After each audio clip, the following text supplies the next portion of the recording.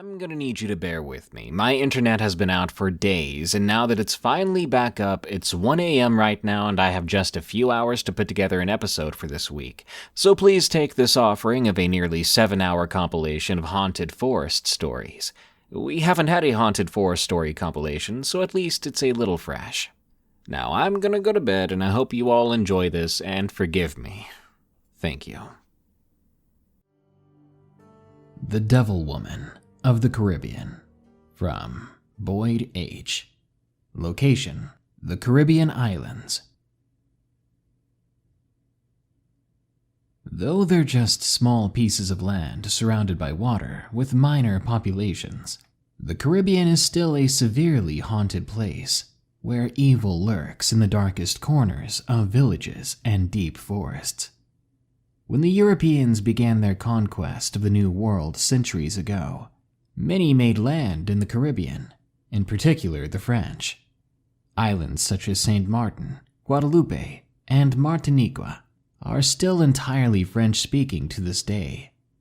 As the dark aspects of both African and French cultures intertwined, it gave birth to evil entities that still terrify local islanders.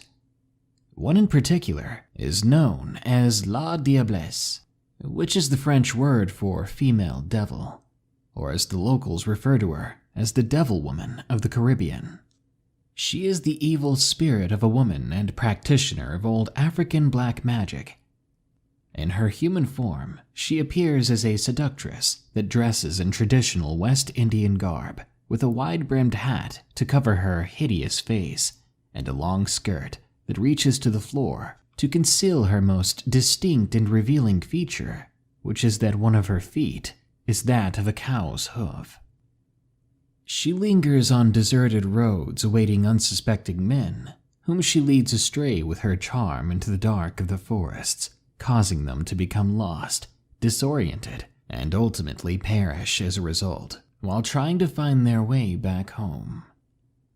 La Diablesse then claims their souls after she causes their untimely departures. This particular account comes from my late grandfather on my mother's side. It takes place on the island of Trinidad in the early 1940s. My grandfather was a descendant of a handful of remaining English settlers during the British rule of the island.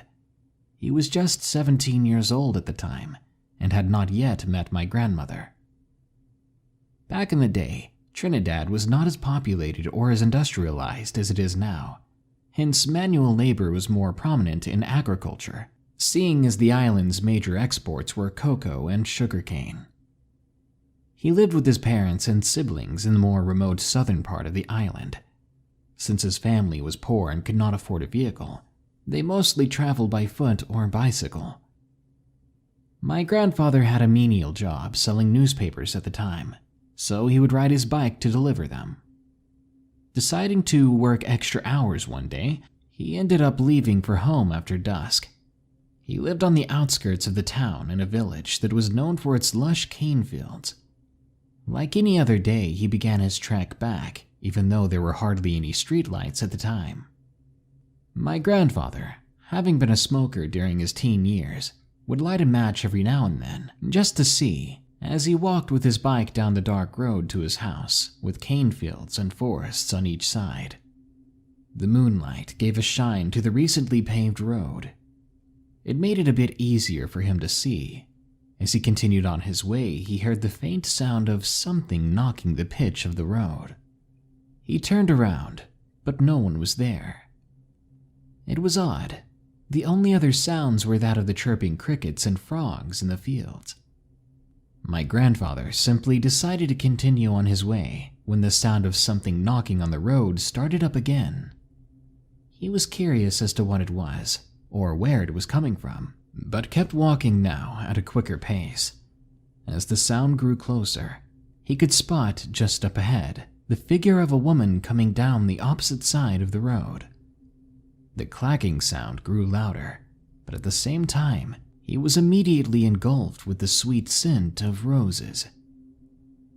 Both he and the woman drew closer to each other, as he could now see her a bit clearer, but could not see her face as it was covered by the brim of her hat. Her skirt was flowing as it dragged along the ground. My grandfather found it strange that the woman, instead of walking entirely on the road, she kept one of her feet in the grass and the other on the pitch as she moved along. The scent of her perfume and the clacking sound as if a horse was trotting down the road faded away as they both passed by each other, heading in opposite directions. My grandfather was more confused than spooked, finding it hard to wrap his mind around the fact that a young lady was walking the same route at that late hour when there were no other houses nearby. The sky was clear and my grandfather was nearing his home at that point, but not before he saw another figure up ahead. This time, it was on the same side of the road that he was. The closer he approached, the clearer the appearance of the figure became. Immense fear began to creep into his mind. It was the very same woman he had just passed minutes ago along the road. She was slowly walking right towards him. He was in such fright that he didn't know whether to stop or turn around as he kept heading in the same direction. He recognized her as she was wearing the very same outfit. The only difference this time was that there was no sound of a horse trotting, but the scent of roses still remained. Suddenly, the woman abruptly stopped as if awaiting for my grandfather to walk past her. Trying hard to maintain his composure, my grandfather politely uttered a meek good night to the strange woman as he walked by. As he did, he felt an ice-cold hand place itself on his shoulder and a seductive reply asking, "Excuse me, boy, can you help me?" Reluctant to face the woman, my grandfather did it anyway, but it was again hard to see her with the large hat still blocking her face. "Would you be so kind as to give me a lift back to town? It's so far, and I could sure use the help," the woman pleaded in a soft voice. Knowing the situation was beyond strange and wrong altogether, my grandfather replied, "I'm sorry, ma'am, but my bicycle can only carry one, and my parents would be worried if I don't get home soon." There was silence from the woman for a moment, as she didn't move a muscle, but stood facing my grandfather. Before my grandfather could turn and walk, the woman asked him yet another question. "Mind if I have a light?" This question baffled him greatly, seeing as the woman was in a stagnant position with no gesture of reaching for a cigarette or anything that would require a light. The wind had picked up a bit at this point, stirring the trees in the fields. My grandfather glared down as the wind blew and ruffled the woman's long flowing skirt, but what he saw terrified him. As her skirt shifted from the wind, my grandfather saw that her leg that stood off the road ended with a cloven hoof. Petrified with fear coursing its way through his body, my grandfather now knew that the woman who stood in his way was no woman. He was cold, sweating, and trembling at this point. He knew that his only way to escape was to distract whatever this thing was and make a run for home. With trembling hands, he reached for and pulled the box of matches out of his pocket. The moment he struck the match and the sudden burst of flame appeared, the woman glared up at my father and finally revealed a face that appeared to be rotting. After witnessing the spirit's hideous form, my grandfather immediately turned and bolted down the road as fast as he could, leaving his bike behind. Without looking back, he heard a sinister laugh, followed by the sound of the trampling of the woman's hoof along the road as she chased after him. My grandfather shouted for his parents the closer he approached the house. His legs couldn't carry him any faster as the terrifying laughter and trotting sound of the hoof kept pace with him. It wasn't until he made it into his yard that the noises stopped. His parents raced out of the house in concern to find their son distraught and pale with fear, struggling to make it up the front yard's walkway. Only until my grandfather was in the safe embrace of his parents, with tears coming down his face, did he dare to look back. However, all he saw was an empty stretch of road and the darkness that engulfed it. My grandfather and his family relocated to the northern part of the island shortly after, to a much more populated area.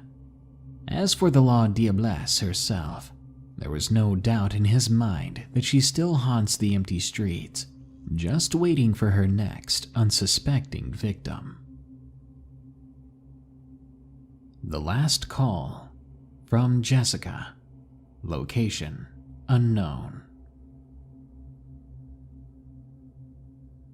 This happened a while back. I was talking on the phone with a friend of mine.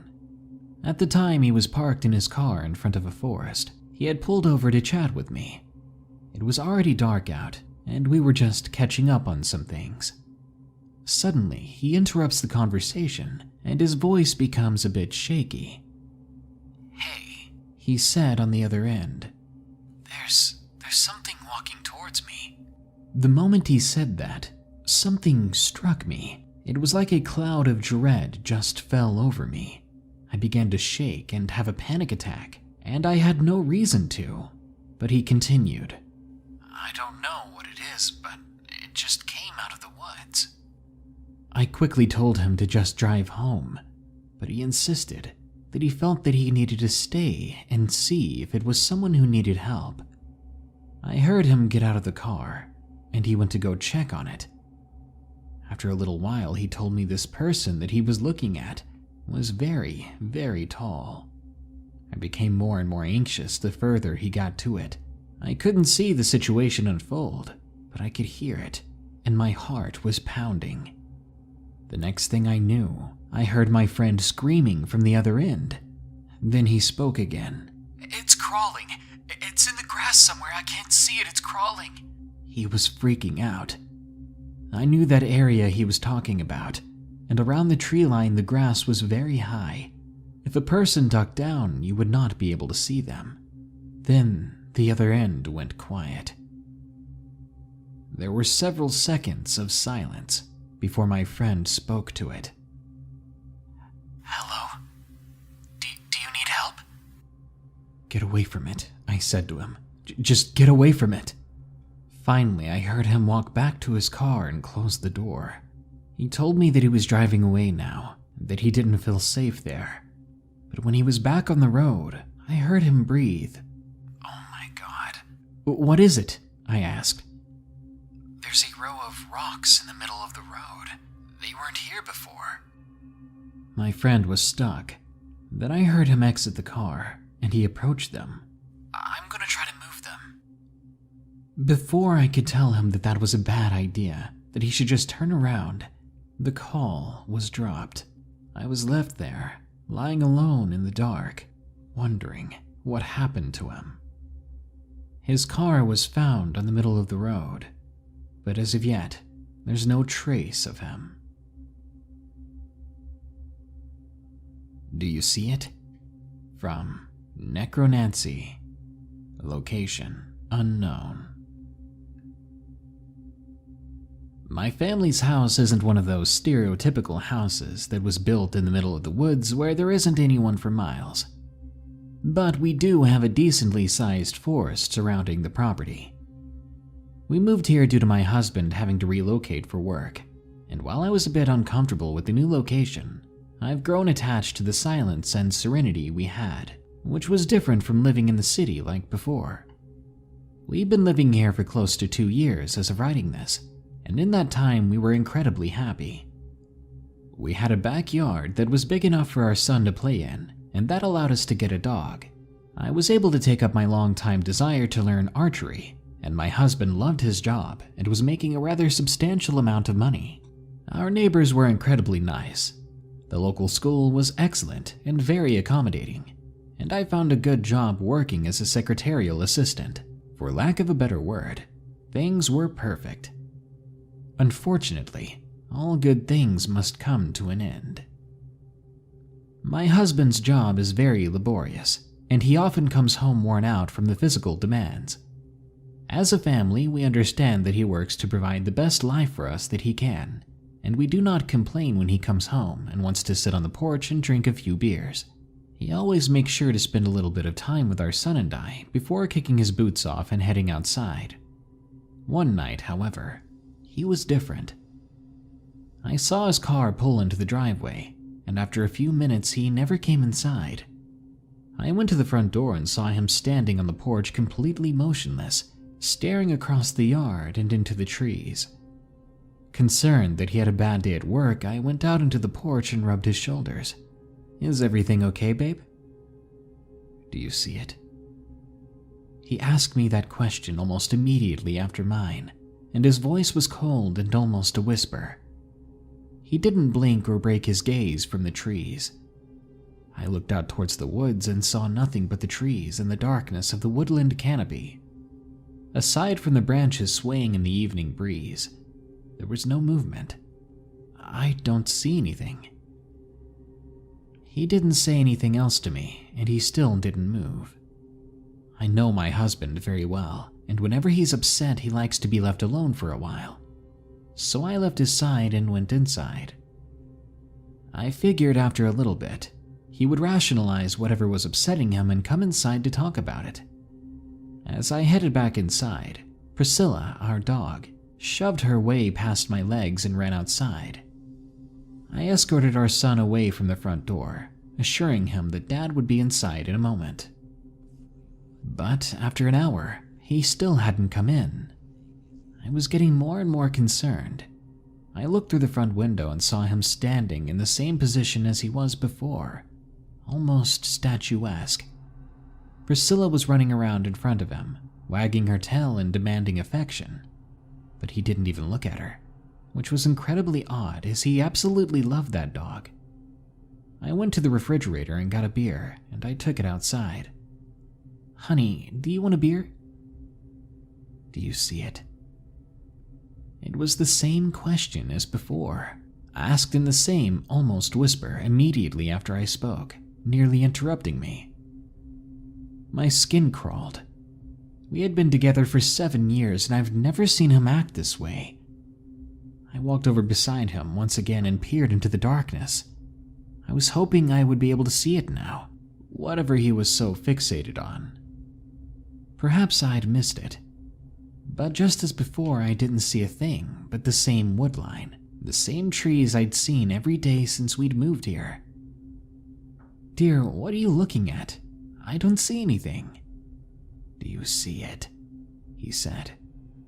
I got irritated and walked away, laying the beer down on the patio table sitting right outside the front door, and went inside. I didn't know if this was some joke or whether my husband was actually upset, but regardless, his behavior was starting to get on my nerves. After consoling our son a second time, assuring him that Dad was okay, I started making dinner. I was beginning to let my mind wander, trying to forget my husband's very strange and irrational behavior, when a high-pitched yelp from outside snapped me back into reality. I remembered Priscilla was still outside with my husband, and panic kicked in. I rushed outside to see my husband still standing in the same position he had been. But Priscilla was no longer running around playfully. She had retreated to underneath one of the patio chairs with her tail between her legs and ears pinned down. I went to pet her and she flinched away from me, looking at me with sad and pain-filled eyes. Although I hadn't seen what happened, but my gut assured me that I knew exactly what it was. "What did you do to Priscilla?" At first, I thought I'd gotten through to my husband. I couldn't see his facial expression as I was shouting at the back of his head while attempting to coax Priscilla out of her hiding spot. But he stood there, motionless still, like all the times before, although this time he didn't say anything back. As my echoing shouts faded, I became fully aware of how quiet it was. There were no sounds at all outside. Not even the wind was making noise. It was deafening. I couldn't even hear my own heavy breathing or the faint ringing from the depths of your ears when everything is quiet. Then, without warning, he spoke. "Go get my rifle."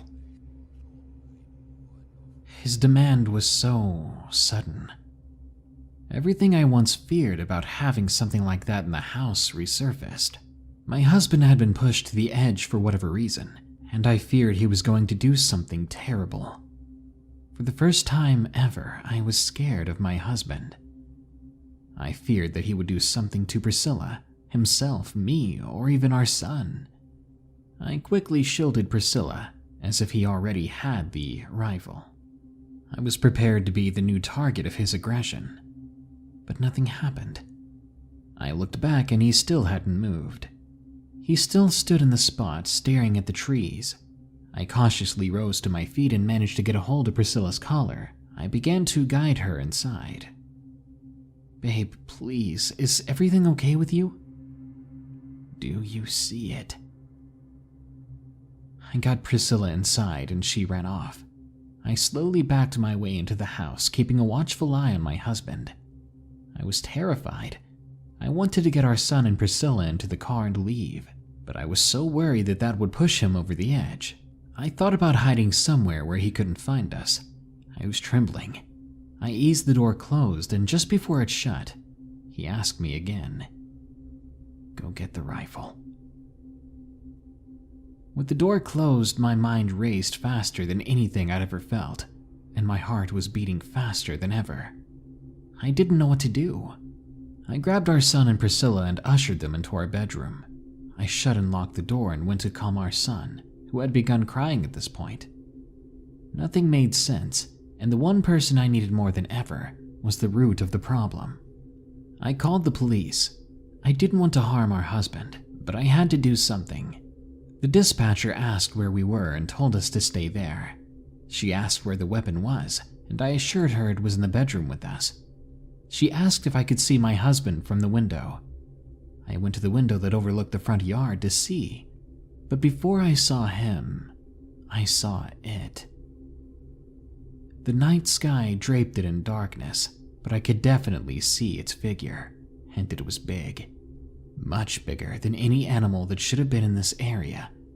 It laid low to the ground like a predator stalking its prey. Although it wasn't moving, its legs were pulled in tight, ready to maneuver or pounce at a moment's notice. Its tail was long and coiled, lying flat on the ground. The only thing I could distinctly see were its eyes.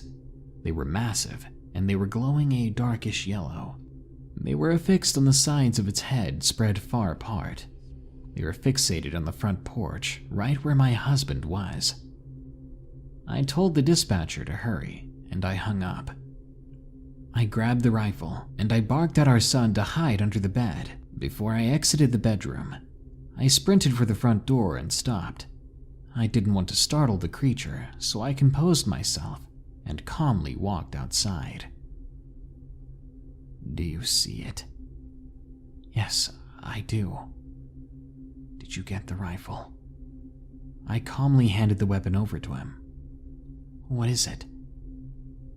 I squinted into the darkness to try and get a better look, but all I could see were the two massive yellow orbs.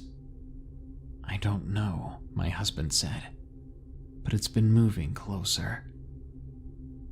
We played this silent game until the cops arrived. After an unsettling back and forth, the cops changed their objective. Soon they were scanning the forest around our home, as my husband was no longer a suspect. They found nothing. When they left, the two of us did in fact see that the tree line was empty, as it should have been. But my husband knows that it will be back, and it will be closer than before. Shadow Lurker in the Woods, from Sarah H. Location: unknown. I was in high school, and I was experiencing my first lick of I have a car freedom with my friends late one summer night. It was around 2 a.m. when my other friends called it quits and decided to head home, but my friends Gabby and Kevin decided we wanted to stay out. As our group split up, Gabby, Kevin, and I piled into my car and thought about what we should do next. We unanimously agreed that the town's park would be fun. The park is surrounded by a small forest that has been long since a place for satanic rituals and witchcraft. A woman whose house was bordering those woods once woke up to find a large upside-down cross sprinkled with red fluid in her yard. In short, it's a very dark place. The three of us made the drive to the parking lot by the main trail of the woods and stepped out. Kevin, being a photographer, hurried out into the woods to take some nighttime shots before Gabby and I could even fully exit the car. We rolled our eyes at him and laughed as we trudged toward the trailhead. As we entered the woods, we were engulfed in pitch black darkness. I'm talking eternal pit of darkness black. Gabby and I turned on our little cell phone lights and scanned the trail for Kevin, but there was no sign of him. We waited a few moments before a light appeared a little off the left-hand side of the trail. A little relieved to have found our friend, we laughed. The three of us had this ongoing joke of making light signals to one another at random times. We signaled back to him, and what we assumed was Kevin reciprocated the light. This continued on for a few seconds as Gabby and I started inching forward toward the light. A few more moments pass and we see a tall silhouette emerge from the shadows. To our horror, that was Kevin walking towards us. Whatever was making that light bounded into the middle of the path. We gasped. It was tall, I mean really freaking tall, about 7 feet, and it was made of complete darkness. The light gone, and the lights we had shining on it didn't reflect at all. It made the 7 to 8 pace dash from the left side of the path to the right and into the woods in a meager 2 paces. Gabby and I gasped for air as Kevin processed the situation, and we all made a mad dash back to the car. I drove out of there as fast as I could, and after that night, we all made a promise to never return to those woods past dark again. Mansion in the Woods. From CLTK. Location: Australia. My 47-year-old mother used to be an animal catcher. She had to go to some creepy places all around Australia. She had a lot of creepy experiences, but nothing prepared her for this. Her boss had told her to go to a jungle-like area in the middle of the night to trap some bats. My mom was scared and she asked her sister to come with her. They drove to the jungle, making their way through the dense underbrush. Before long, they made it to a small clearing where there was a swing set. This was odd, especially because one of the swings was moving slowly, as if the wind had pushed it. But the forest around them was so thick that the wind could not be felt there. My mom was already creeped out by this place. Her sister managed to keep her going, though. Halfway in the forest, they saw ripped up garbage bags with tons of nasty books scattered along the ground. Now my mom was really starting to rethink her decision to come here. A few hours later, they came across a mansion, an old place that she had heard about but never seen before. It was absolutely falling apart and was covered in vines. My much braver aunt pleaded her to come in and check it out together, and eventually my mother agreed to go inside. Inside the mansion, it was silent, but a few seconds later they heard what sounded like a radio. "Hello?" my mother called out, but there was no reply. They decided it may be best to just leave, but as they did, they saw a figure in the window, one that seemed to nod at them. They made their way back to where they parked their vehicle, but saw human-like shadows all the way there. At one point, they were running and nearly screaming until they made it out of that jungle forest area, and they never had to come back. Something outside our tent. From Trinity L. Location: unknown. It was a rainy Friday night.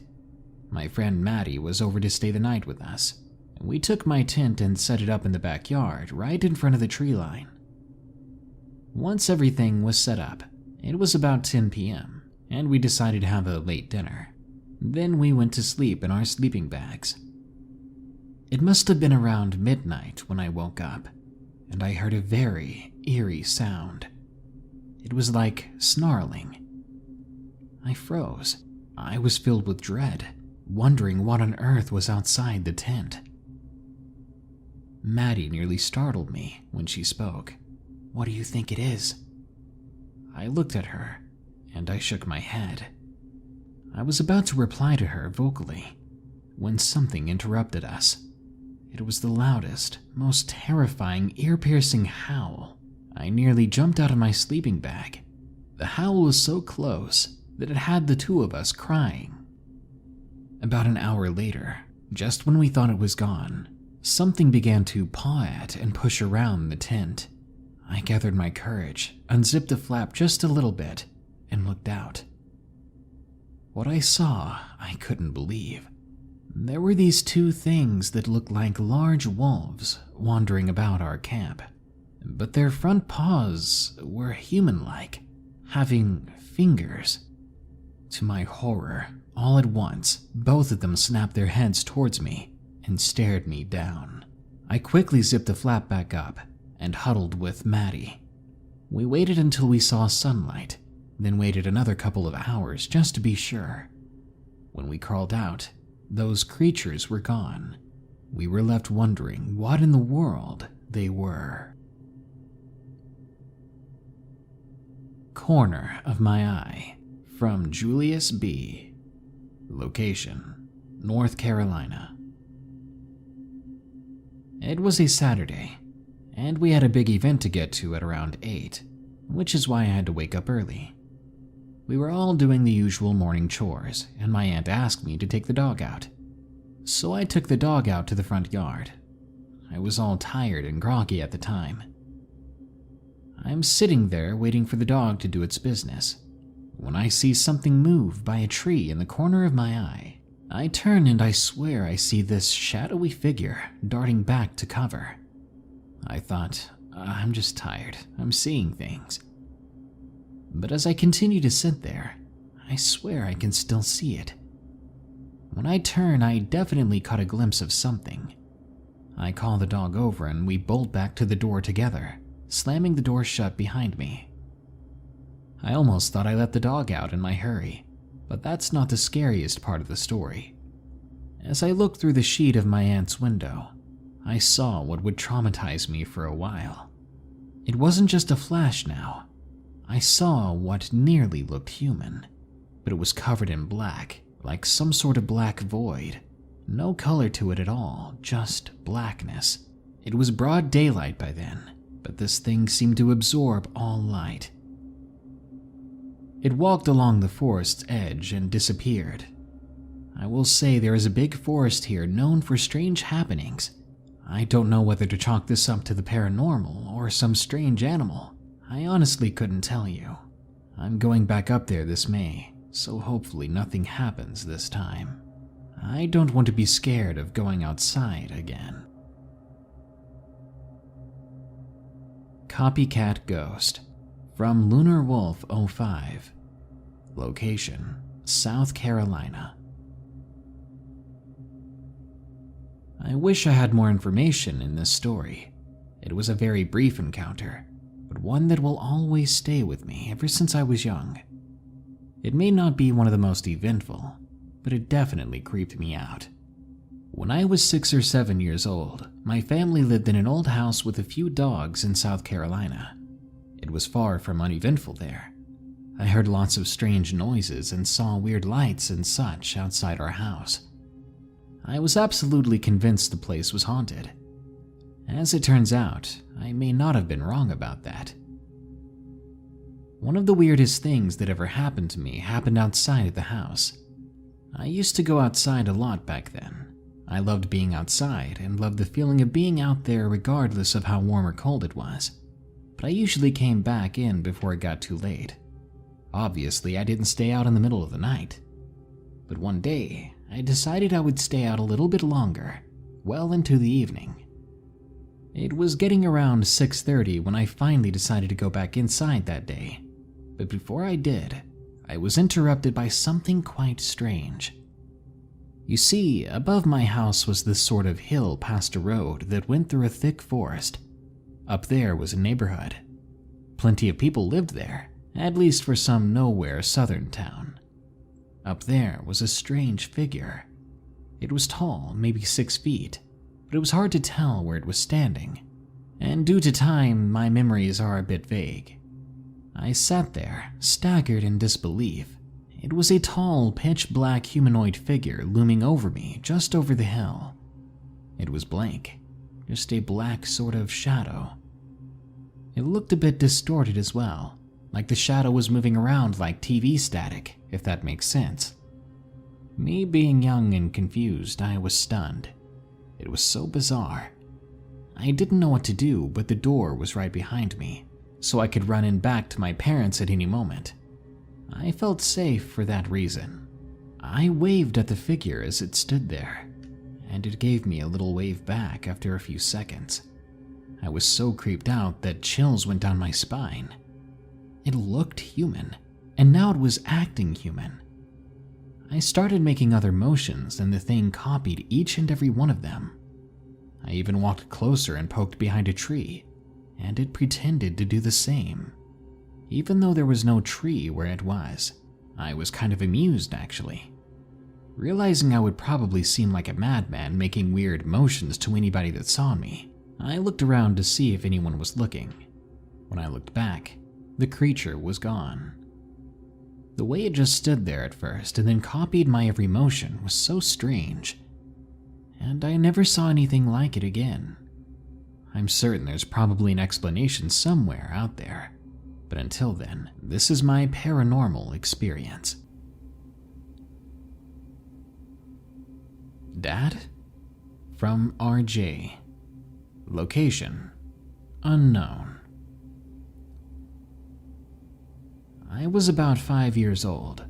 My family lived in a rural region. All the houses were very far apart. We were no strangers to all sorts of wildlife either. My dad built a 10-foot-high wire fence with a gate, so he could access the woods around the backyard. He was a bit overprotective. One day, I was playing in a pile of sand next to the fence. I had my favorite toy, a red pickup truck. Dad suddenly walked by, walked over to the gate, opened it, and said, "Would you like to go get firewood with me?" I shook my head as I was busy playing with my pickup truck. So he closed the gate and went on his way in the woods. A few hours passed by and he returned, dragging a big branch behind him. He left it in front of the door and got into the house. I was back to doing my business in no time. Just as I got bored and stood up, I heard a rustling sound from the tree line. Then I saw my dad coming out of the forest again. I was confused and a little scared. As he got close to the fence, my heart skipped a beat. "Would you like to get firewood with me?" It sounded like my dad. At this point, I was afraid to move, and it said it again and again and again, begging me to come over to that side to get firewood with him. Every time he said it, he looked less like my dad and more like a caricature of him. I turned my head towards the house, silently begging for help. I couldn't bring myself to speak. When I turned back, the thing that looked like my dad no longer looked human at all. It had pale skin, ears that were pointed, and a face that was more an amalgamation of random features than a human face. Then it screamed, and I blacked out. I woke up an unknown amount of time later in our living room. It was a relief, except for the fact that for a long time after that, I was scared to be around my own dad. Sometimes at night, I swear I can still hear the screams. Something in the Woods, from Megan M. 2001. Location: Minnesota. It was last spring. My boyfriend and I went to my cabin alone. It's in a small town in Minnesota out in the middle of nowhere, and the closest neighbor was about 4 miles away. It was our second night there, and my boyfriend T was making dinner. I was trying to set up the DVD player so we could watch some movies. While I was doing that, T dropped the bowl and was frozen, staring out the window. He then looked at me, and it was the most scared I'd ever seen him. He told me to come over and look outside. I did so, and I froze just like he did. There was this thing outside, maybe 15 feet from the cabin. The best I could describe it was like a skinny, sick bear without fur. This was definitely no bear, though. It stood up on 2 legs, and it reached about 8 feet. It made this horrible scream that made me cover my ears. Then it quickly snapped its neck to look at T and I. That's when I backed up. For about 5 minutes, we stared at each other, and I swear to God that thing smiled at us. It had so many sharp teeth in its maw. It screamed again, then fell to 4 legs and ran back into the woods. T and I just looked at each other in shock, and we quickly packed up. We were going to leave first thing in the morning because we were so creeped out. We went to bed around 11:30, but while we were sleeping, we woke up to a scratching sound from outside the cabin. It was about 4 a.m. then. I screamed at it to go away when I suddenly heard what sounded like a laugh before things went silent again. In the morning, with the sunlight, T and I went outside and around the cabin. There we found claw marks. They were also covering our car. Whatever that thing was, it was angry. We won't be going back to that cabin for a long time.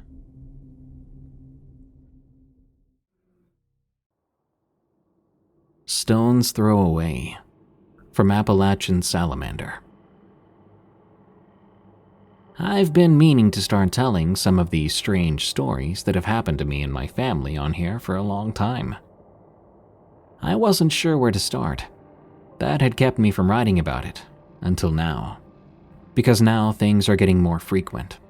And as of writing this, these things are nightly occurrences.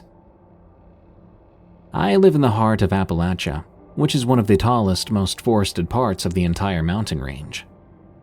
We've had our share of sightings of ghosts, lights in the sky, things of that nature. But the biggest problem we have is the wood boogers, or the mountain boss, which I will explain in a moment. My grandmother and my father are from a small native reservation in the mountains. We've grown up with the stories of the entities and monsters that can hide in the hills and hollers of our land. Growing up, my grandmother never let us go outside after dark, even if it was earlier in the evening, because dark comes early here in the winter. If the sun was down, we were inside. We weren't allowed to be loud either. We couldn't look out the windows after dark or whistle after the sun set. Now, we kept cattle, and whenever a calf was born, they'd be kept inside the barn at night, no matter what, with all the lights in the barn on. Often, my dad will sit up at night, watching both the barn and the ridgeline, with his trusty rifle to make sure nothing happened, especially since predators can be attracted to the smell of blood from the birth. Where we live now is a few miles from the reservation, and it's over a mile off the state road, up a winding gravel road. And while we have pasture land we keep the cattle on, most of our lands are heavily wooded. To say it's remote is putting it fairly lightly. We live about half a mile up from our grandparents on the family-owned land. It's been in the family on my grandfather's side for over 100 years. For years it seemed that most of these things were just what I said before. Stories. Different family members had stories to tell, of things they'd seen or things they'd heard. Not that my siblings and I didn't believe them, it was just we'd never seen anything ourselves. Until recently. The first time I heard it myself, my sister, father, and I were sitting on the porch having a late-night session, just catching up with one another. My sister's dog, Tony, a fearless pit bull, began to growl from her spot under the bench. She stood up and moved over to the edge of the porch, looking at the edge of the woods. Her hackles were raised in a way I'd never seen. Tony stopped growling and backed up a bit, still on her guard. But her tail was tucked, like she was afraid of something. Then came the first loud, resounding knock, knock, knock. 3 in a row, with long, probably 15-second pauses between each knock. After the knocks, I realized they were the only sound left out here. Other than that, all I could hear was my own breathing. We sat in silence, waiting for something, anything else to happen. We could hear some fallen leaves and branches moving.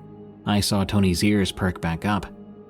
Whatever it was large, but moving back up along the ridge. From the other side of the holler, or the opposite ridge, we heard another set, deeper, as if it was a harder wood. Knock, knock, knock. This time, though, it was a set of 5, all coming from the opposite ridge. After a few moments of whispered discussion about this, the first call split the silence. They're just like you hear people talk about on Bigfoot shows. The whooping screams and calls. As we talked more about it, I learned my spouse had seen one years ago. My dad told us about times when he was still working for the police. He'd been called out about something or someone being outside people's houses, and when he showed up to the calls, he would hear the wood knocks, and he'd smell musty, stinky smells like rot and wet dog. After the night we first heard it together, I don't know if I was simply more aware of things happening, or if the activity just picked up. But things have been happening more often. Apples and pears have been stolen off our fruit trees. A chicken or two would go missing from the coop. Screams came more often, sometimes so close you could hear it inside the house.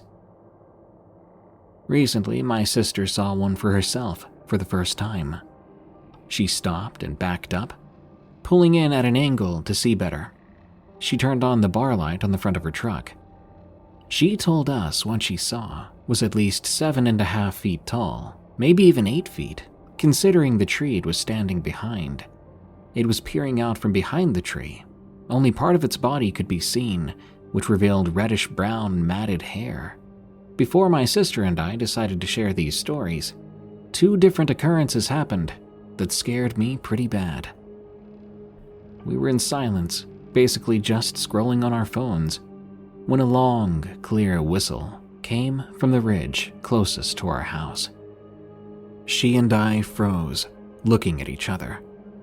Then a second, shorter one sounded, followed by a clear knock, which may or may not have been followed up by more. That's when the 2 of us darted back into the house as quickly as we could.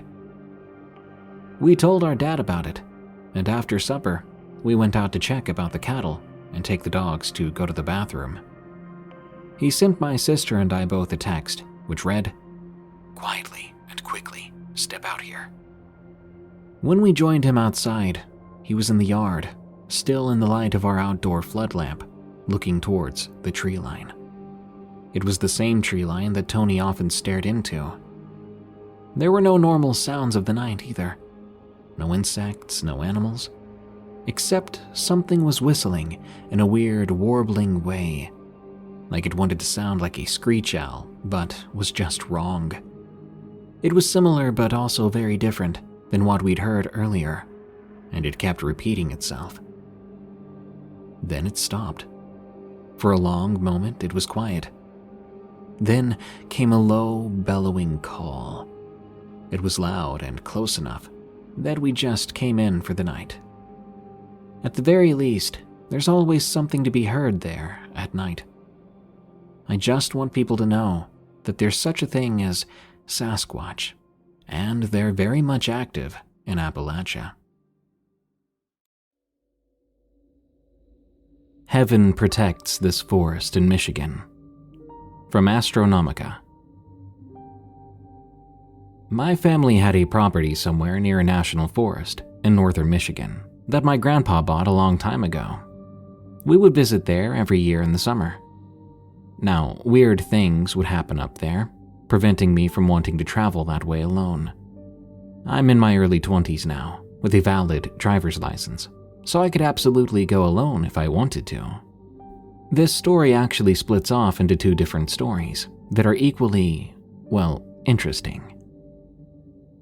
One day in the summer about 7 years ago, I remember my mom took my brothers, sister, and I up to the property, where we were supposed to wait for my dad. My dad was working later than usual that particular day, so he would have his brother, our uncle, take him to the property when he was finished with his workday. At the time, there were 3 trailers we could use, but we normally piled into the one trailer with bunk beds and 2 other sleeping spots. There was a regular bed and a table that also turned into a small bed.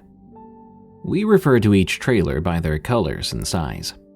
The one we stayed in was brown, the one next to it was green, and the third one, which sat across the field by the fire pit, was also green, but much smaller than the other 2. This one we called the small green trailer. As my mom, brothers, and younger sister were settling into the green trailer around 8 p.m., my mom began making dinner on the propane stove while we played tinsy with multiple sets of dice. I eventually got bored with the game and sat on the regular bed, which was near the door of the trailer. I remember looking out that screen door when all of a sudden I began to hear something. It sounded like a harp being played in the distance. Everyone else eventually heard it too. My mom stopped what she was doing and even closed the door. The music went on, but the scariest part about this is the fact that our property sat in the middle of nowhere. Nobody was around for miles and miles. My dad got to the property about 2 hours later. We told him about it. He didn't seem very fazed. It was as though he thought we were lying or trying to scare him. My dad is the no BS kind of man, so of course he wouldn't believe that. But the rest of us remember. This next story is even crazier. That same week we were up there, my dad's truck caught on fire. My sister was 1 year old, sitting in the passenger seat when she kicked the cigarette lighter inside the holder it was in. Nobody knew about it being pushed in, which causes it to get hot again, and it would pop back out when it was hot enough to light a cigarette, which is apparently when she kicked it out. The fire melted all the wires in the truck together, completely totaling the truck. After the scare was over, my dad realized we were now stranded in the middle of nowhere, with no one to help us. We're from mid-Michigan, so we were hours from home, without a cell phone, because at the time my parents were going through a cell phone company with bad service after passing through Grayling. As mentioned before, nobody was around for miles, so we were, as they say, screwed. Later that day, someone in a large vehicle drove up our driveway and onto the hill where our trailers sat. They got out of their vehicle and greeted my parents, asking if we were okay. They allowed us to use their phone to call my uncle, to tell him what happened, and to ask him if he could come get us. Not only that, they also had multiple bottles of soda, which they gave to us so we would have something to drink. My mom offered to pay them for the soda, and although she still found a way to slip it to one of them, they refused the money many times over. This isn't the weird part though. After my parents spoke to them, we found out that this couple knew my dad's grandfather, and they made him a promise that they would watch over his and my grandpa's property for him after he passed on. They somehow, by complete coincidence, came onto the property the same day and around the same time we needed help. Mind you, we had never seen or heard of these people before in our lives, and after that one day, we would never see them again. And to this day, I still never caught their names. But if there's any chance they ever see or hear this story, I want them to know that they probably saved our lives. Sometimes I manage to convince myself that they weren't even people, but spirits from God in human form, because nothing can fully explain how all these coincidences came to be. What lives on the island? From Country Dweller 05. Before I begin, I feel I should clarify some things about myself.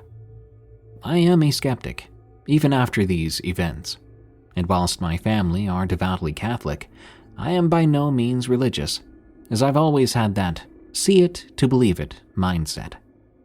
Bearing this in mind, the event of this story has completely changed my outlook on topics such as life, death, and religion, and now I'm unsure how to fully process things.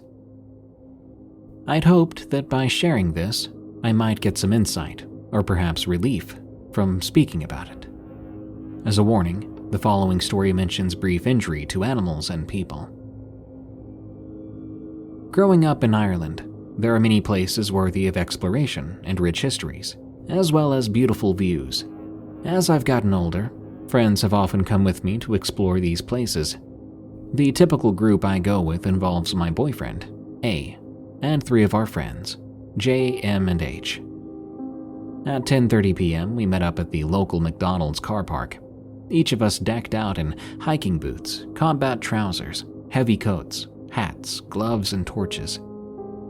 We took our exploration trip seriously, having encountered our fair share of antisocial groups, and, on one occasion, a very angry pigeon that resulted in the small scar above my eyebrow. In our naive minds, we were more than prepared for the night ahead, leaving little room for things to go wrong. We'd all crammed ourselves into my boyfriend's Land Rover, setting off towards our location of the night. That was an 11th century monastic site, hidden out in the countryside on a small island in the middle of a lake, reached only by an old rickety bridge. Eventually, 1 hour, 5 wrong turns, and a loose sheep later, we came to the bridge that led to the ruins. When I call it a bridge, it was, in reality, little more than rotting planks of wood, thrown together to create a 20-meter or 65-foot long walkway that stretched across the shallow lake to the small piece of land home to the monastery. On the other side, we were met with the shrouded tree line that sheltered our destination, and turning to look back over the bridge, we could no longer see my boyfriend's four-wheeler, due to the thick mist that had fallen upon the surrounding area. Despite what you might think, none of us found the area creepy or sensed anything dangerous, not even when we arrived at the actual ruins. For the first 2 hours after our arrival, nothing out of the ordinary happened. We all spread out over the place, seeing it for ourselves and finding some cool stuff. Things were going smoothly until about 2 a.m., because that's when M began screaming hysterically from the other side of the island. This side of the island was bare of trees or ruins and was nothing more than extremely arid soil, so we'd found it odd that M would be over here at all. Running over, we saw her sitting on the ground, pointing wildly to a pile of rocks that I'd missed on my first inspection of the area. Upon further study, however, it became apparent it was not a pile of rocks. Rather, it was a pile of small, but very dead, animals.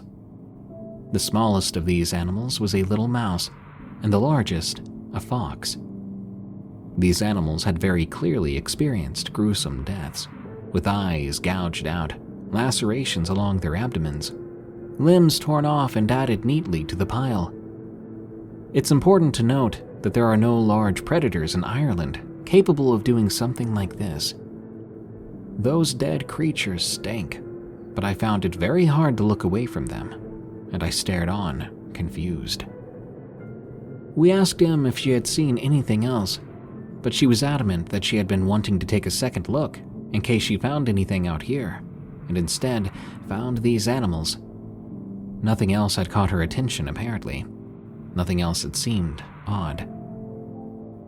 All of us were admittedly a little shaken and creeped out. I felt a nauseous sensation pulling in my chest. When 4 a.m. came, we had finished up and we were preparing to leave the area. The events of 2 hours ago had been pushed to the backs of our minds, and we were laughing freely at whatever stupid tales H was recounting. Until, at least, we all at once picked up on the dead silence of the surrounding area. I mean, there wasn't even a breath of wind or a ripple of water against the shoreline, only 10 meters away from us. The tree line was mute. This was unlike any lack of sound anyone in our group had ever felt, and right away, we had feelings of unease and panic. We froze up, before eventually turning back to the tree line and staring in fear. J.H. and I had pulled out our pocket knives. We were all shining our torches carefully along the dark line of vegetation, searching for any movement. It was this very moment that my life changed. I saw what was upon first glance only a shadow, but shining my torchlight over to it, it was very clearly the figure of a very tall, very lanky man. He must have been around 6'7", and he stood with a hunch. But what scared me the most was his skin.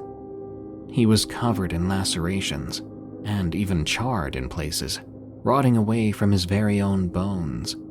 He was missing his left arm, and his lips had seemingly rotted off to reveal a gaping hole of a mouth.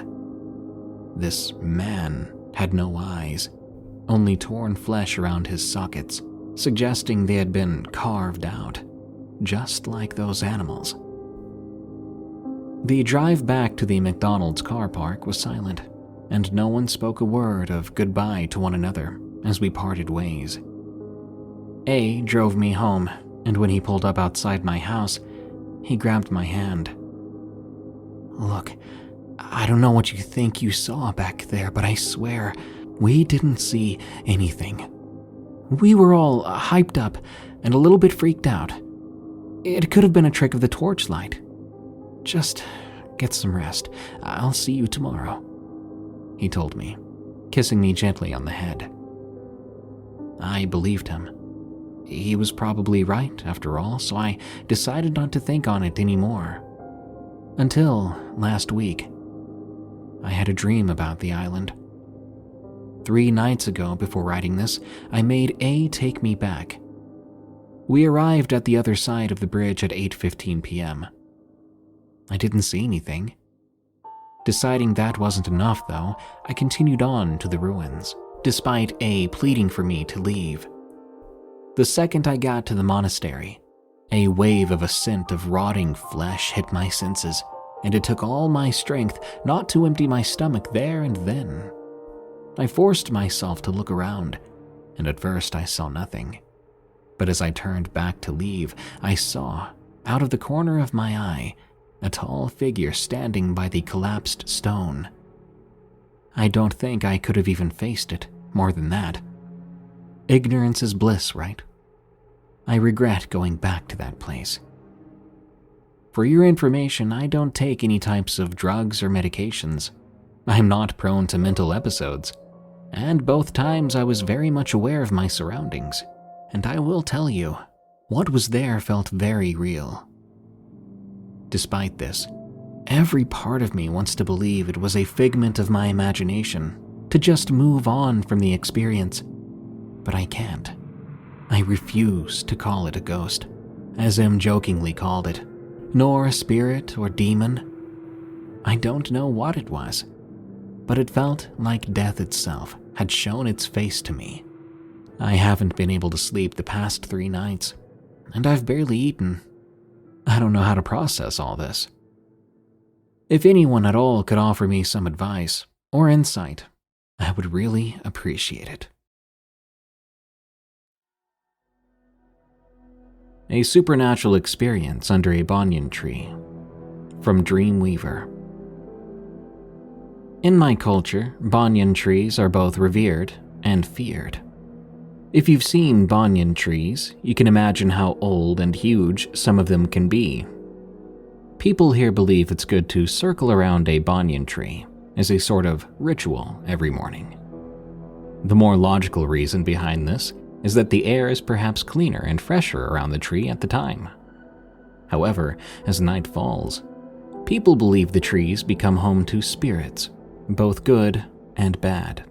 So it's generally frowned upon to go near a banyan tree at night or spend the night close to one. I've grown up listening to these superstitions, but they didn't apply in the city. There we barely had any banyan trees, and you'd never find one unless you traveled to the more rural village areas. One night, my girlfriends in S and I decided to go on a short drive.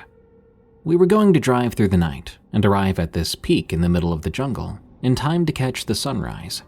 We didn't own any cars and thought of renting one instead, but N's boyfriend K happily agreed to drive us there in his car. He brought along his friend P.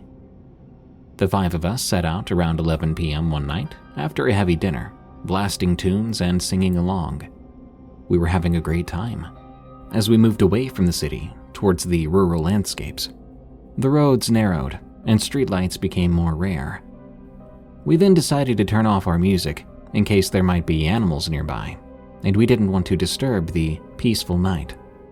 For a while, I enjoyed listening to the critters outside, feeling the wind in my hair and the calmness all around. "Hey, do you know that there's a really old banyan tree somewhere around here?" S asked. She pulled up the location on her phone. It was on the side of the stretch of the long winding road to the peak we were on. So we decided to stop and check it out. Apparently, that big old tree was over 300 years old and had been well preserved. When we found it, we stopped for a while to spend some time there. "I think we should tie up our hair," S suggested before we got out of the car. I knew about this superstition as well. For people who have long hair, if they let it loose in a place of paranormal activity, it is believed that spirits could easily possess them. I didn't really believe in all this, but S seemed a little spooked, so I went along with it. "So many rules just for us girls," I muttered, before grabbing a scrunchie and tying my hair up. S put hers up in a loose bun. N had comparatively shorter hair that fell just above her shoulders, so she shrugged it off, and we walked over towards the tree. The tree was unimaginably wide, and the roots hanging down the branches gave it a more formidable appeal. There were a few concrete benches beneath the tree, presumably for people to relax in the shade on sunny days. The boys were goofing off and went to take a stroll around the tree, while us girls sat on a bench, admiring the night sky. It was a windy night, and a chill ran down my body as leaves shook and danced. Suddenly, N felt a sharp stinging pain in her right arm. "Ow!" she yelled, clutching her arm and doubling over. "What's wrong?" S and I asked. The boys heard the commotion and came over. "There's this shooting pain in my arm." N winced. I asked if she had injured it. "I don't think so," she said. Immediately after, every little sound around us just stopped. All of existence just muted. The vibe became very weird and dark all of a sudden. "We should go back," Kay suggested softly, and we agreed. Before we could head back to the car, however, N began to breathe heavily. Soon she was wheezing and gasping for air. Something's wrong," she squealed, her chest heaving. "I can't breathe." Thinking she was maybe having a panic attack and just all out terrified, the four of us helped her to the car, wanting to get away from the deafening silence and that eerie tree. As soon as Kay drove off and we went farther away from the tree, In began to feel perfectly fine. The pain in her arm disappeared as quickly as it began, and she could breathe normally too. "What on earth was that?" P asked. "I have no idea," In admitted. We stopped the car again for a bit, trying to gather ourselves and drinking some water. We all agreed there was some messed up energy there by the tree. We carried on after ensuring all of us were feeling okay. The destination was absolutely worth it. While the five of us watched the first rays of the shimmering sun hit the land, we almost completely forgot about the incident, which happened only a few hours before. We sat there for a couple more hours, taking in the view and finally deciding to head back. It was sunny out and well into the morning, so the countryside was already up and about as we drove. Soon we came across that banyan tree again. But this time, the sight was very different. There were several tea and food stalls lined up by the side of the road near the tree. A few villagers had occupied the benches, and others strolled by and chatted. With the bustling activity in broad daylight, we felt much safer about being near the tree. We decided to go get tender coconut water from one of the vendors nearby. In, though, was still a bit shaken up, so she stayed behind. The rest of us enjoyed the sweet, refreshing drink. S and I struck up a conversation with the vendor, as we both knew the local language. He asked us where we were coming from and we told him. When we mentioned that we'd been by the tree the night before, his eyes widened. "Oh, don't do that ever again, dear," he said. I thought I noticed a slight shiver from him.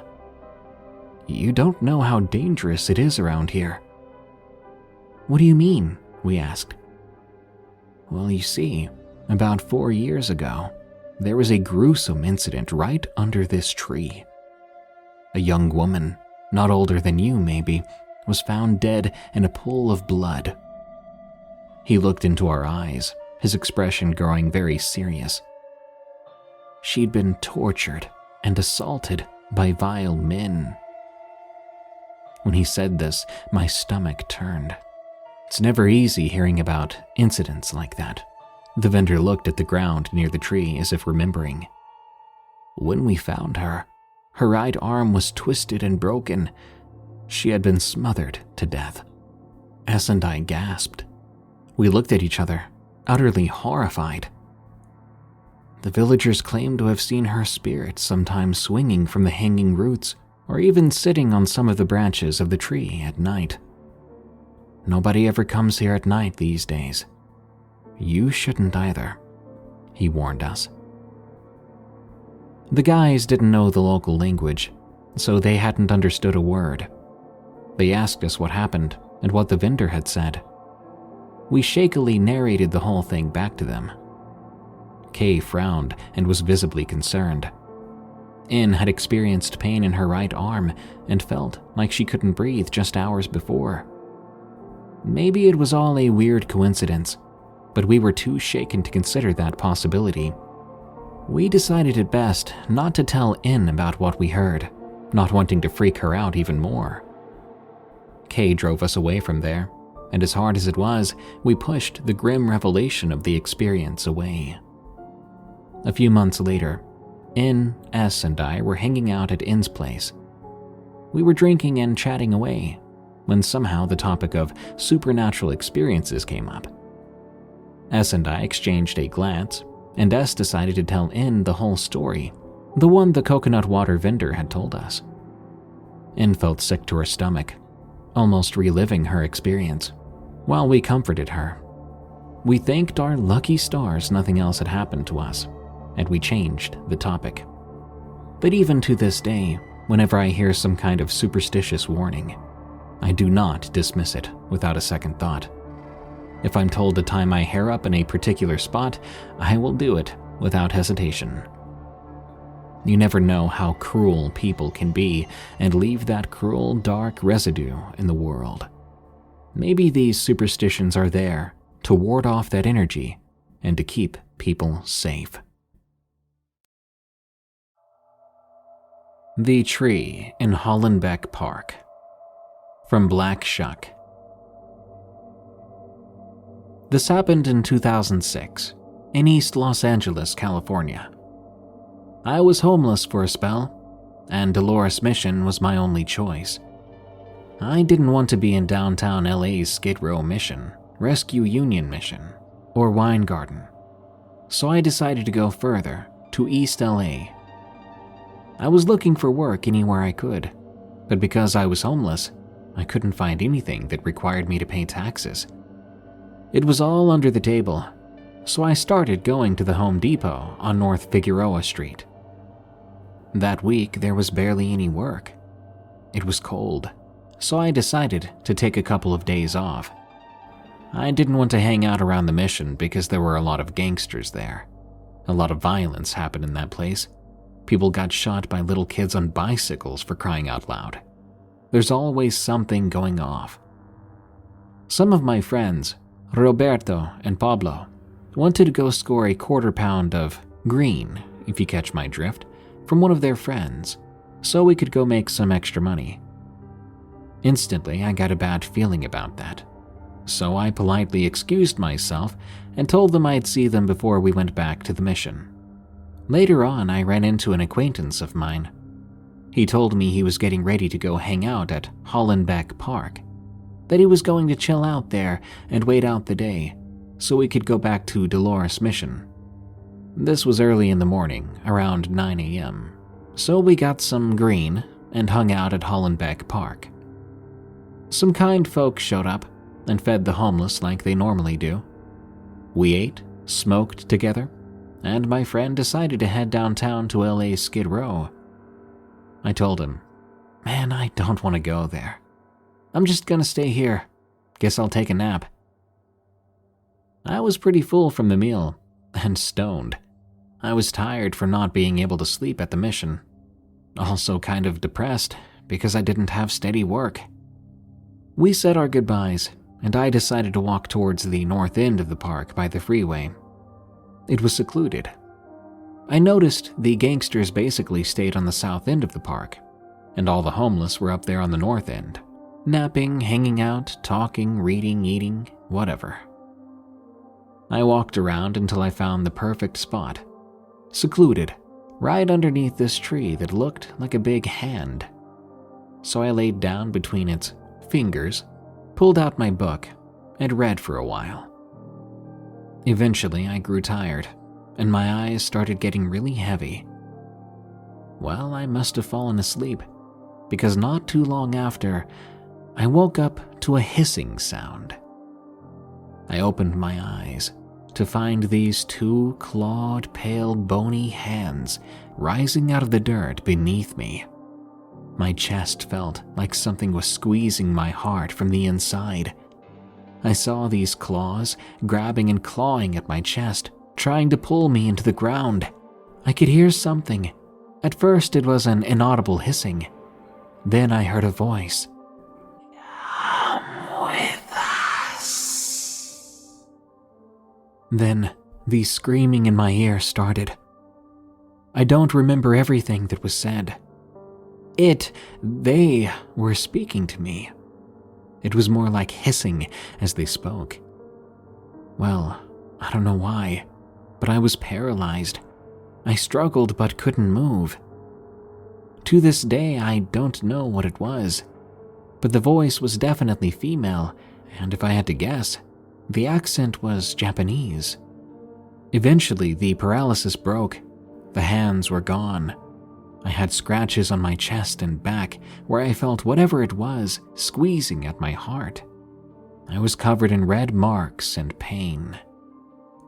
Needless to say, I never spent another afternoon at the tree in Hollenbeck Park. It seems a bit cold for kite flying at night.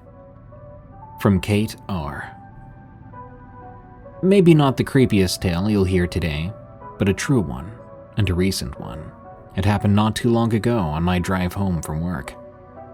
My home is a disturbingly normal suburban college town, a sleeper community in central Ohio. My job, however, is at a massive factory complex, located in pretty much the middle of nowhere. It's a pretty setting, filled with wildlife, like foxes, bald eagles, even bobcats, but still relatively rural. Being near a city, though, it's not uncommon to see fairly low-flying craft. And I've been given a near heart attack numerous times driving home due to what seemed like strange lights in the sky.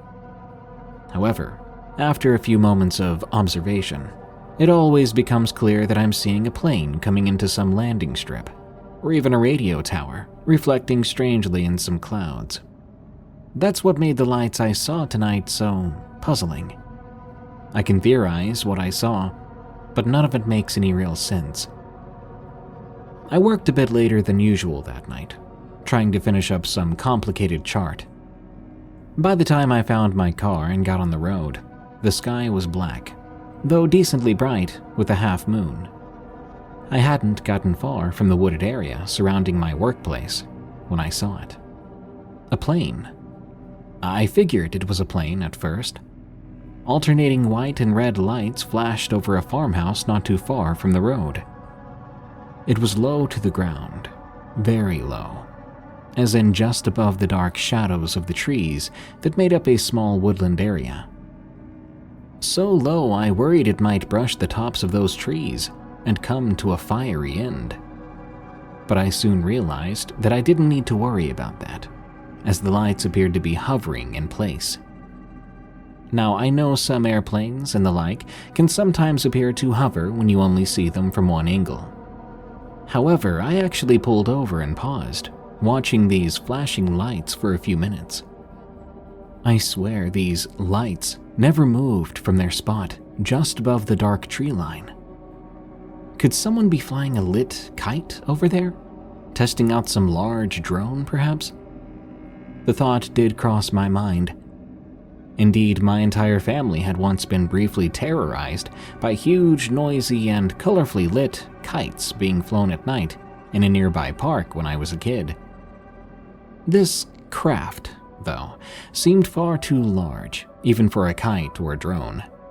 And, again, it didn't seem to move at all. It just hung there in the air, flashing and flickering, with what seemed like more lights than I would think to see on an airplane. I'd been watching these odd lights for a minute or so when I saw headlights coming up behind me. Reluctantly, I eased back onto the road and headed up to speed. The lights above the trees were soon drowned out by the lights of the intruding vehicle, which was coming up fast. Very fast. Indeed, I was starting to wonder if the driver was planning to pass me or just run me off the road. Until this point, I'd felt more curious and intrigued than nervous. But now, with this lunatic on my bumper and the flashing lights ahead, I admit I began to feel a bit nervous. It was almost a relief then when I reached the crossroads to find the roadblock was simply a collection of tow trucks and police trying to clean up what looked to be a very nasty accident. I'm sure there's a perfectly logical explanation for the lights, and that tailgating speedster was merely that, your run-of-the-mill jerk who should have left earlier if he's running so late. Still, it's been some hours since then, and I still keep thinking about it. Not scary per se, but strange. Just enough out of the ordinary I thought I would share.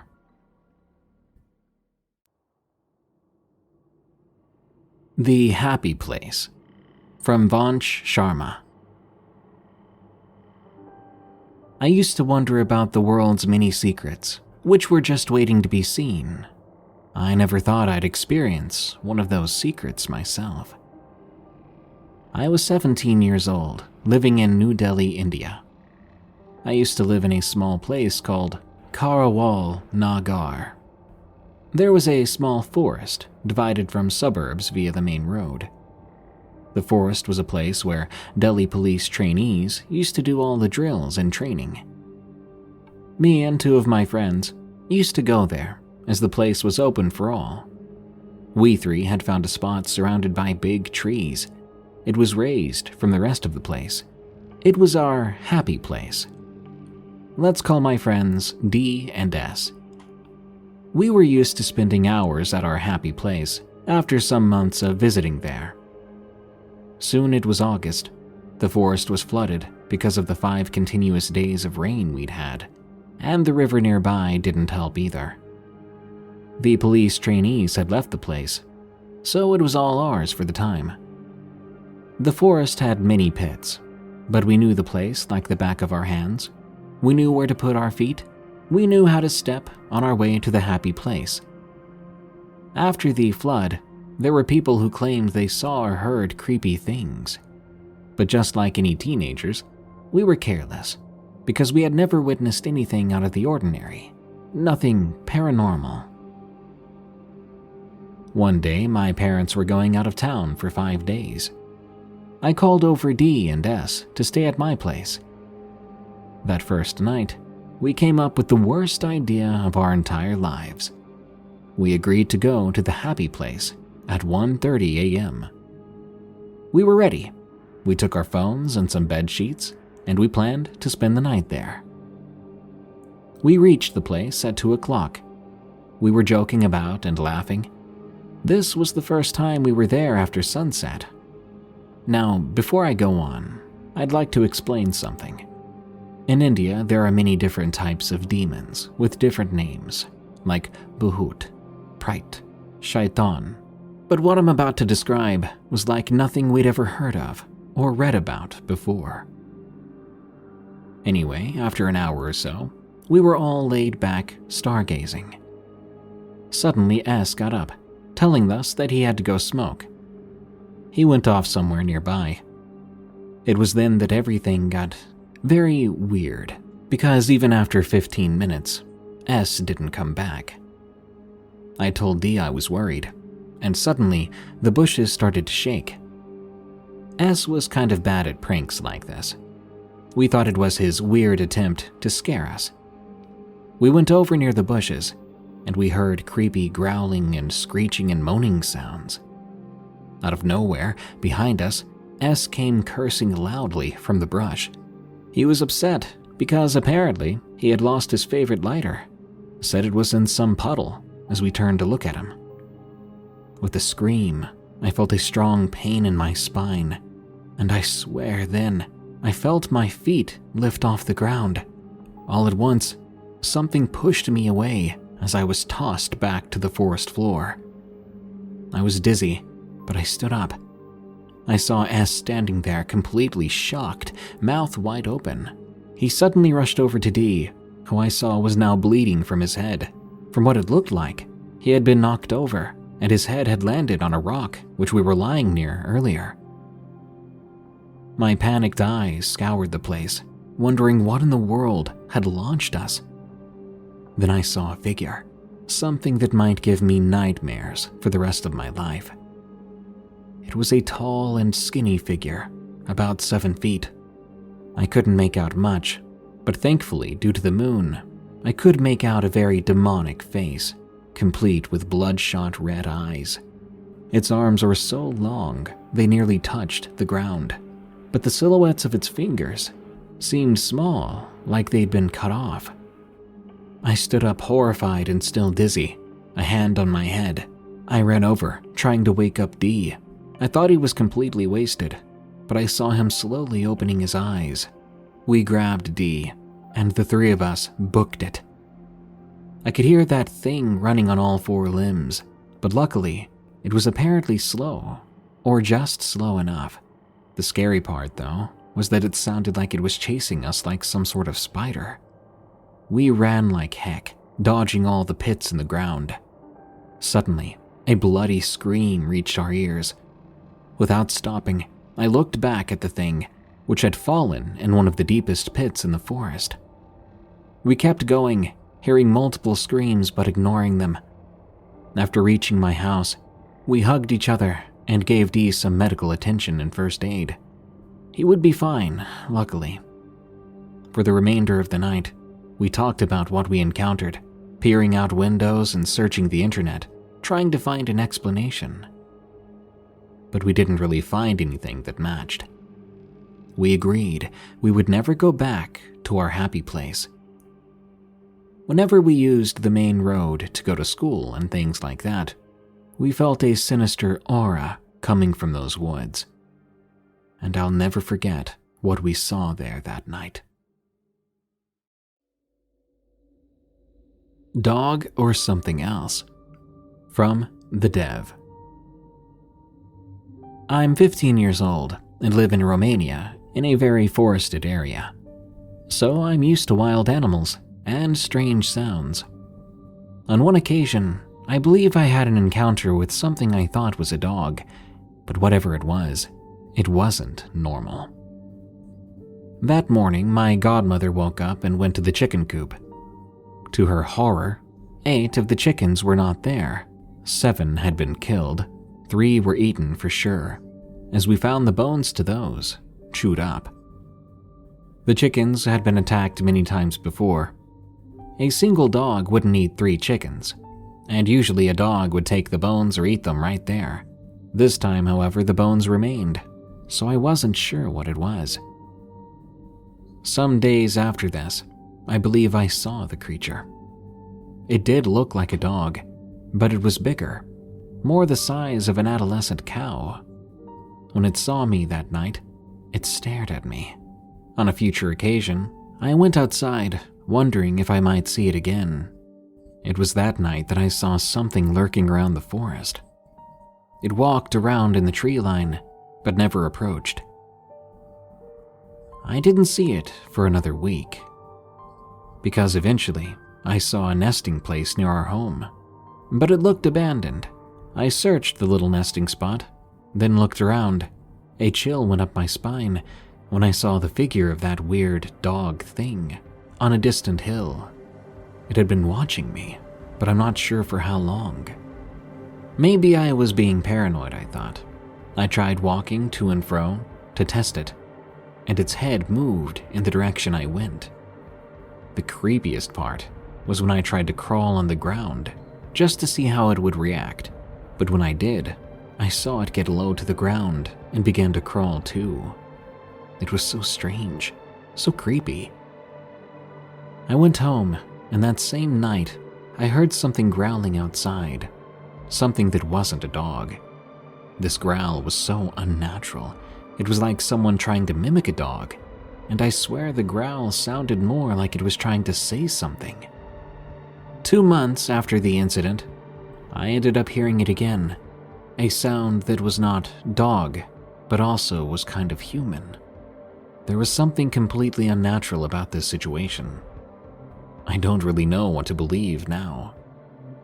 On the occasions I saw it, it never moved like a dog. Its movements were strange and mixed, and on a particularly disturbing occasion, I saw it pick up its front legs and walk on its hind ones. Eventually, I would be awakened one night when I heard someone knocking at the window. When I looked, I didn't see anyone. But the thing is, there are no trees there that could have tapped on the window. Some nights I swear I see a dark shape out there, but when I blink, it's gone. What could it be? The folklore here does not contain this type of creature, but I'm dying to figure this out. Woman in the red dress. From paranormal.pk. I don't put much stock into this story. I heard it from someone who permitted me to share it, as long as I kept their identity confidential. The allegedly true story goes, on a rainy night, 3 friends named Sahil, Waqar, and Hamza went hunting in a forest. On their second day of hunting, it began to rain, so they decided to pack up, calling it a day. By then it was already 5 p.m., so it would be dark soon. As the rain had stopped, Hamza remarked that it was getting dark fast. Sahil reassured him, "Don't worry, we'll be out of these woods in no time." They soon made it back to their vehicle, and as they were getting back inside, someone tapped Hamza on his shoulder. He turned around. There stood a beautiful woman in a red dress. "You scared me, girl," he said. She appeared concerned and spoke in a low voice, saying, "I need help." Hamza asked how they could be of assistance. She replied, "My baby is lost in the woods. Can you please help me?" Hamza, being a compassionate person, agreed to help her. Sahil and Waqar gestured for him to come over to the side, though. "Hamza, you can't be serious. What if she's setting a trap for us? What if she wants to rob us?" Hamza shook his head. "Come on, guys. She seems innocent. What if her kid really is lost?" The woman then said, "Fine, don't help me. I'll find him on my own." She turned to walk away, and Hamza yelled out, "Wait, I'll help you, just please stop." She turned, smiled, and whispered, "Thank you." Sahil again attempted to dissuade Hamza, but he refused due to his kind nature. Sahil eventually relented and agreed to assist the woman too, but he requested that he grab his pistol and Hamza's rifle first. Waqar remained silent in the corner, while Sahil argued that they should assist Hamza and not leave him alone. However, Waqar was concerned about this woman's smile, which he found unsettling. She moved at an unusual pace as they followed her, making it difficult for them to keep up. Waqar asked her to slow down and to let them know where she last saw her child. She turned and smiled, pointing in the direction, indicating where she and the child had gotten separated. This behavior seemed peculiar, and at the moment, Hamza began to feel uneasy too. He had an epiphany and thought to himself, "We're alone in this forest, and I didn't see or hear her approach us at the car. Also, if her child is lost, why is she smiling? She should be crying or extremely worried." He decided to text his friends nearby to tell them that they all should make a run for it without saying it out loud. But as he fumbled with it, he stumbled upon something and dropped it. He leaned down to retrieve it, and a chill ran down his spine when he saw the footprints that the woman was leaving as she walked. They faced the other direction. He quickly stood up and yelled, "Run! She's a witch!" However, before his friends could react, the woman turned her head 180 degrees and let out a sinister laugh. Fleeing for their lives, they could hear the sound of her footsteps and her voice calling out their names. Finally, they made it back to their car. Sahil quickly turned the ignition. However, as they were about to drive away, a knocking sound came from the window, startling Sahil.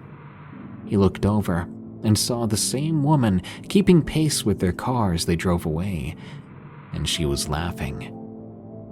In that moment of terror, Sahil began reciting verses from the Quran, and miraculously, at the same time, the woman slowed down, and they were able to escape the woman's grasp, leaving the forest alive. After the friends escaped that encounter, they did not speak of the event for years. Eventually, they would recount the tale to my sheikh, or religious scholar. The memory of that eerie night will haunt them forever.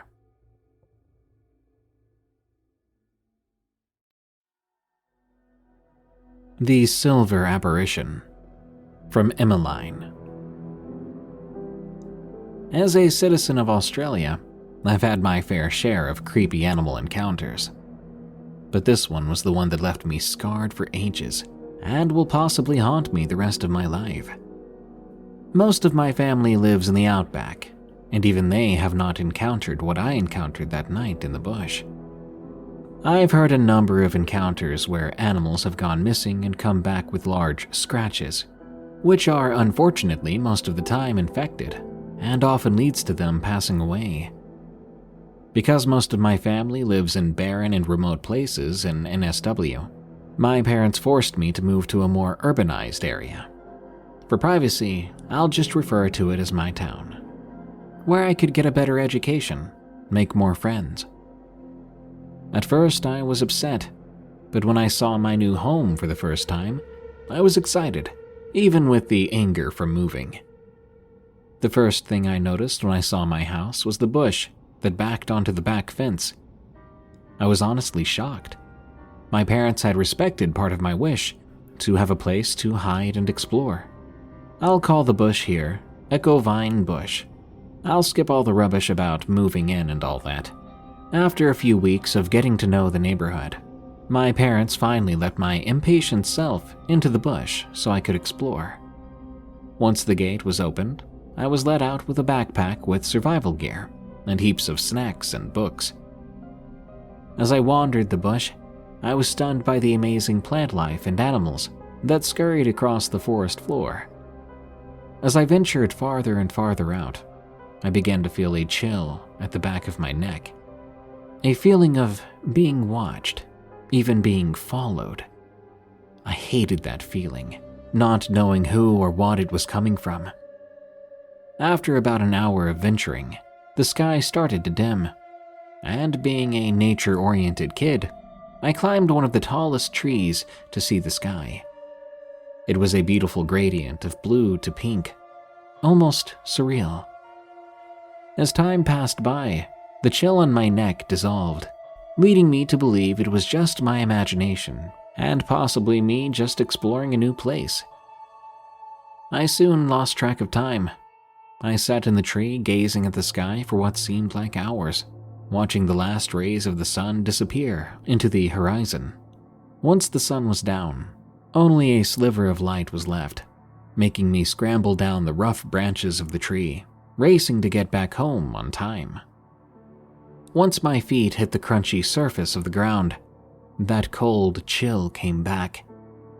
This time, it was more present and persistent. The chill didn't waver. It was as if the temperature had suddenly dropped to below freezing. I snuggled down into my jumper, hoping to dissolve that cold feeling.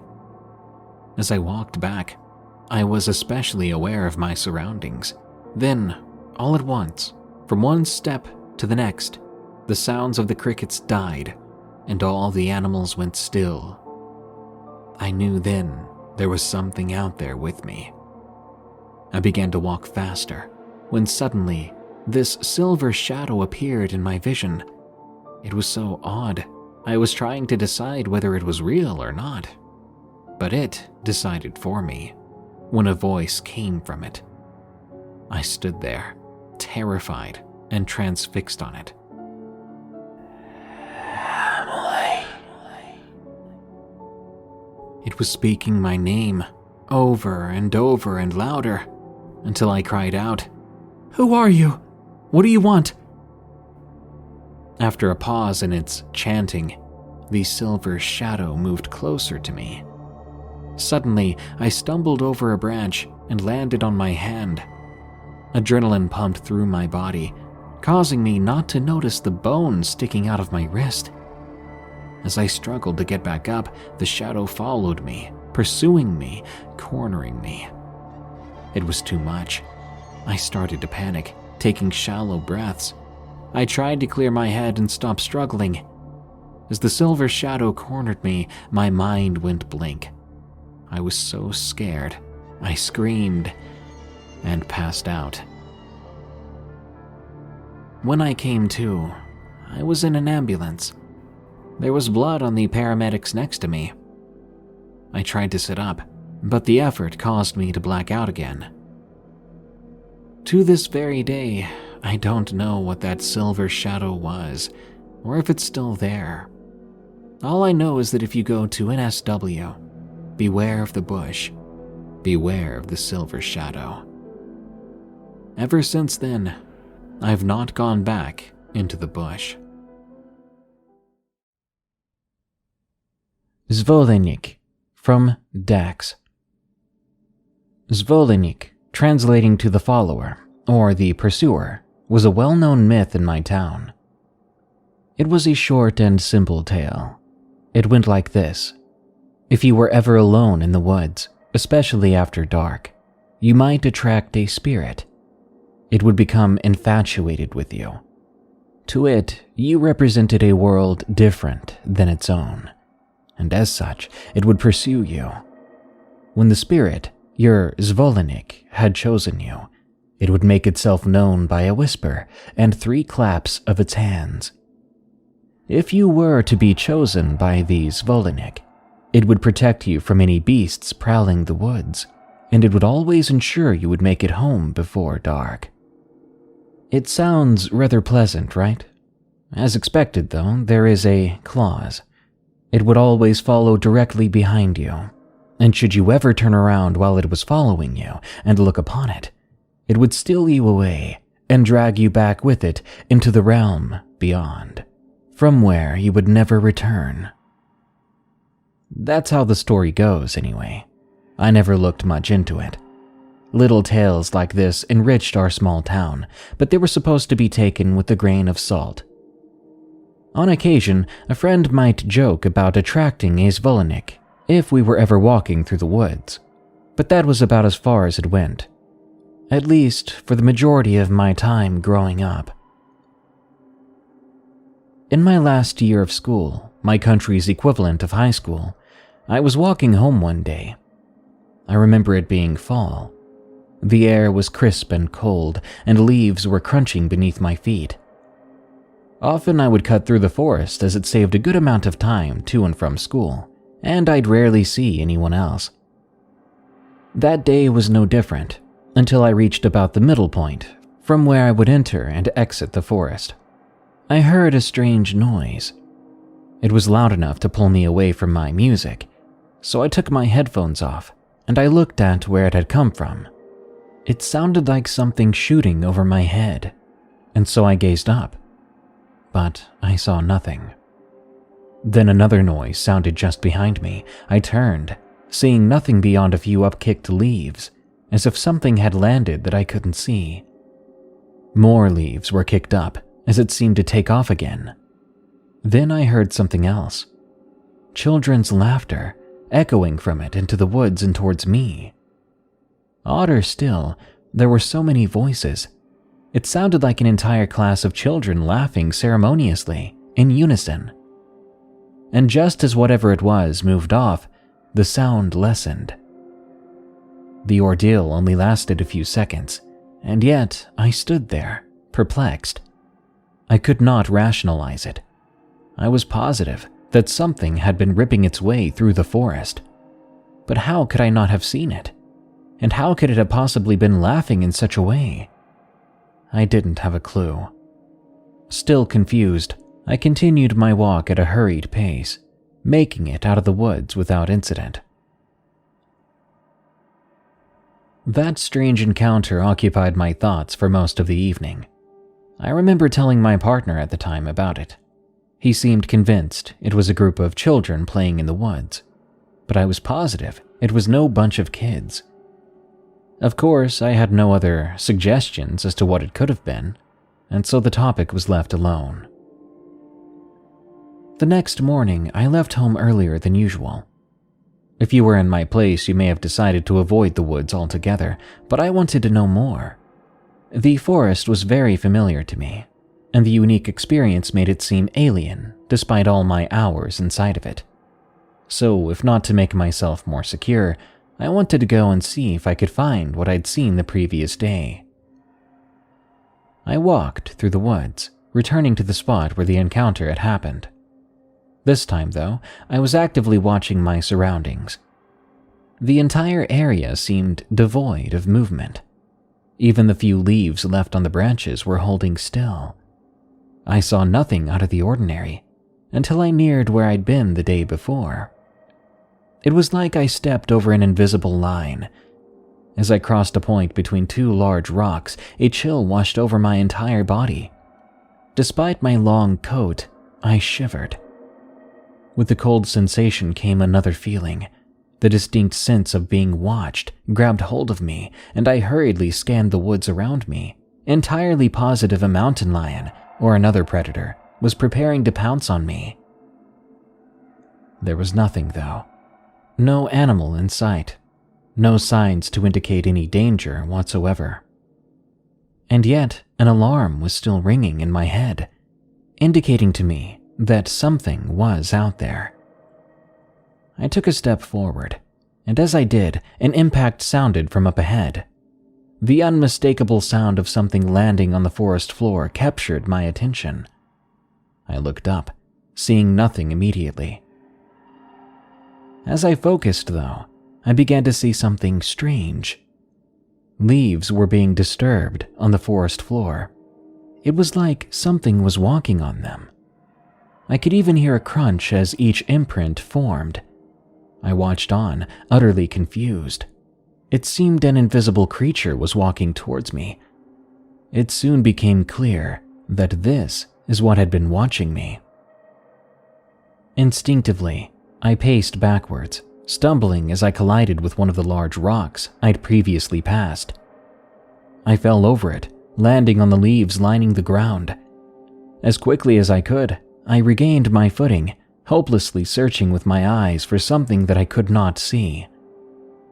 It seemed that it was gone, though. No more leaves were being stepped on, and there was no inexplicable sounds. I relaxed, my nerves calming down. I remember laughing to myself, immediately trying to brush it off as something that I'd imagined. As if to argue against me, though, I suddenly picked up on faint laughter that sounded again as if it was coming from a group of children. Of course, I left after that, giving one more curious look to the two rocks I'd passed through.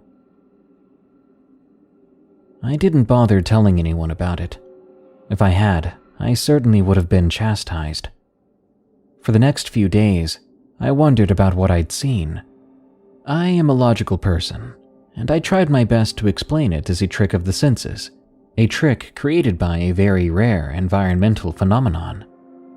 But I never truly believed any explanation I came up with. What stuck with me the most the next few weeks as I opted to avoid the woods was the sense of malice I felt. Despite not even being able to see what it was, I felt as if I'd been staring down a predator who had the singular intention to hurt me. This was reason enough to take the long way to and from school for the next while. Eventually, the calendar had rolled into December, and we had experienced our town's first snowfall. It was light, only dusting the ground and chilling the air. I was a hobbyist photographer at the time, and I loved capturing scenic photos of the trees during the winter season. I wrestled with my past experiences in the woods for a little while, still not entirely over what had happened. Ultimately, I decided to go, but only because I would be accompanied by my partner. Not being alone made it much easier. I no longer felt at risk, and if I did see it again, so would another person. As we entered the forest, I felt a little on edge. Not quite the polarizing sensation of being watched, but still a strange sensation. I brushed it off, intent on snapping a series of lovely photos. And I did just that.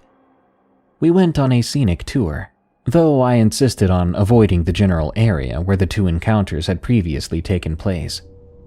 Nothing strange happened, and I finished with a camera roll of 20 or so lovely shots, even being lucky enough to capture a bird in one. When I told him I was ready to leave, he suggested we should go and get some coffee.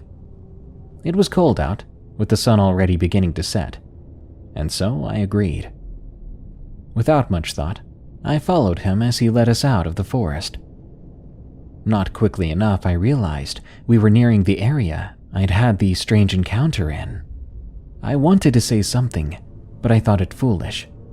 After all, cutting through would save us a few minutes, and I figured I'd be just fine with the company of another person. The hair on the back of my neck stood on end as the familiar pair of rocks came into view. They sat innocently, dusted in snow. For some reason, I found myself fascinated by them. They lacked any reason to capture my attention on their own, but even so, I approached them. Idly, I wondered if they were related to what I'd encountered. I got no answer as I passed between them, continuing to walk up the now white trail. Only a few seconds later, however, that sensation of being watched returned. It was the exact same from the previous encounter. Immediately, I looked towards my partner, but to my horror, he was no longer there. He had left my field of view for only a handful of seconds, and yet he had completely disappeared. I called out his name as I walked forward. No response. My walk turned into a run as I looked up and down the near dark forest, but still I found nothing. No one. The terrible feeling of being stalked became overbearing, and so I took off, running in a random direction. I kept going and going, but no matter how far I went, I could not escape it. Suddenly, as I stopped to catch my breath, I heard something cut through the air above me. From sound alone, I heard it impact on the floor. I glanced over, seeing leaves disturbed, but of course, nothing that could have done it. The woods had grown quiet, and over my labored breathing, I heard the crunch of steps being taken. From small visual cues, I could tell it was no more than 10 feet away from me. It came closer, and fatigued as I was, I did not run. Instead, I only watched where I assumed the invisible thing was as it approached. I remember falling backwards as the wind seemed to pick up out of nowhere. It was loud, heavy, almost warm, even despite the chill of a winter night. Within a few seconds, it died down. And then, terrifyingly, I heard my name whispered right into my ear. Dax.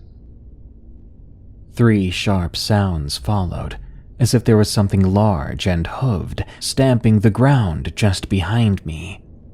The invisible entity, now only feet from me, took one last audible step forward before it, too, stopped. There I sat, convinced I was going to die, because I foolishly returned to these woods, waiting as it seemingly stood still. Then, without warning, I watched as leaves were suddenly kicked up in a flurry. It was no longer walking. It was as if it was being dragged, away from me, no less. 2 thick lines in the frosted dirt were created as the invisible entity was ripped backwards, further into the woods. A sound emanated from its direction, not of children's laughter though. It was a child crying. A single male child crying. It quieted just as the disturbance of leaves disappeared. I do not know how long I waited there. Eventually, I did stand up, finding it hard to keep my balance as my freezing legs struggled to hold up the rest of my body. I had no idea what had happened, and though the feeling of being watched had left me, I realized it had been replaced with something else, the familiar presence of support. It was as if I wasn't alone, not like there was a threat, mind you. Something kind, like a friend was there with me.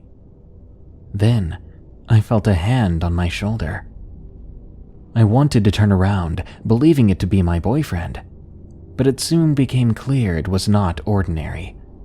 There was a heat emanating from the hand that seemed to cleanse the cold out of my entire body.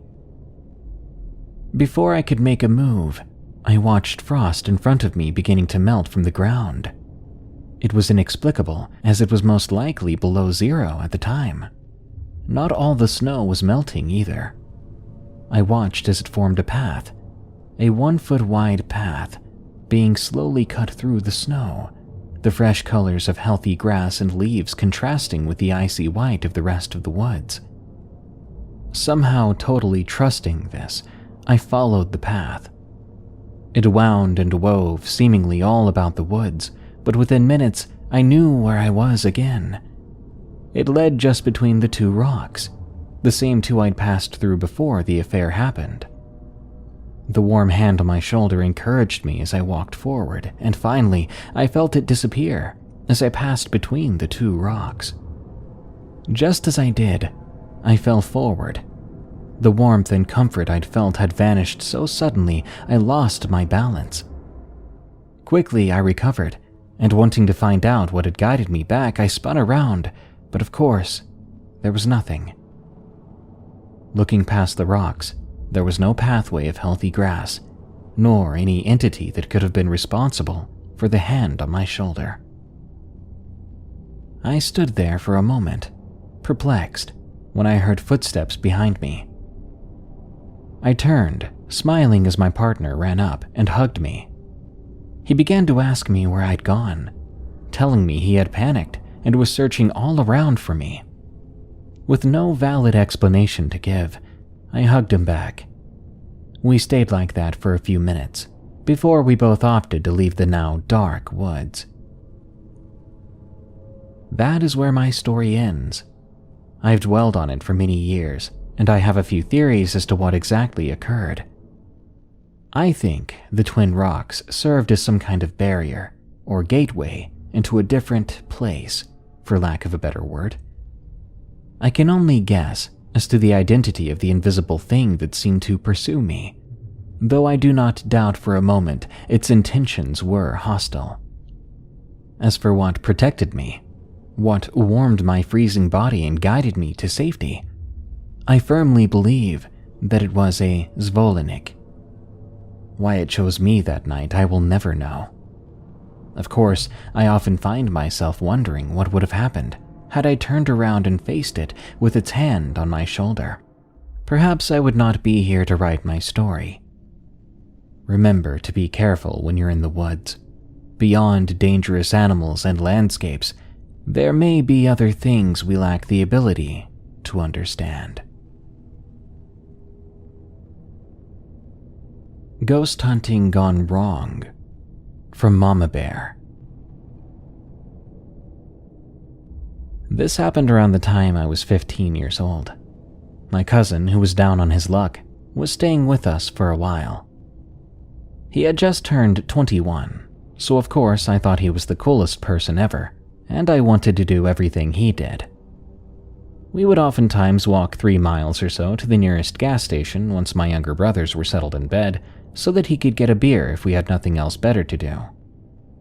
The two of us were both night owls, and this was the summertime, so I didn't have to worry about school.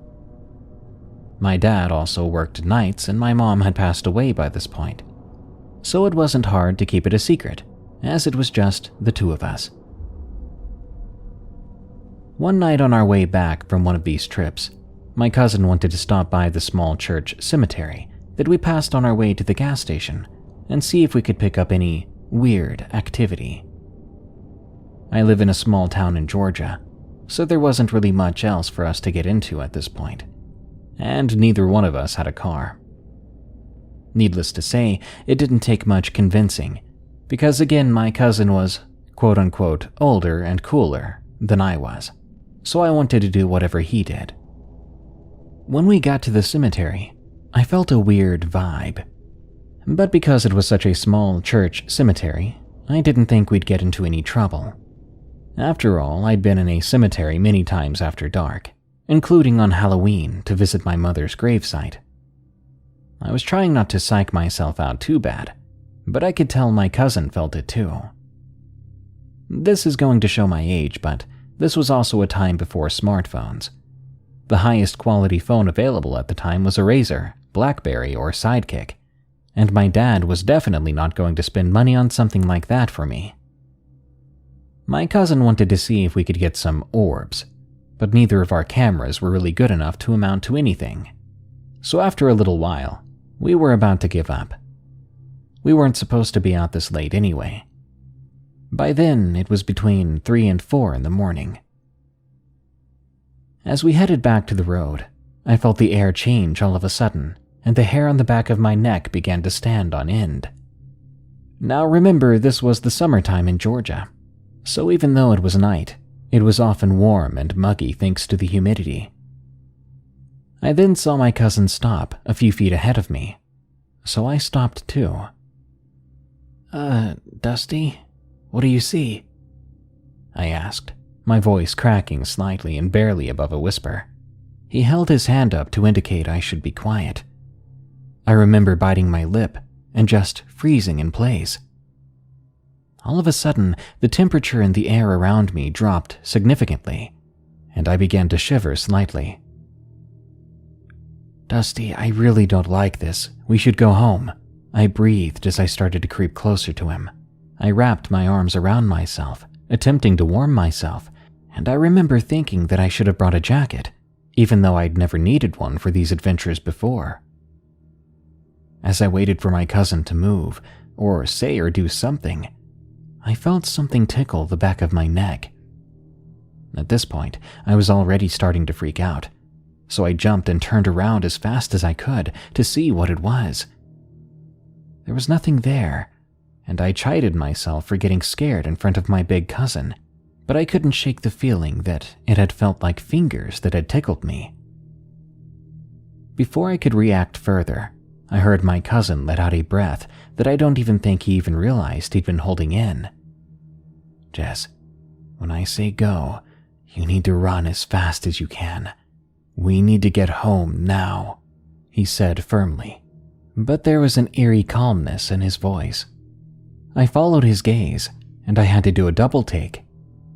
In the woods across the street was what looked to be a hooded figure walking away from us further into the trees. "Dusty, this isn't funny," I mumbled, my anxiety beginning to increase with every passing second. Before I could react any further, he said to me, "Now," and we started to sprint out of the cemetery, back onto the road. Now, I was never in any good shape, and I was not a fan of running at all, but I somehow stayed with my cousin as he ran towards our house. We were still a good mile and a half away at this point, though, and I wasn't sure I could make it the whole way at this pace. I did it, though, and as we made the last turn towards my house, we were just about to pass the horse farm on the corner, and then we would be home free in my yard. We both stopped dead in our tracks. In the middle of the road was a figure that was maybe 6 or 7 feet tall. It was just standing there in the middle of the road, its back to us, and it was pure black. I couldn't believe what I was seeing, and I was afraid that if I turned to go towards the woods, it would see or hear us. Before either of us could react any further, the figure turned slowly and lifted its head to look at us. All I saw under the hood were 2 piercing red eyes that felt as if they were staring directly into my soul. The rest was completely pitch black. I couldn't make out any features despite the streetlight not too far away from us. After a few seconds, which felt like hours, none of us moved. Eventually, the figure did turn, and he walked the rest of the way towards the street, disappearing into the woods.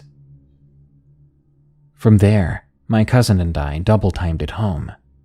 I remember grabbing the poker from the fireplace when we got back and sleeping with it that night, even though I didn't really get much sleep.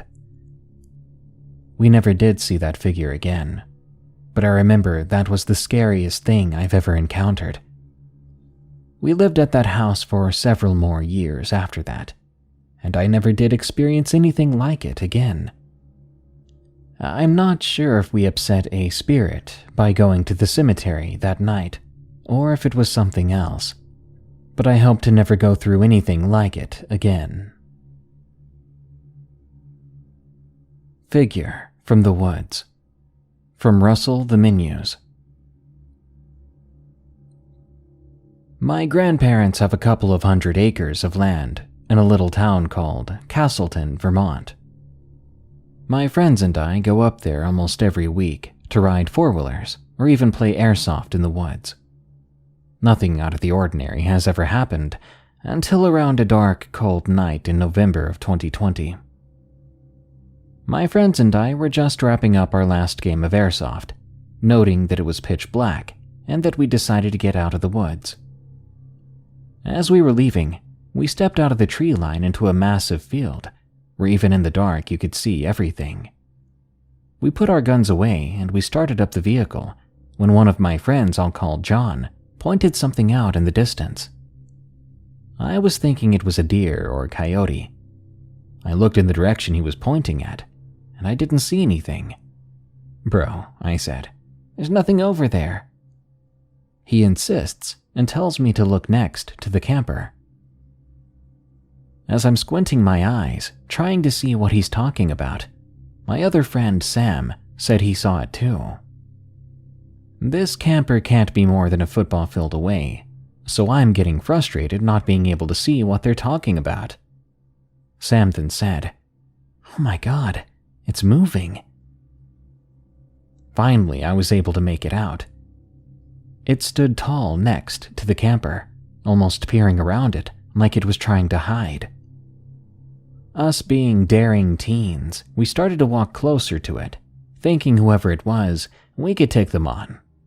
But as we get closer, so does the figure.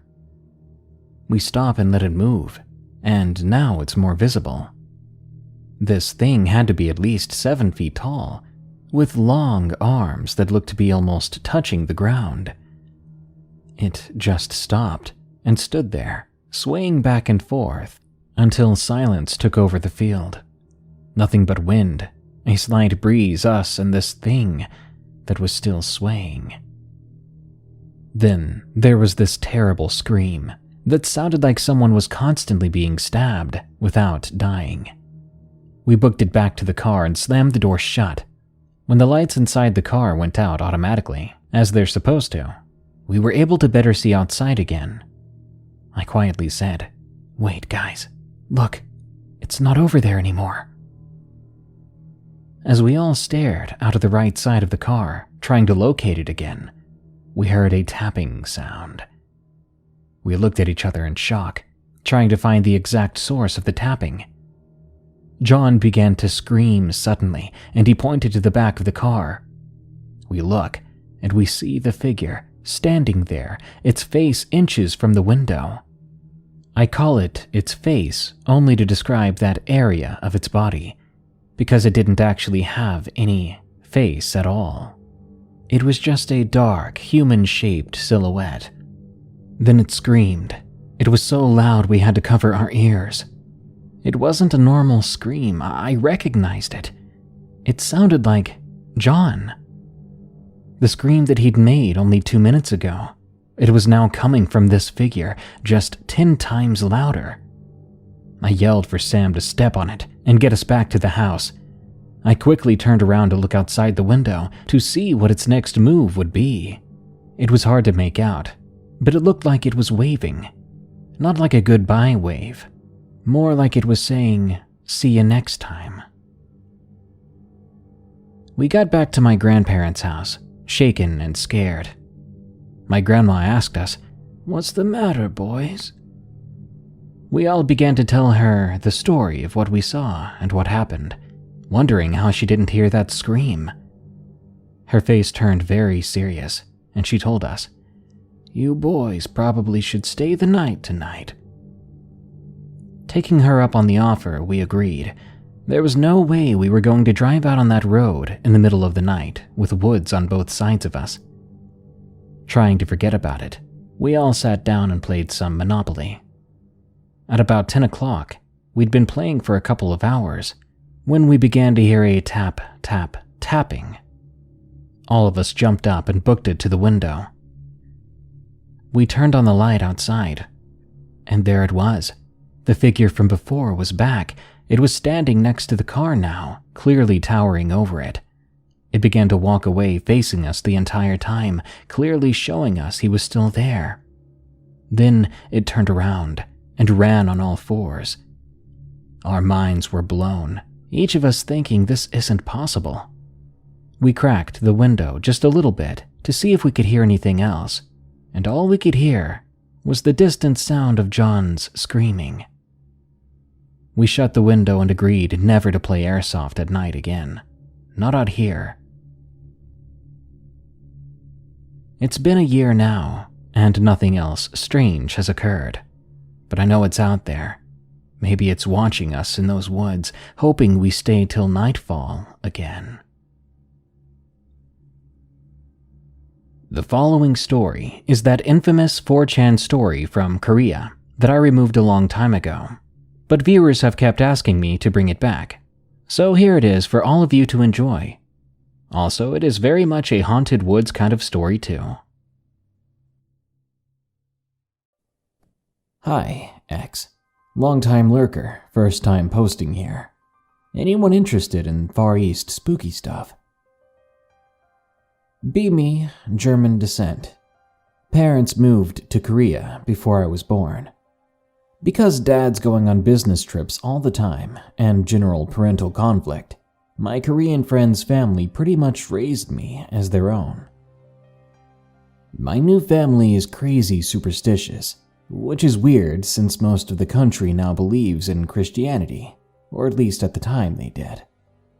I live in the mountains with Korean family for most of my childhood, then moved to the city around high school age.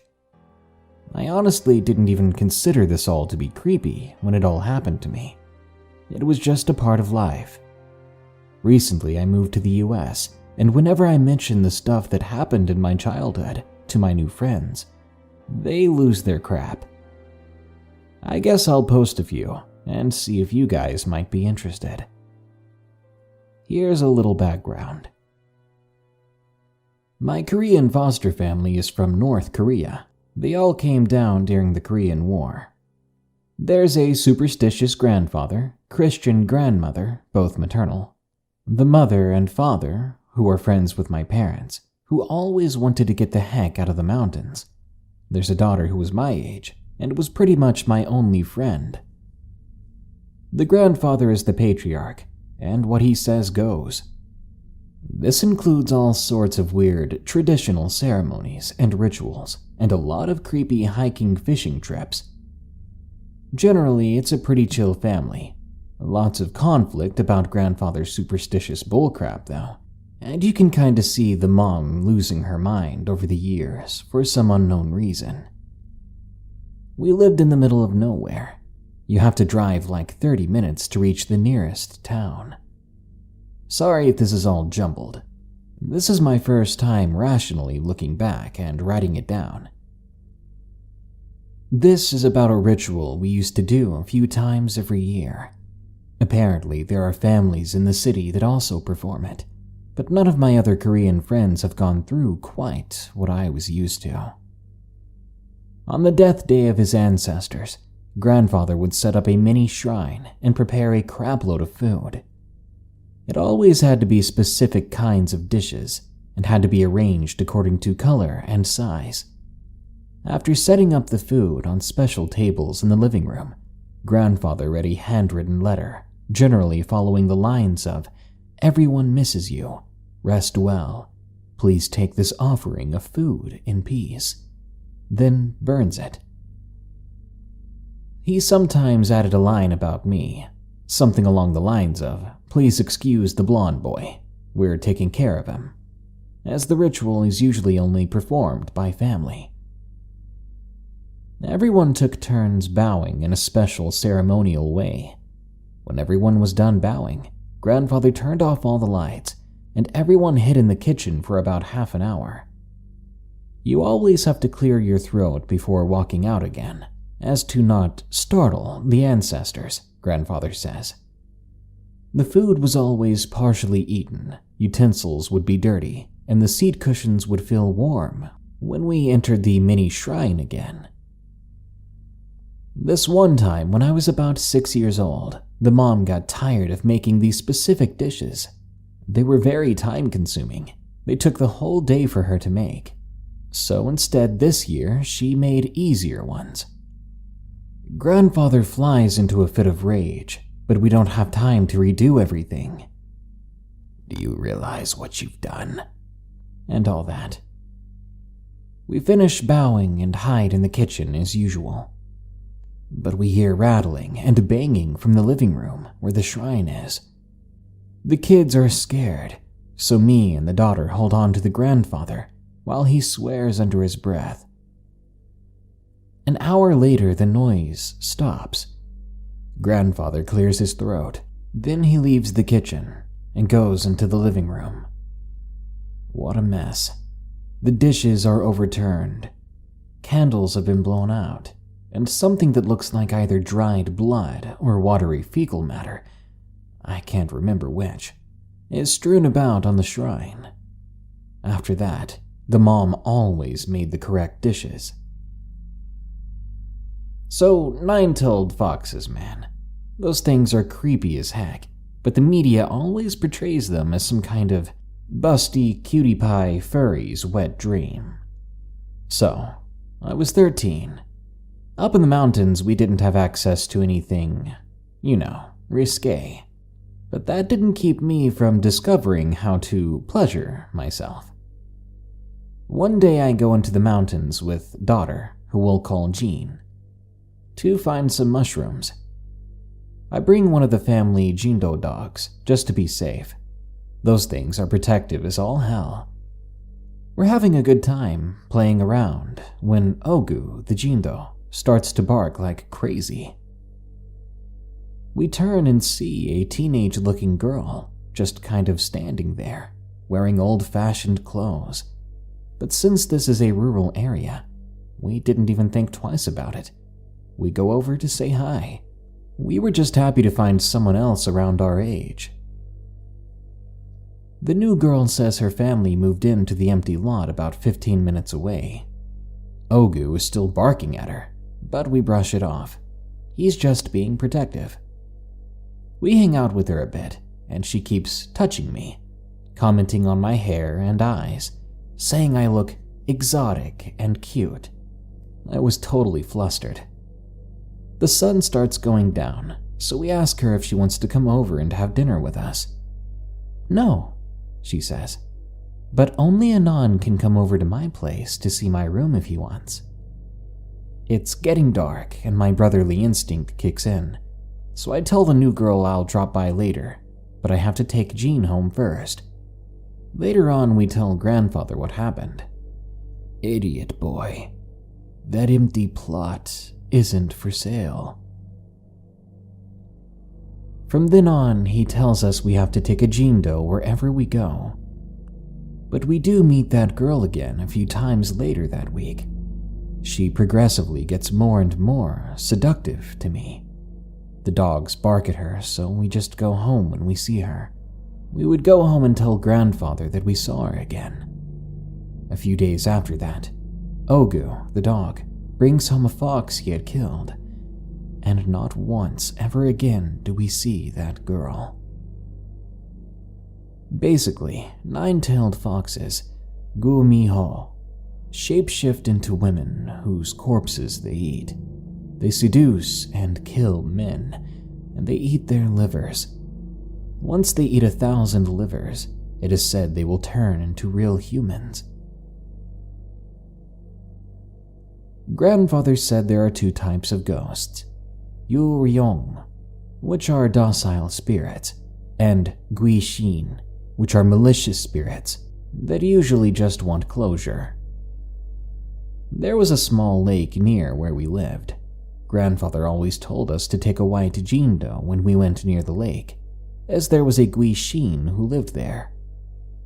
Guishin who live in bodies of water are called Muo Guishin, but this one was also a Chunyo Guishin, a virgin who had been wronged. Occasionally, from far away, you can make out a youngish-looking woman who looks soaked as heck just sitting on the dock. I always thought she looked lonely, sad, not at all angry. She didn't do much but kind of hissed almost like a cat and disappeared whenever she saw the white Jindo named Jingu. This one time when I was 9 years old, I got brave and walked out to the lake. It was still pretty far away, but I could see the Guishin sitting on the dock again. Being the oddest that I am, I call out something like, "Hey lady, are you okay?" The Guishin gets up and starts walking towards me. When I say walking, it was like a cross between walking and gliding, kinda like when you stand still and look at someone going through one of those moving runways in an airport. The Guishin keeps coming closer, and suddenly I realized that I forgot to bring a white Jindo. Oh crap, I think. The Guishin is close now, and I can see that her facial features are all kind of dark and melted together, like ink mixing in water. I scream now, and she screams too, but stops when I stop making noise and just sort of studies me. She makes a weird gurgling sound, like someone trying to laugh underwater. Your head is yellow. She walks/glides back to the dock. I run all the way back home, fresh pee cooling on my pants. The next day, grandfather makes me bring some food as an offering to the lake, to thank the Guishin for not harming me. I like to think instead that I made her day. Here's some info on the Jindo, the dogs we had. They're Korea's national dog, kinda like a Shiba, but taller, leggier, and more brutal. They come in 3 colors, white, tan, and a sort of black tan. They're hardy little guys, skinny, but they can take out your legs like it's nothing. They're very protective and territorial. They're stubborn too. You can't train them like a Labrador retriever to do cute tricks or sit for their food or not bite annoying children, but they'll give their lives to protect you and your home. In Korean superstition, white Jindos chase away evil spirits, tan Jindos can fight their way out of anything, and black Jindos make spirits accept you as one of them. Grandfather rarely had black Jindos. He was a fighter, so he had a bunch of tan Jindos and a few white ones for the kids. And I'm pretty sure the shotgun he had in the closet was illegal, because you can't own guns in Korea. Now, anyone up for a Korean troll? I was 11 years old. Our toughest tan Jindo died, so grandfather got another one. He's a hard one even when he's a puppy. He becomes loyal to grandfather and Jean. By the time he's 1 year old, he's bigger and brawnier than the other dogs by far. We name him Suk-gu. One day, Jean wants to go down to the creek and catch some fish. Grandfather tells her to take a white Jindo, but instead she takes Suk-gu.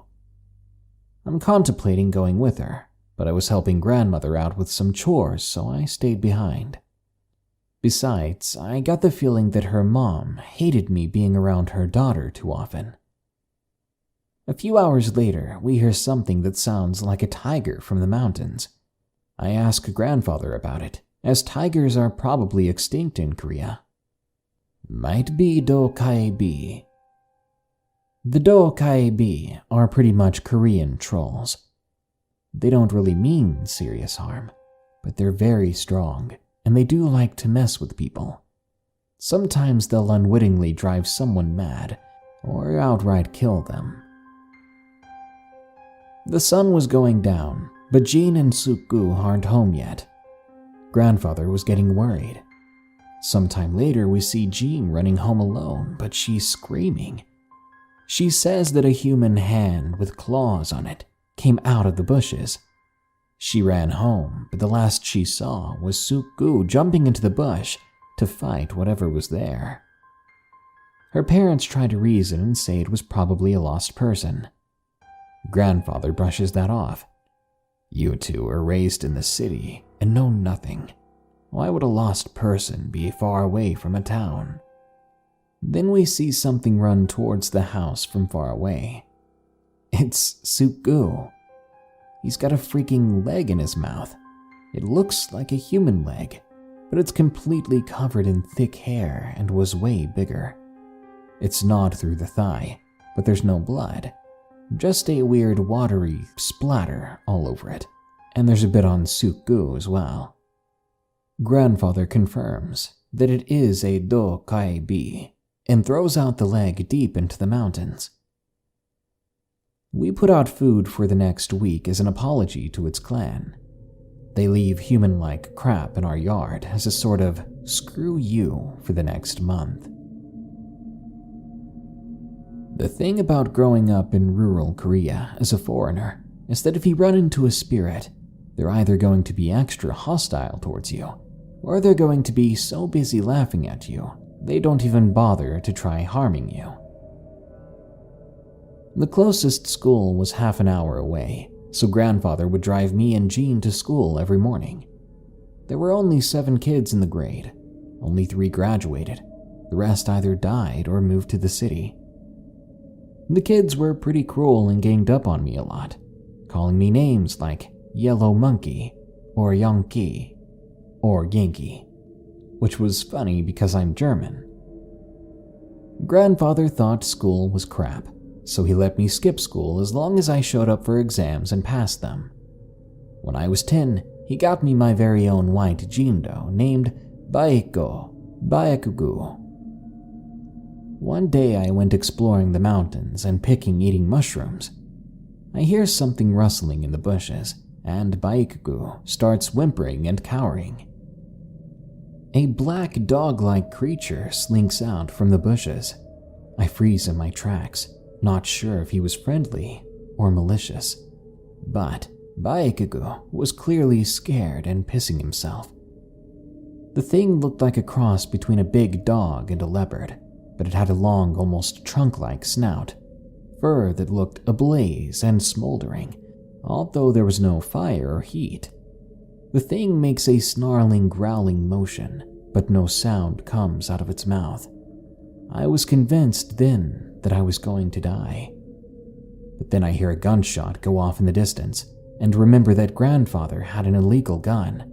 Another shot goes off, this time so close my ears, my whole skull feels like it's ringing, and I swear I see a bullet whiz by. The thing chases after the bullet, and it's gone. I hightail it out of there with my dog and grandfather. What I ran into turned out to be a bull gasari. They eat fire and metal, and they're highly hostile.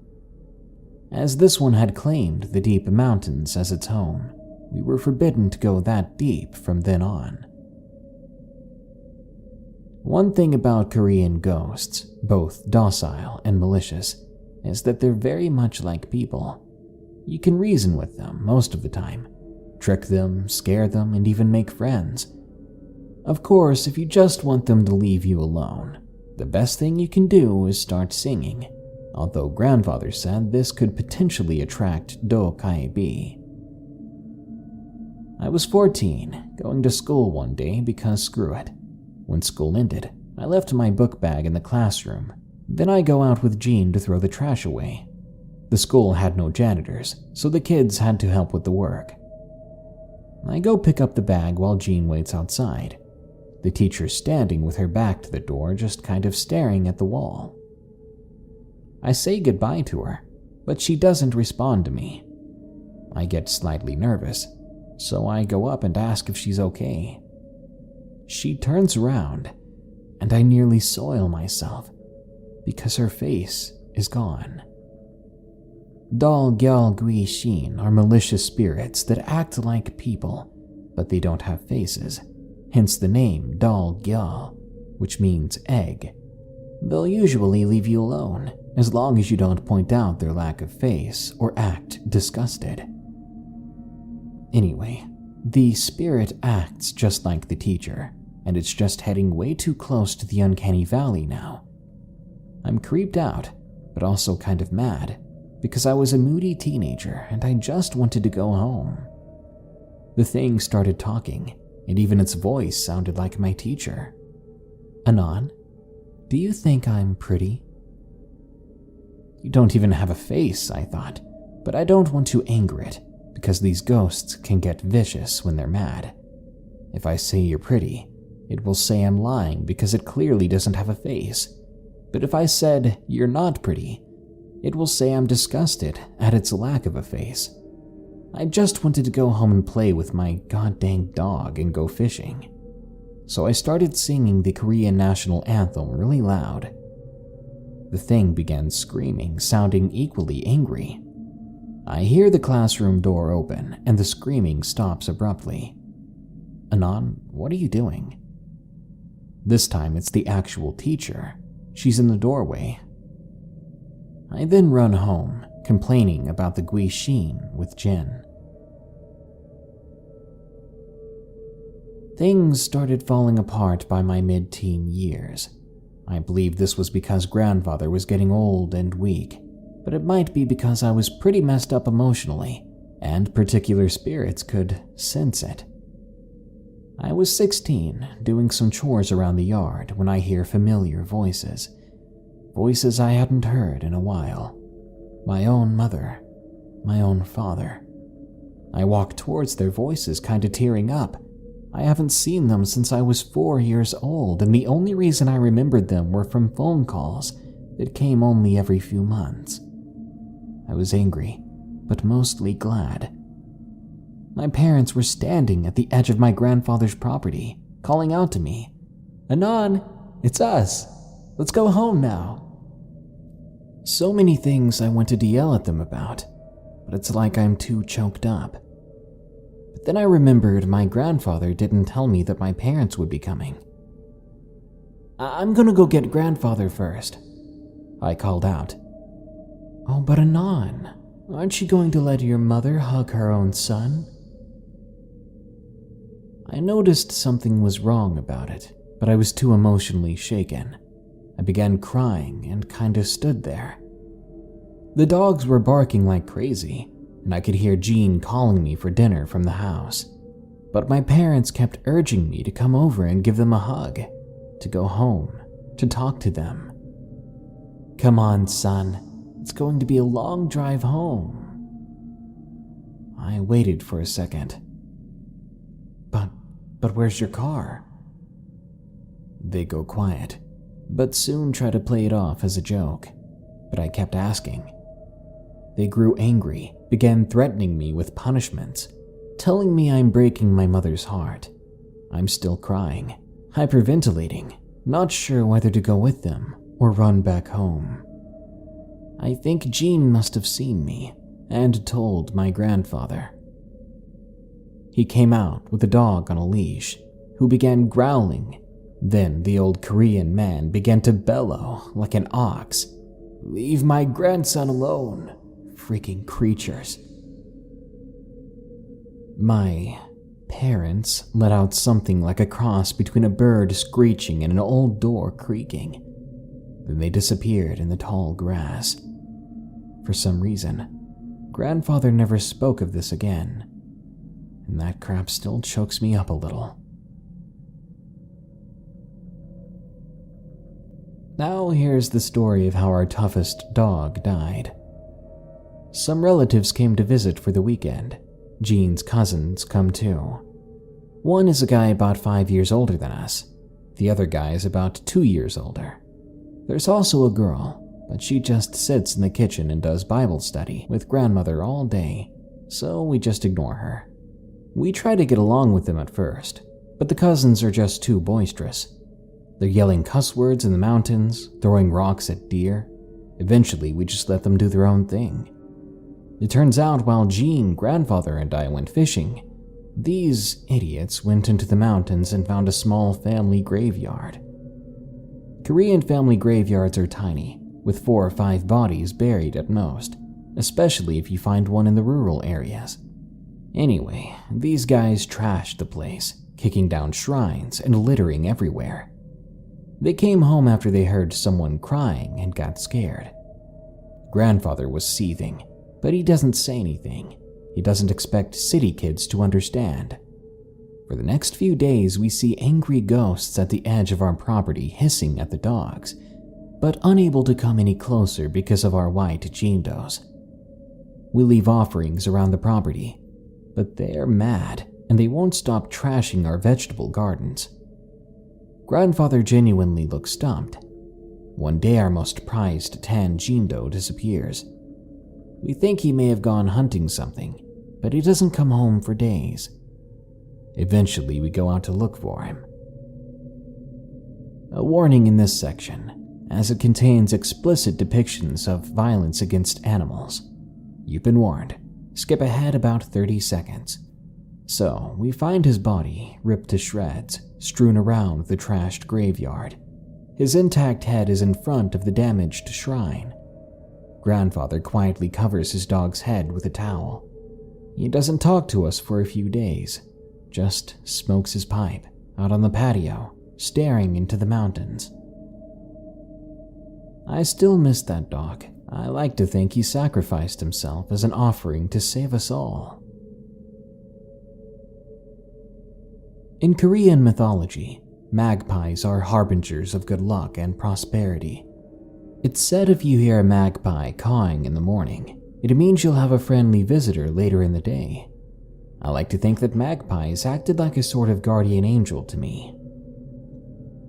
My room was on the 2nd floor, right next to the persimmon tree in the garden. Magpies freaking love persimmons, and there are always a bunch of them near the house. Grandfather and I made a habit of leaving the persimmons at the very top when picking them from the tree, so that the magpies can help themselves. That happened to be at the level of my window, so I guess the magpies kind of associated my face with food and general good vibes. I come home from school one day, and for some reason I'm tired as heck, so I take a nap, but the magpies won't stop cawing. Some even banged and pecked at the window, which was unusual for them. Like an autist, I yell, "Shut up, birds!" and try to sleep, but they're way too loud. Cursing, I get up and storm out of the room to sleep somewhere else. As I turn to close the door, I catch a glimpse of something stuck to my ceiling. It's a person, no, a spirit of some kind. As I stare at it, its head turns towards me and gives me the ugliest look. But before it can react to me leaving the room, the magpies start cawing and banging at the window. It turns its attention to the birds. I run out and I alert my grandfather. He grabs a pot and pan, runs up to my room, flinging open the door and banging them together while yelling, "Get out!" The ghost hisses and slithers into the cracks of the wall. We knew someone died in that house before we moved in. We just didn't know the guy had hung himself in my freaking room. We leave out an offering that night and I sleep on the couch. The next morning, the offering is gone, and we don't see the spirit again for another 3 months. But when we do see it, the magpies do their squawks and I fetch grandfather. Feels pretty good having a personal army of magpies. Now, on to the last story. I was 17 years old, and I was starting to have a thing for Jean, but we didn't show it because A, it felt like incest, and B, her mother was completely off the hook at this point and would kill us both. One day, grandfather goes to tend to his berry patches and doesn't come back. We look for him, and a few hours later, we find him on the ground, looking peaceful and composed, like he just laid there to take a nap, but never woke up. Doctors tell us he died of a heart attack. We're stunned.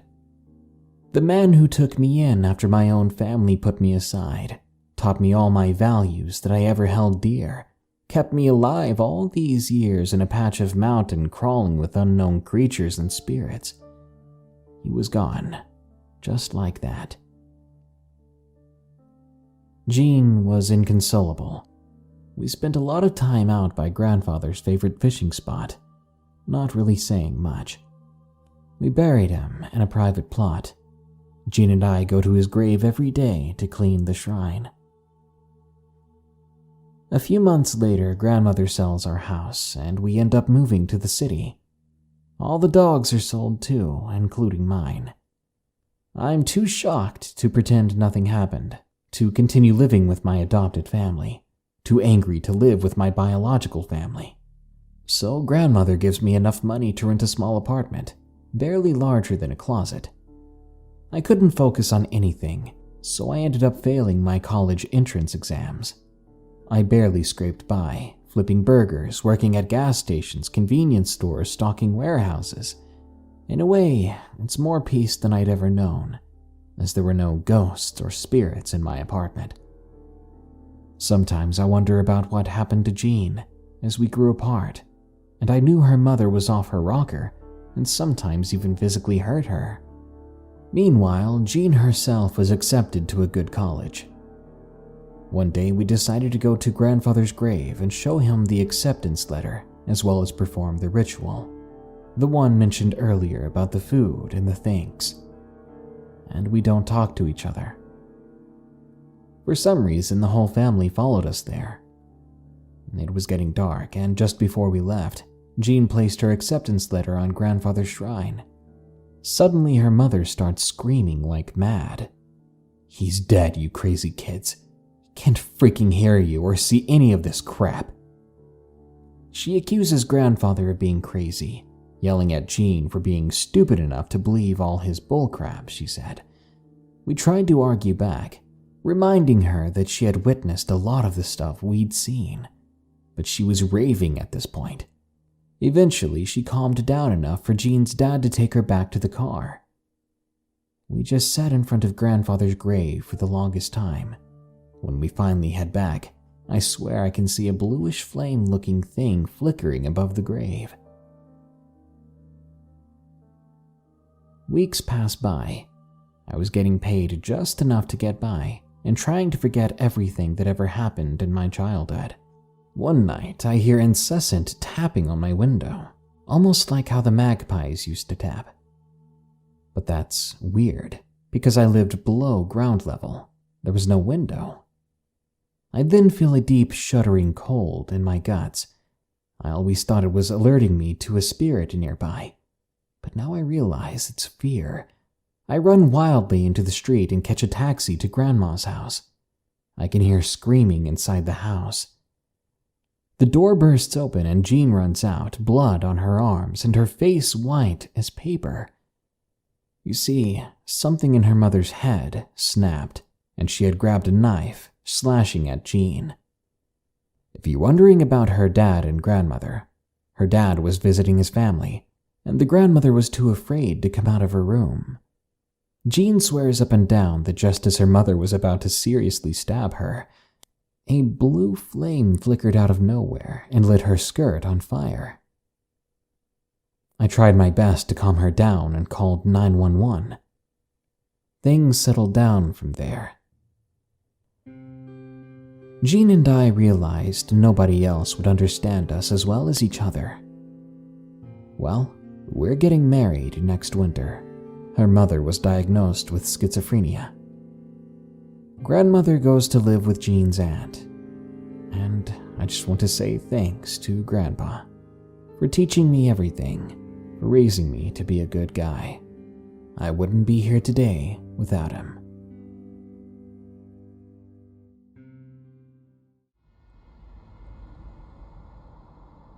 Number 1. The Forest. Submitted by Kaylin Alexander.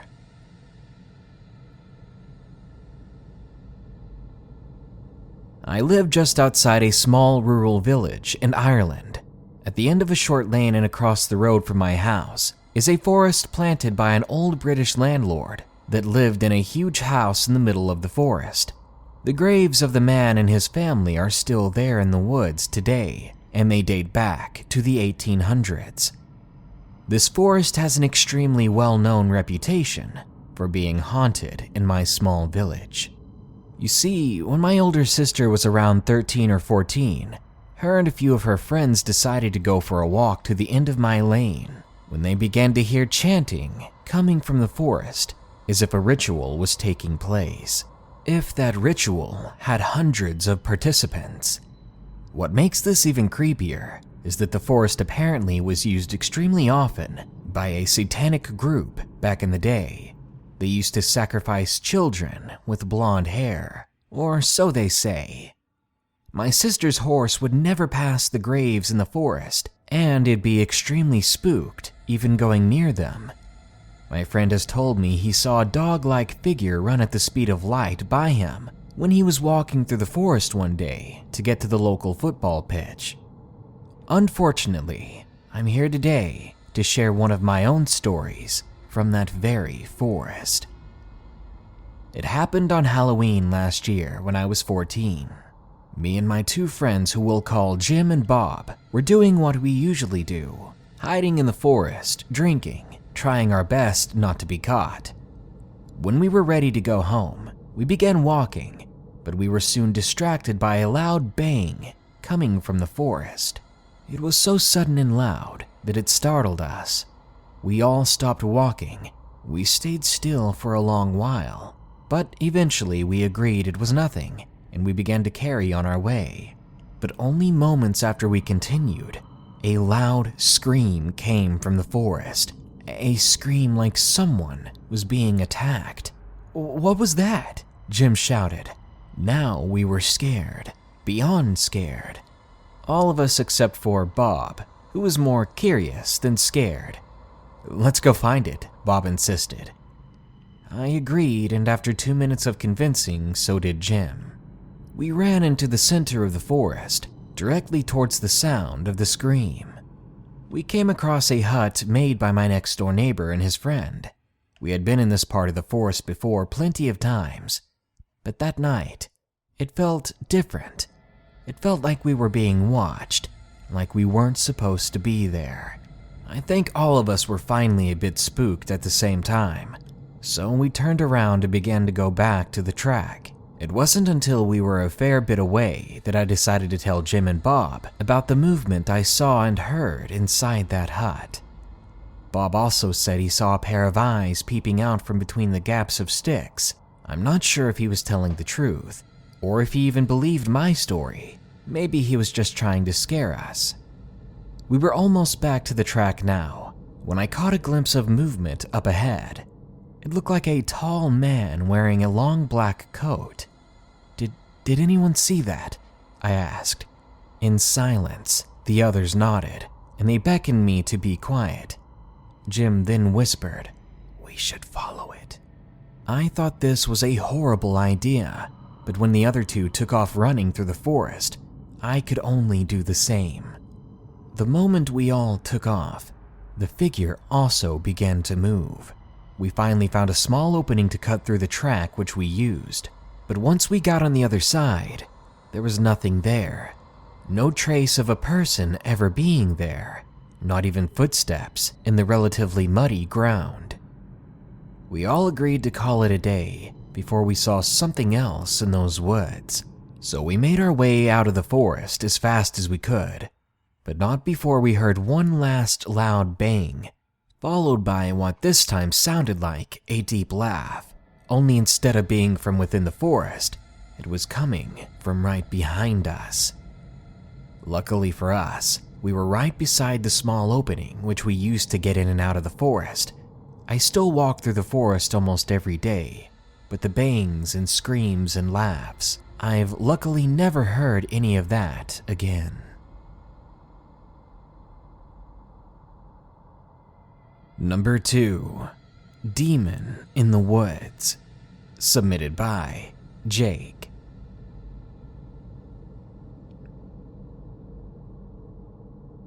I'd like to start by saying that no matter how bizarre this story sounds, it actually happened to me. I grew up in Nova Scotia, Canada, and I moved to Ontario when I was 7 years old with my father, mother, and younger brother. Every summer, we'd return to Nova Scotia to visit my grandparents and other family, all of whom are still there. My grandparents live on a hill with woods all around them. They have a big backyard before it reaches the tree line. Then it drops off about a 5-foot drop before it hits the trees and the shrubs. I'm 25 years old, and this story happened just last summer. Now, I enjoy hunting and fishing, and I have plenty of background knowledge of the woods and how to survive, but I'm not overly happy when I'm in the woods alone or at night. It can be intimidating and creepy. My friends have always considered me the rational and logical one. I don't usually subscribe to conspiracy theories or anything like that. I always strive for rational answers before anything. However, I've yet to find one for what I saw and experienced in the woods on my grandparents' property. When I'm down at my grandparents', I always volunteer to mow their grass on their sit-on lawnmower, since they're older and it's a lot to mow. Well, one sunny afternoon, I got their lawnmower out and I began to mow around the edge of the property, making sure not to fall next to the drop, and I was steadily working my way into the center to get finished. Whenever I mow, I always smoke a Captain Black cigar with a white plastic tip at the end because it helps me pass the time. By the end of the session, I usually go through 2 or 3 of them. When I finish one, I make sure it's budded out. Then I simply throw it into the drop-off where the trees and shrubs are. As I am mowing, I finished one of the cigars and threw the tip into the woods, then kept mowing as usual. As I made another round on the lawnmower and I came back to the exact same spot, I noticed the plastic tip was now on the freshly mowed spot, the spot I just mowed a few minutes earlier. I stopped the mower and got off because I knew I threw that tip into the woods. And it was the only cigar I'd had so far, and nobody else smokes them in my family but me. I picked it up, and sure enough it was the same one I just threw in. It was still warm, and I butted it out a certain way that the plastic tip was bent and split a little, and this one was the exact same.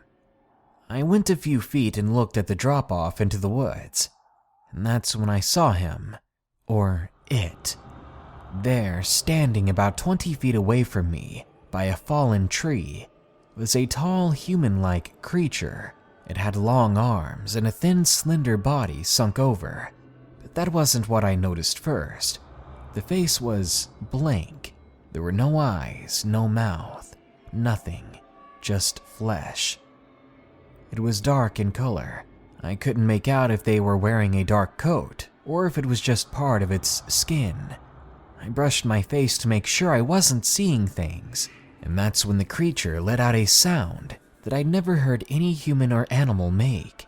It wasn't coherent, and so I couldn't make it out. Then it ran at me, and before I could do anything, it was almost on me.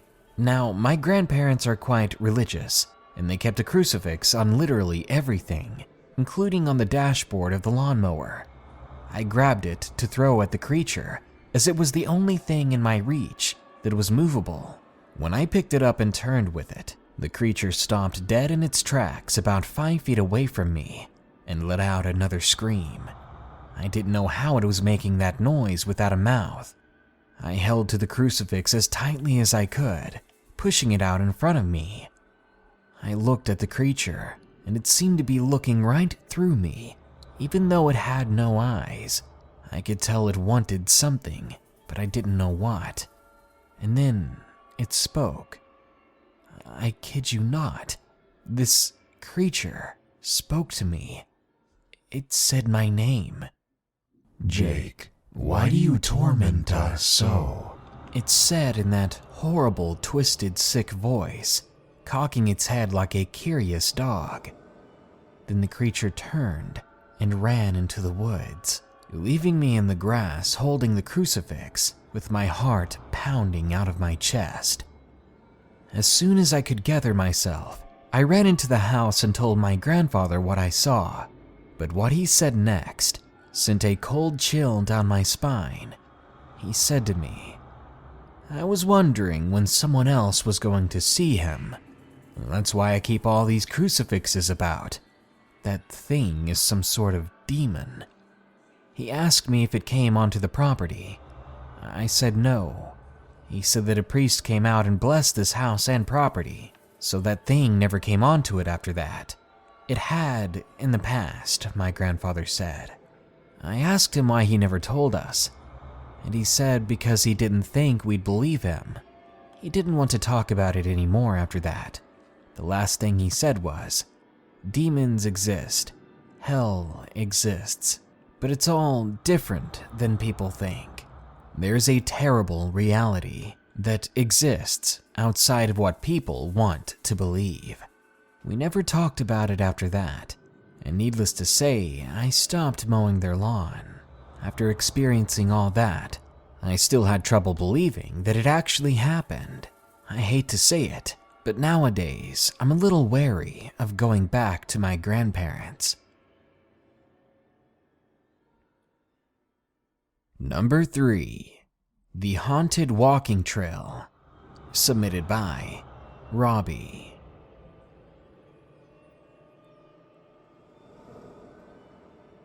This story is my father's. It was the night that the East Coast was hit by a blizzard in mid-March. My father and I take turns each night, taking my dog for a walk in the dense woods area of the local park. That night, it was my turn, but he just decided to take the dog anyway. I think he enjoyed the walks alone with the pup. Just for some context, we lived in a town slightly more rural suburb of a larger city in America. Plus, my dad is a big guy and can seem pretty intimidating. Someone you'd think twice about fighting. Anyway, my dad gets in his car and drives to the secluded part of the park late into the night. At that time, the snow was getting pretty heavy, but they didn't mind. My dad and my dog love the snow, and my dog loves walks in the snow even more. When he arrives to the parking area, he sees a man leaning against the tree at the edge of the lot, rocking back and forth. It was a strange and kind of creepy sight, but my dad quickly dismissed it, thinking that he must be walking a dog of his own and just taking a break. Maybe he was rocking like that repeatedly because he was trying to warm himself up. Anyway, for a while nothing happens, but as he advances along the path in the woods, he notices a hooded man standing in the direct center of the path up ahead. He stops and looks at the silhouette of the man. He is motionless and doesn't speak, and he doesn't see any breath coming from within his hood. Even though it was so cold, he could probably see the breath from a ladybug. Well, seeing no reason to make a fuss with this weirdo, my dad walks right by him and keeps on going, but he notes that the dog has her tail between her legs and head down when they pass by. Literally seconds after passing the strange figure, my dad turns around, but the path is now empty. There's no one there, not even a track in the snow. This doesn't make any sense because for the man to take off in that time, he would have made a lot of noise, his feet crunching snow under his weight, and there was nowhere to go on this path. At that stretch of it, there was only small brush and dead shrubs on each side, which would have made lots of noise if he were to jump into them or even pass by. At that point, my dad was very weirded out, and he continued down the path a little quicker now. But only a few minutes later, he sees the same hooded figure running at him over his shoulder. Before he can spin around, the dog must have noticed first because she flips over at breakneck speed to put herself between my dad and the figure. She puffs up and begins growling deep and aggressively. She's a big enough dog that could snap any drugged up lunatic into a sensical mind. So the stranger stops dead in his tracks, then stretches his arms out, in which the only way I can describe it is a T-pose, the way it looks when an NPC is being designed in a video game. My dad and this man just stare at each other for a minute before he sidesteps away and continues walking, now realizing the man must no longer have the intention to try anything against a big dude and a big dog like that. Instead, my dad is now thinking of how he's going to pass this man on the way back to the car. But when he reaches the spot where the man had been standing, again, he's no longer there. My dad curiously searches for his footprints to see where the madman ran off to, but he only finds confusion when he notices he left absolutely no trace of himself being there. You may be thinking the snow covered up his tracks. Well, that may be so. The thing is, my dad's old tracks, as well as the dog's, were still very much visible in the trail.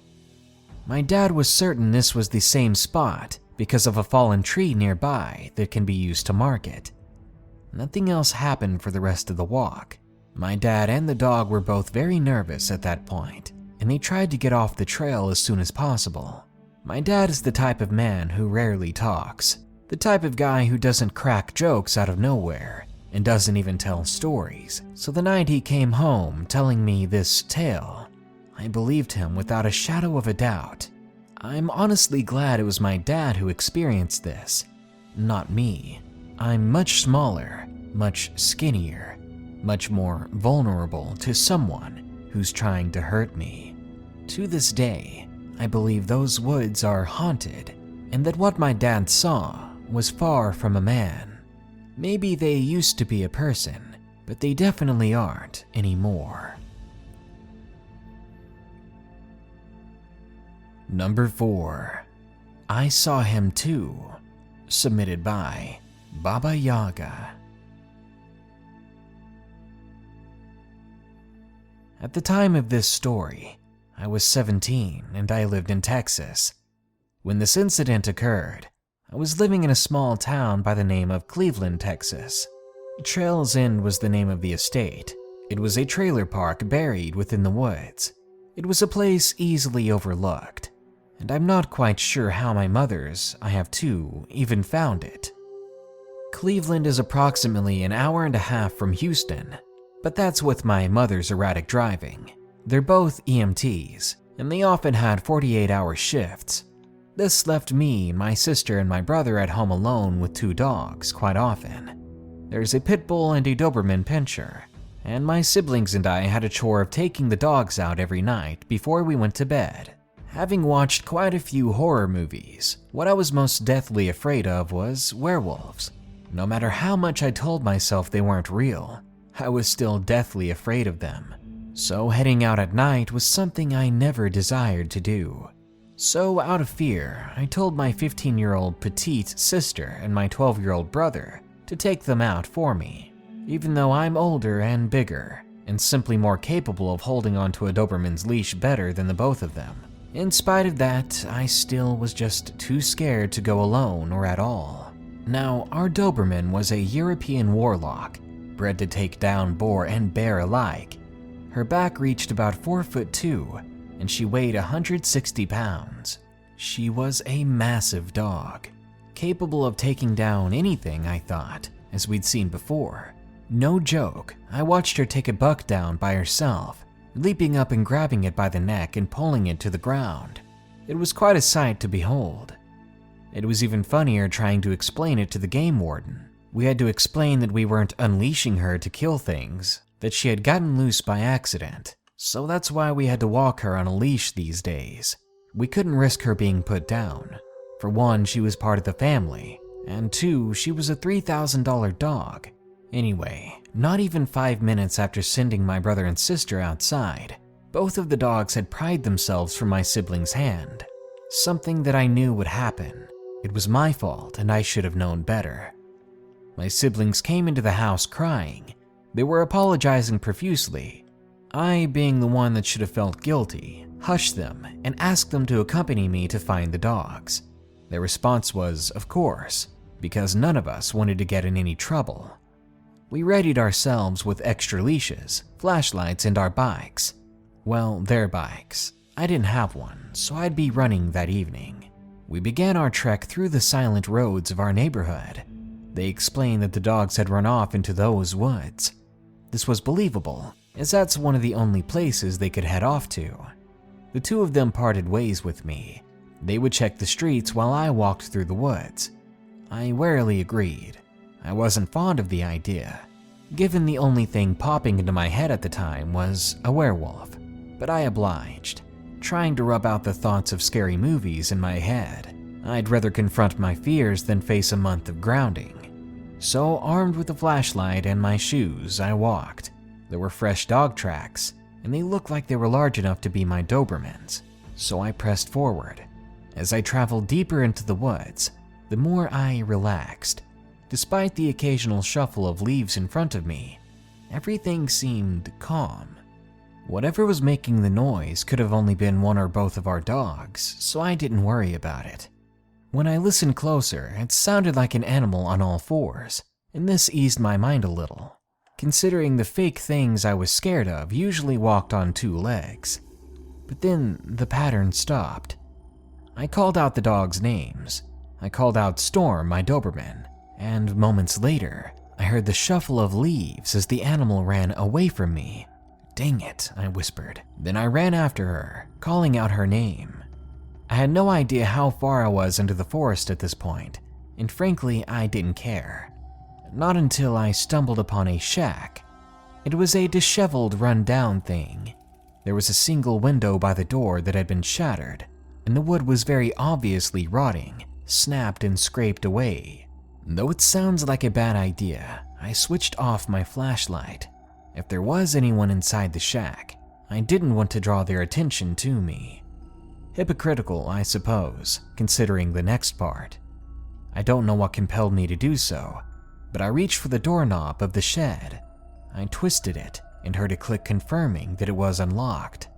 I slowly entered, cautiously, finding newspapers scattered about, some as old as 1962, all the way up to 2013. I cocked my head curiously and reached for one of the papers. It listed comics, missing people, and available occupations. Just the boring, typical stuff. Then it happened.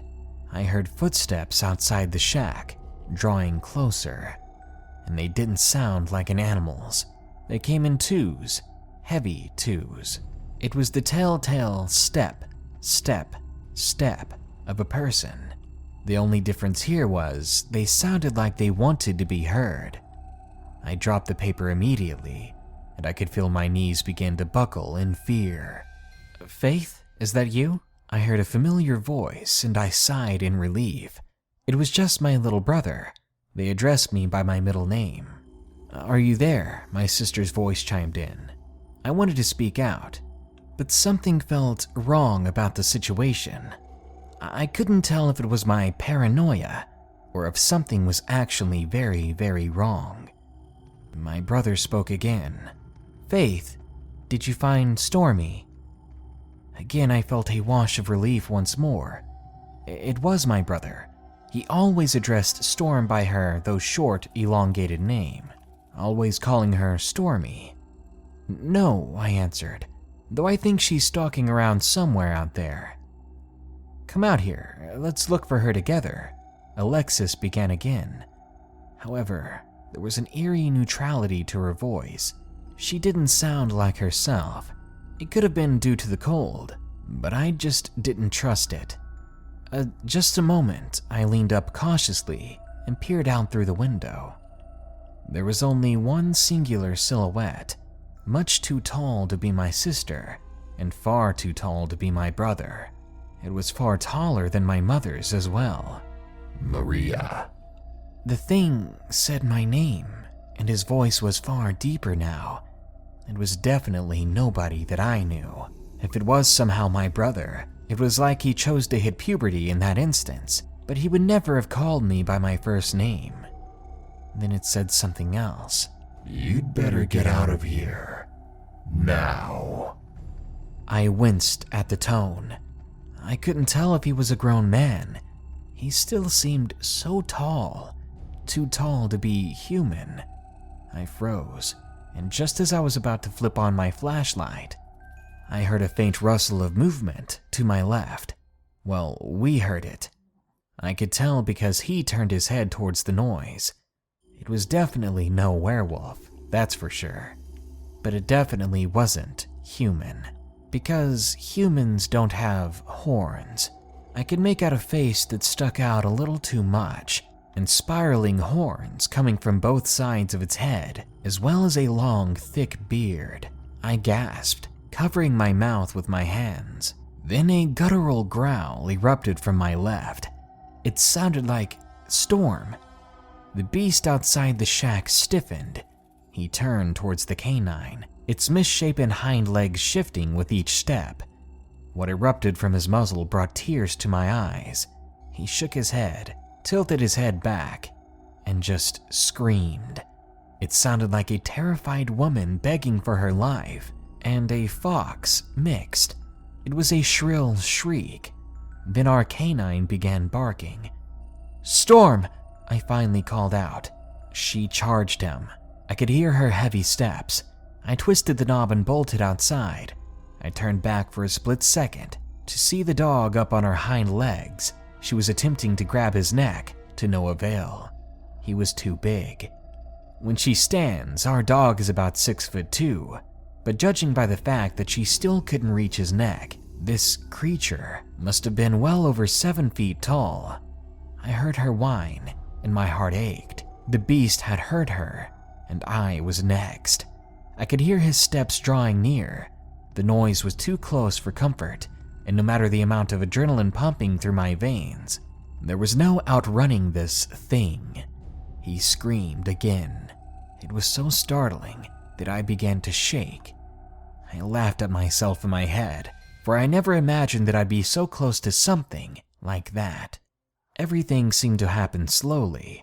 It was agonizingly slow. As I tried to stand, I felt a sharp blow at my side. Something had hit me, hard. Then I heard those heavy footsteps pacing around me. I could hear him sniffing the air. I refused to look in its direction. His silhouette was terrifying enough. If I'd seen his features, I'd probably be doomed to trauma forever. But the thing just wouldn't have it. He reached his hand out towards me. Then I heard something. "Faith!" My sister called to me. My actual sister. "Faith, are you okay?" My brother followed close behind her. I could feel their hands trying to pull me up, but I swatted them away, screaming and crawling backwards. I didn't know if it was really them, or more of the beast. You saw..." They hushed me. "It's okay now, we found Zeus. Is Storm with you?" Alexis questioned me. I shook my head, and just as I was about to explain my concern for her well-being, Storm trotted towards us. Her nose and her chest were injured. I didn't realize the pain in my side until we began to walk home. I was on edge, struggling to breathe, cautious the entire way back. Once we arrived safely, I locked all the doors and windows, and I told my brother to head to bed. Then I nailed a blanket over my sister and I's window. I didn't want to see anything outside. I turned on the television and raised the volume as much as possible, as to not disturb the neighbors or anger our parents when they got home. "Faith," my sister sighed, "I know you're scared. but that's not necessary.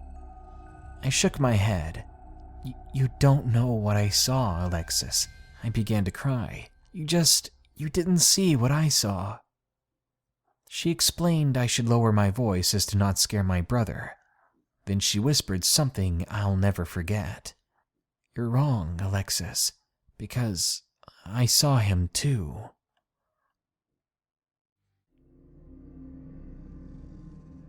Warning. For those who are squeamish when it comes to animals, please use the timestamps below in the description to skip this story.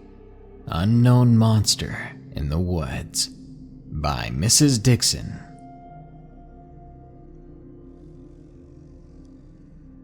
My name is Jennifer. I'm 24 years old and I'm living in Kentucky. I've had my share of experiences, but this one is one of the more terrifying and interesting ones. When I was about 10 years old, my mother began dating a new guy. This guy lived in a trailer park with many neighbors. My mom would often take me and my 3 brothers there to hang out. We would often stay with the rowdy neighborhood kids. Not the friendliest bunch, sure, but we had nothing better to do.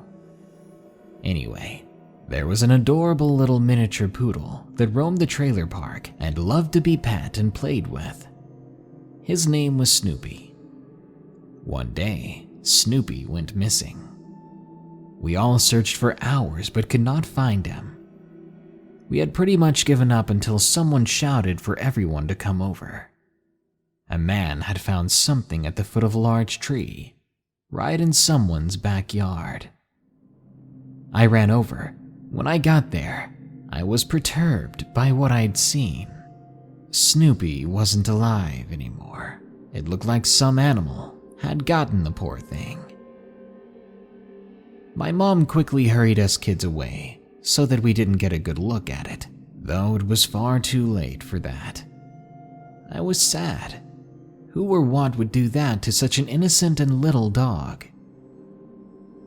Well, a few days later, my mother decided to visit some friends.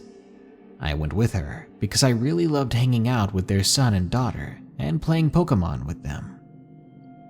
We pulled up to their house and got out of the car. On our way inside, a random cat came up to us, begging for attention. I pet it for a couple of minutes, then went into the house. Our visit was really short, maybe 10 or 15 minutes long, and then we left to go home. On my way back to the car, something in the grass caught my eye. I walked over to get a better look at it, and upon closer inspection, my heart leapt to my throat. It was the cat I had just seen. The cat I had just pet, except now it was no longer alive, and most of its fur was gone. After the tragedies of the dog and the cat, I began to wonder what on earth was going on in this place. My brothers and I even explored around and in the woods to try and find something. Aside from a full-on Pennywise clown suit nailed to a tree, nothing else was found. That is, until the day my little brother and I decided to play outside alone. A very bad idea. There was a picnic table in my mom's boyfriend's backyard. We would use it a lot when they grilled outside, but today my brother and I decided to lay on it and chill one afternoon. I lay next to him and let my mind wander. After a few minutes, I was getting bored, then peered out into a huge open field that was surrounded by forest. I was about to look away when I saw something emerging from the woods to the left. I thought it was a man at first, but then I studied it more. This thing walked on 2 legs like a person, but with a very stumbling gait, like its legs weren't the same length or something. Its shoulders were lopsided, making one side taller than the other. From what I could tell, the thing was at least 7 foot tall. It also looked to be rotting, as its skin was falling off and hanging like dirty brown rags. My heart was going a million miles a minute as I quickly shook my brother and motioned him to the field, asking, "Do you see that? He looked up, and his eyes widened in shock. He quickly nodded and replied, "Yeah, I see it," trailing off a bit as he took in this monster. I looked back up and realized in horror that the creature had now turned towards my brother and I. It seemed to be staring us down. Its eye sockets looked black and hollow. We were frozen there, until suddenly the creature lifted its left arm and reached out for us, suddenly letting out this awful noise. The moment it stopped, I yelled at my brother to run, and we booked it in record time back to the trailer. We were so scared, we tried telling my mother and her boyfriend. But after a quick glance outside and not seeing anything, they were wondering why we were trying to prank them. I guess no one believes just a couple of kids, most likely thinking that we have an overactive imagination. To this day, about 14 years later, when I ask my little brother about the incident, he remembers it as vividly as I do. We both saw this thing, and I wholeheartedly believe it had something to do with those poor animals. I've no clue what it is, but I'm glad that we never have to go back to that trailer park or those woods. Haunted Forest by Green Terror. This is a very short but quite disturbing story. It starts somewhere about a year and a half ago. I was 16 back then, and it still scares the living crap out of me. Just to be clear, I live in a really safe suburban area in Sweden, and there's almost no crime here. It could be considered heaven compared to other places in Sweden. Anyway, there are large forests really close to all the houses, and inside there's a small lake that I always fish at. Now, my house is only 1 minute away from this forest, which is in my opinion quite nice and convenient. When you enter that forest, it takes about 40 or so seconds to get to the small lake. I can see it from my window from my house. I have a dog named Chucky who's a male Siberian Husky, and he usually accompanies me on long late-night walks or going to the lake. I'm very used to taking Chucky for his evening walks, especially now that my dad has started to have back problems, and my mom is just generally a tired person. I'm the healthy son, so I help out my parents. The path Chucky and I take, it's a quick and brisk 15-minute walk, 5 minutes of which puts you right by that forest. Now, when you go beside the forest, there are several paths leading down into it. The things I'm about to share with you happened during the evening, only after it was dark. My dog and I began to hear something inside those woods. It certainly wasn't the usual things like wildlife. It sounded more human. It started out as voices in a foreign language, footsteps of people walking along in the forest. At first, it simply weirded me out. It was after dark, and why so many people would be in the woods at this hour was beyond me. I never saw any flashlights, no light at all, so they'd be walking around in there in complete darkness. This would continue on random evening walks for the next few months, until it progressed from light walking and whispers to straight-up sobbing and crying. It was only just barely audible, but it was clear enough that I knew what it was. I'm a pretty scared person, and I might be considered a coward to some people. As such, I never decided to investigate the cries, since I was only scared rather than worried of someone's safety. And this kept on for another year, hearing the crying every night. Still not having a clue what to do except ignore it. What could I do? After that, it only got worse. Now was deafening screaming every time you approached that part of the woods. It was coming from the distance, and it sounded like a little girl crying out in pain. Help! Help! Help! If I was a brave person, I would investigate, but this creeps me out beyond belief. I would rather just run or ignore it. I know how it sounds, right? I should have called the cops. But they would probably think I was crazy, especially after I know they would find nothing in those woods.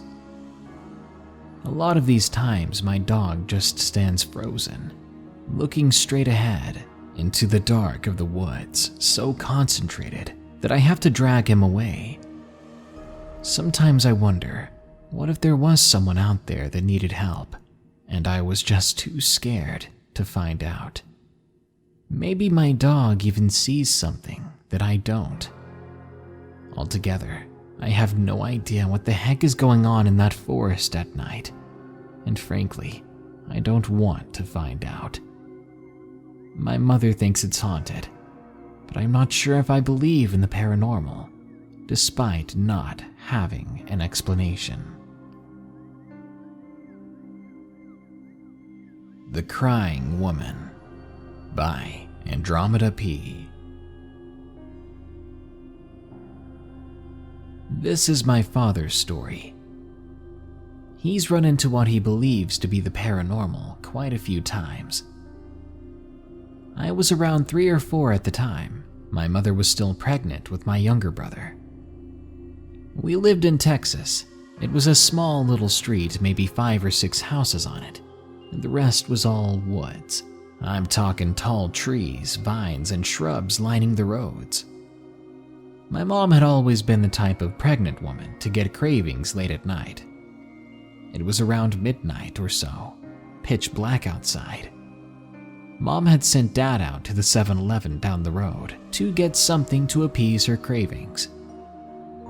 Dad was walking home listening to his portable CD player, playing with the bag of donuts and milk he had bought. He suddenly had the urge to take off his headphones and look over toward the woods. When he did, he saw what he described as a bright woman running out, holding what appeared to be a crying infant. The woman was also in tears, but what disturbed him was that her tears were deep red. She latched onto my father, begging him to help her, to save her and her baby. My dad was in complete shock, unsure of what to do, so he asked her what happened. She just kept screaming and crying, begging for help, never explaining what was wrong. My father is a very intimidating man. He was only 5'9", but extremely well built, having worked out. He wasn't easily frightened, but when he retold this story, I could tell it scared the bejesus out of him. Again, he was completely stumped as to what to do. He then told her to come with him to our house, but in a quick motion, as he rubbed his blurry eyes, the woman was gone. There wasn't a trace of her at all. My father was both dumbfounded and horrified, so he rushed home to tell my mother. After being told the story of the crying woman from the forest, my mother was just as scared. We lived in a neighborhood that used to be slave land. Our backyard had chains that the tree grew over that were very old, and we did experience some other weird things.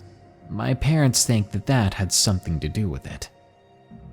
We never saw the woman nor her baby again, but my dad never forgot that story, which is evident in the fact that he will be wary of those woods for the rest of his life. The Glider by Zach. My best friend Joseph and I used to play in this huge cornfield by my house. We would spend all day in that field. We knew it like the back of our hands. We would usually go there early, playing around until sunset. The reason I'm telling you this is so you understand a little more how crazy the event was. It happened roughly a year ago as of writing this. Joseph and I were playing in the field as usual. But this time we didn't go home at sunset. We were both old enough to be left home alone. Besides me and Joseph, there wasn't anyone at my house, so we made the wise choice of staying out after dark in the field. And let me tell you something, I've regretted that decision since the day I made it. We knew the area well enough to wander around in the dark, even as we were straddling the tree line of the forest, but nothing could have prepared us for what was to come. Joseph and I were now walking in a huge dried-up patch at the back of the field. There were so many trees around that if you looked up, you would only see leaves. It was 9 p.m. by then.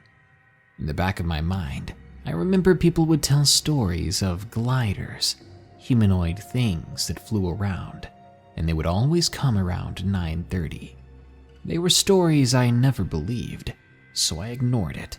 Obviously, they were stories, I thought, meant to make children go to bed before 9.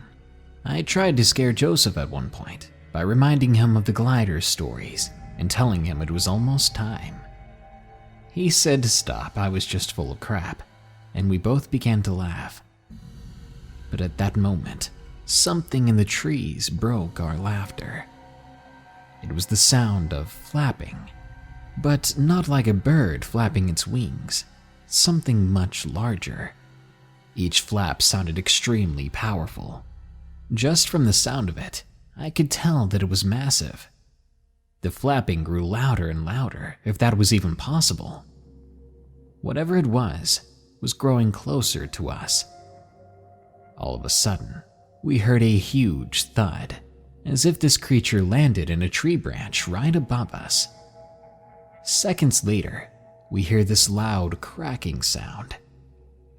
One of the branches from the tree came crashing down, Joseph and I barely able to jump out of the way of it in time. As soon as we picked ourselves up, we heard the most terrifying sound we'd ever heard.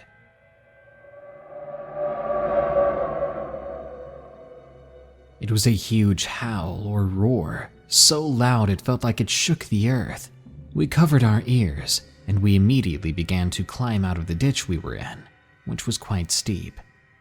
When we got to the top, we started running as fast as we could, straight for my house. The only problem was that we were at the end of the field now, and my house was right at the beginning. That was about a mile away. We assumed that the creature that made the sound was much faster than us, so we decided to hide in a small cave.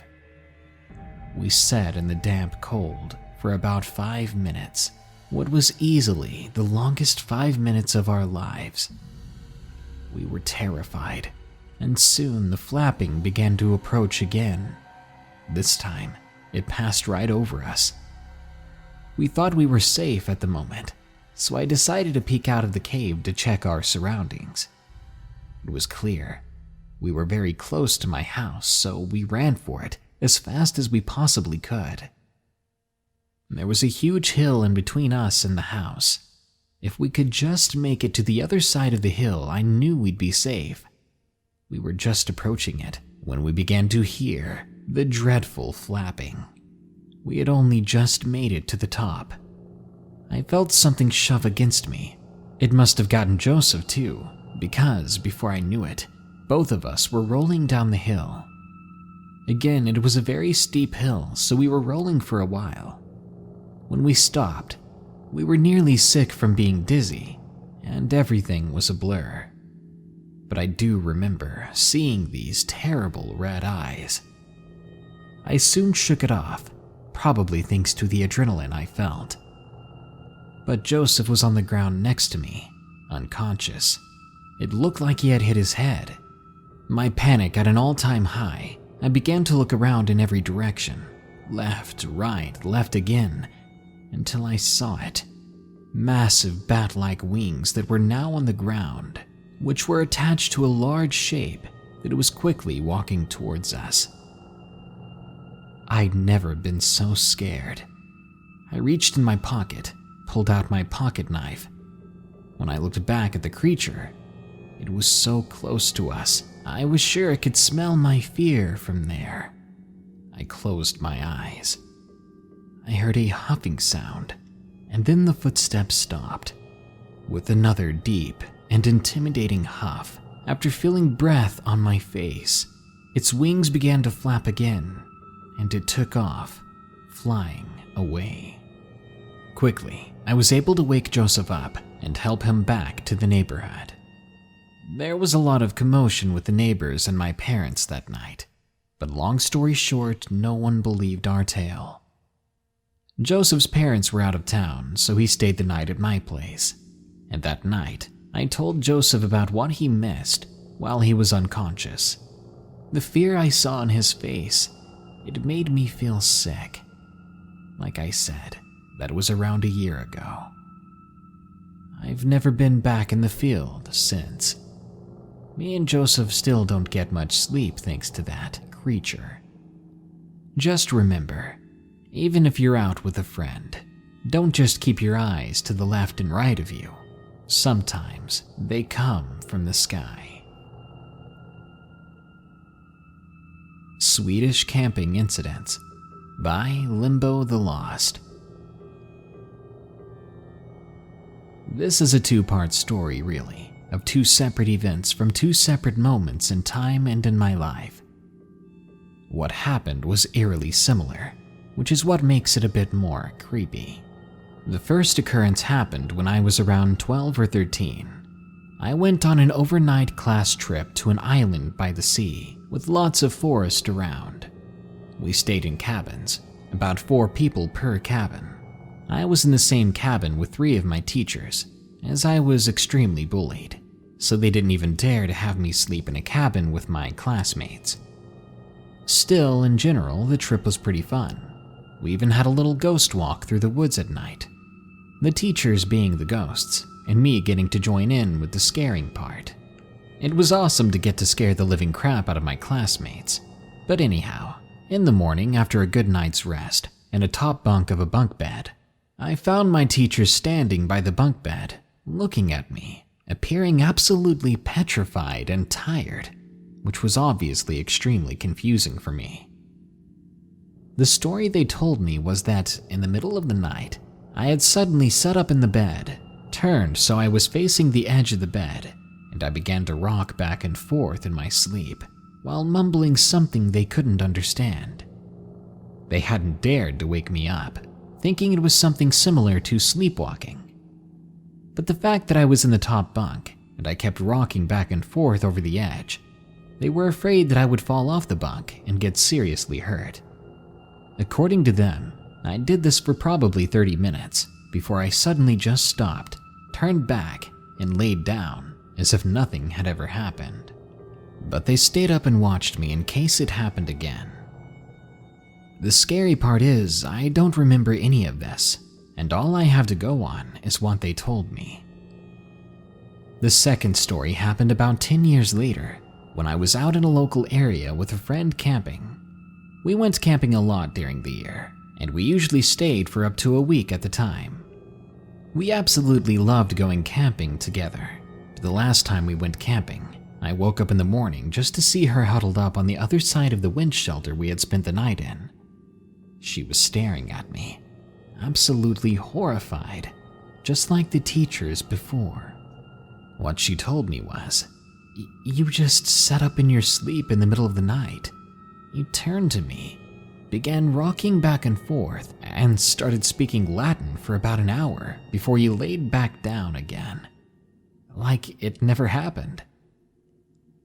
She couldn't go to sleep after that night, and after we packed up and went home, she never came camping with me again, as she was way too scared of spending the night around me anymore. Again, I can't recall any of these events myself, so all I have to go on is what she told me, and the fact that these two events happening so far apart and around different people, and yet the stories being so similar, it freaks me out, and I honestly don't know what to make of it. Maybe the woods are doing something to me.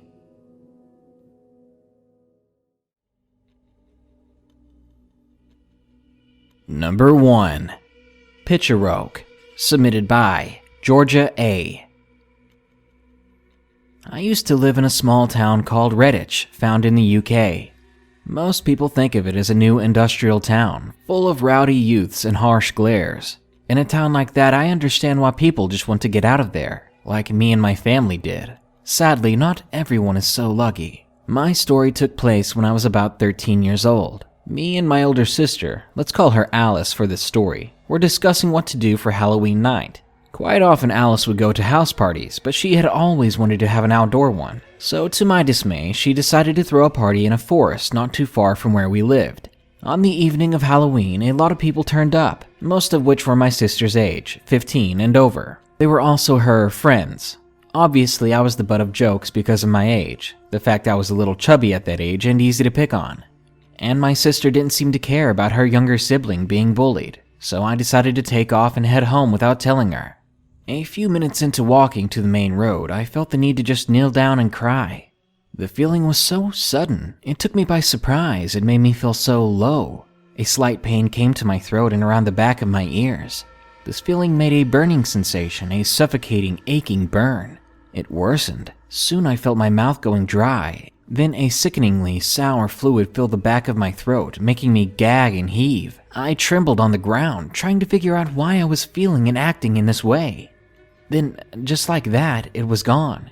Yet I was left feeling hollow and heavy. I pulled myself up to stand, panting and running my hands over my face to rub away the tears, then onto the back of my neck. Once again, when I could finally breathe normally, I took off running, only this time faster. I ran until I could see the main road leading to my house, and I did not look back. I never wanted to see the interior of that forest again, and fortunately I never have. I recently stayed with Helen back in Redditch. I asked discreetly about the party in the woods. She didn't want to discuss that night, especially because she panicked when she realized I had actually left the party alone, not to mention the amount of trouble she had from my parents when they found out. However, after a while, she did tell me about how dumb the idea was to have the party in that particular forest. I didn't know why she felt this way, so I asked. Over the last few years, the forest had become a location for many suicides, especially students. We had been dancing, singing, and messing about right there where young lives were taken. Sadly, I found out that only days before Halloween, a young girl from my sister's school had used her own school tie as a noose in those woods. As my sister told me this, I felt a heavy sadness in my chest. It had occurred to me that I had felt what that girl had felt in her last moments. It hurts so much to think about young lives taken away like that. It hurts even more to think that they felt the need to end it all that way. God, may their souls rest in peace. For those interested, the name of that forest was Pitcher Oak Woods. I've never Googled it myself, nor do I ever want to. There are some things in this life that are best left unseen, or in this case, felt. I know this story doesn't seem terrifying to those who read it or hear it, but to me, that feeling that night, it still affects me deeply. I never go for woodland walks now, and I don't think I ever will again. Number 2. Pine View Woods Ghost. Submitted by Jade Bloodrain. This happened in 2010. I was 10 years old. I was with some friends on a Friday night. Let's call them Cynthia and Megan. Cynthia was 11 and Megan was 10, like me. We all lived on the same street on a little road called Pine View Drive in Kingston Springs, Tennessee. Our houses were all situated in a sort of triangle, all on the edge of a slope that descended into the huge forest behind our houses. At the time, Cynthia had 2 dogs in her house, and Megan and I had no pets. This will be important later. This happened on a Friday at the end of October. We met up at Cynthia's house to have a sleepover. It must have been around 3 in the afternoon. We arrived early to have as much time together as possible. So we were at Cynthia's house, and around an hour later, the subject of the woods behind our house came up. I don't remember the conversation exactly, it was so long ago, but I do remember that we really wanted to find a ghost, because it was rumored those woods were haunted. We all agreed to go out, but first we found a flashlight for each of us. I immediately claimed the big heavy-duty flashlight, one of the big square ones that has a large battery. Obviously, I was that friend who was easily scared and looked over my shoulder whenever I was alone. Because of that, I was reluctant to go, but they convinced me to come along.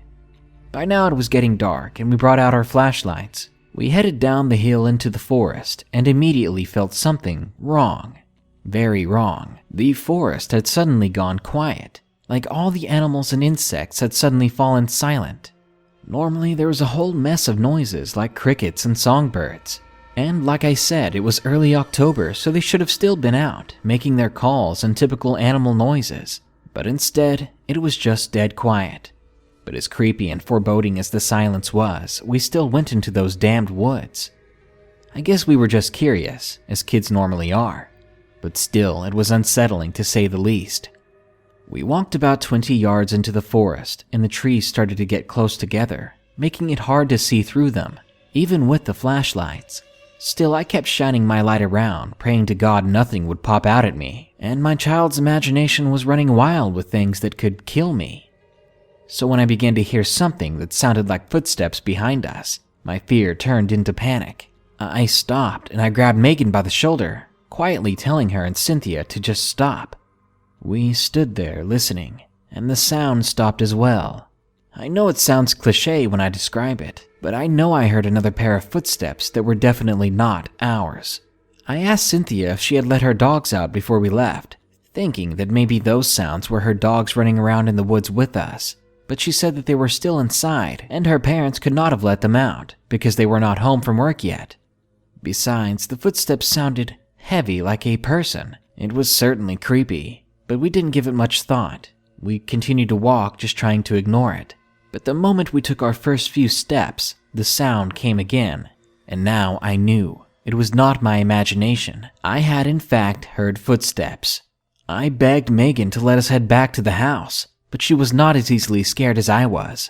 She raised her flashlight and shone the light around us, searching for the source of this sound.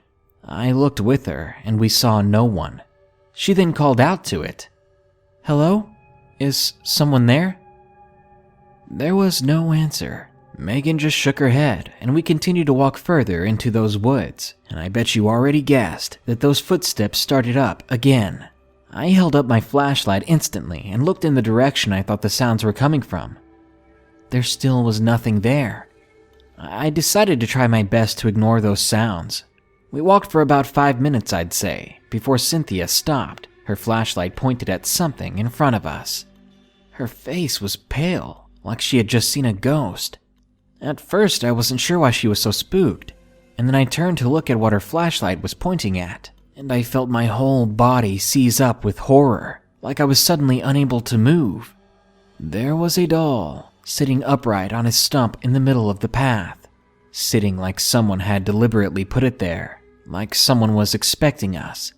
I started freaking out, and had even begun to cry, when all of a sudden there was this giggle, like the sound a little kid makes when they're hiding and they make a little laugh. It was a girl's laugh, and it came from the direction where the doll was sitting. I whipped around, expecting to see someone standing there, but there was nothing. Now I was really freaked out. I wanted to get out of those woods and get home. At this point, there was nothing my friends could say to convince me otherwise. I started in the direction of the house, and my 2 friends did not protest. We all headed back in silence, not saying a single word. When we made it to about 10 yards to the edge of the forest, suddenly a horrifyingly blood-curdling female scream erupts from behind us, way out in the woods like someone had just been stabbed. And that's when we all straight bolted up the hill to Cynthia's house. Her parents still weren't home from work, so we just ran inside and locked all the doors, sitting there in silence. Not one of us spoke up, and we decided not to speak of it, since it was clear no one would believe us. I moved out of there 1 year after the incident, and to this day none of us talk about our weird and creepy experience in those woods. It's been 6 years now, and oddly nothing has happened since. But I still have nightmares about that awful scream from the forest, and I hope like hell whatever that thing was did not follow me, whether it was a ghost or something else. I'll probably never know, and I don't think I want to. Number 3. Nazis from the Dead. Submitted by Heinrich S. First off, let me say that I'm an 18-year-old male. I'm currently living in Australia, and I'm a history buff. I have an aunt who's married to a Frenchman who I'll call Pierre. Pierre is a nice guy who's always had a friendly smile and makes my family laugh when he's around. Now, this happened about a year ago when my family was visiting my aunt, somewhere near the Ardennes forest in France. I should say that my aunt lives in a small town near the border of Germany that is heavily forested and filled with a dark history of battles and wars. There is a little stream near our house that has always been my favorite place to go because of its relaxing atmosphere. This visit, though, there was not much time for Uncle Pierre to take me to the stream because of his new job. It keeps him occupied during much of the day. So one evening, I decided to go alone while everyone was preparing for dinner. I took the regular path that Pierre takes me usually. I found the stream and played a bit with the water, and being curious about World War II, I decided to look for relics around the stream. I know that most people would disagree with me being alone so late, but that thought did not hit me until later. I spent some time looking and decided to head back, seeing that it was already getting pretty dark. Let me remind you though that this is a forest, and it gets really dark really fast. So it was practically pitch black already. I was stumbling back home, and I could suddenly hear voices coming from all around me. They did not sound English, and needless to say, I began to panic. I've heard all sorts of things about the paranormal, but never really gave it much thought. Anyways, I was practically running back at this point, and my heart was racing, when suddenly everything fell silent, and there was nothing, not a sound. Suddenly I heard a branch snap behind me, and when I turned to look, I saw them. 3 German soldiers standing a few meters away from me. I was both stunned and horrified. Part of me wanted to believe that they were just reenactors, as reenactments were a pretty common thing around here, but they just looked too real. The helmets they were wearing and all their equipment, it just looked too real. I stood there staring at them for God knows how long. After a few minutes or so, the soldier in the middle began to walk towards me, but I'm not sure walking would be appropriate. He appeared to be gliding along the ground because the twigs and leaves under him did not make any sound as he moved towards me. That was when I told myself I was getting the hell out of there. I turned and ran as fast as I could, not daring to turn behind me, as I might see them chasing me. I felt my heart skip a beat as I saw the lights of my aunt's house. I ran inside and slammed the door. I locked it shut. Everyone inside stood up and looked at me like I was crazy. Then my mom saw the look on my face and asked me what was wrong. I told her everything. She just sighed and hugged me. Then Uncle Pierre told me the story that a large battle was fought here during the last war, known as the Battle of the Bulge, and that ghost sightings around here were not uncommon. Ever since then, I have never went back to that spring at night or late in the evening, in fear that I might see something else again. Needless to say, although I am a fan of history and wars, I hope that what has happened in the past stays in the past. Number 4. The Lantern, the Boatmen, and the Laughing Children. Submitted by Joshua LaRue. I am a 32-year-old man, yet it is broad daylight as I write this, because what I'm about to share haunts me to this day, to the point that merely thinking about it, or in this case typing this memory, is enough to send chills down my body and make me feel like a terrified child. I have only told this story to a handful of people over the last 10 years because of how terrifying an experience it was for me, but I feel like it can be therapeutic to get it off my chest and share it with others. Maybe others have had a similar experience. To tell this story and to give it justice, I have to tell you of an experience that happened 3 years before the terrifying encounter this post is about. Buckle up, this will be a long one, but definitely not boring. My name is Joshua, but I will change the names to protect the privacy of the others involved in this story. I live in Arkansas, and in the late 2003, near the middle of fall, right before it started getting really cold, my wife and I were invited to camp with a friend of mine and his girlfriend at Sugarloaf Lake in Oklahoma. I say camp, but the actual plan was to meet at Sugarloaf, and my friend, we'll call him Bob, wanted to take me and my wife around to some paranormal places in the Sugarloaf area. So we got there around 7 at night. I was driving a white Ford 1996 F-150, and Bob was in his 1980-something white Celebrity. It was really a piece of crap vehicle. Anywho, it was late dusk, becoming dark, and we all climbed into Bob's car. He took us around the area, first to an old abandoned house, but other than some raccoons rustling around, it was a 2-hour waste of time. Then he took us to a graveyard that was supposed to be haunted. Again, it was a bust. Then we went to an old church that was run down and supposed to be haunted as well. Once again, yawn. At this point, it was getting close to midnight, and my wife and I were getting pretty bored. I spoke up to Bob saying, "Man, this really hasn't been that freaky of a night." And that's when Bob smiled, saying he was saving the best for last. He handed me a Polaroid picture of a hillside covered in trees and daylight. I asked him what it was, and he asked me if I saw a house or any type of light pole or anything in that picture. To which I replied, no. He took the picture back and said that's because there isn't, and there are no power lines either.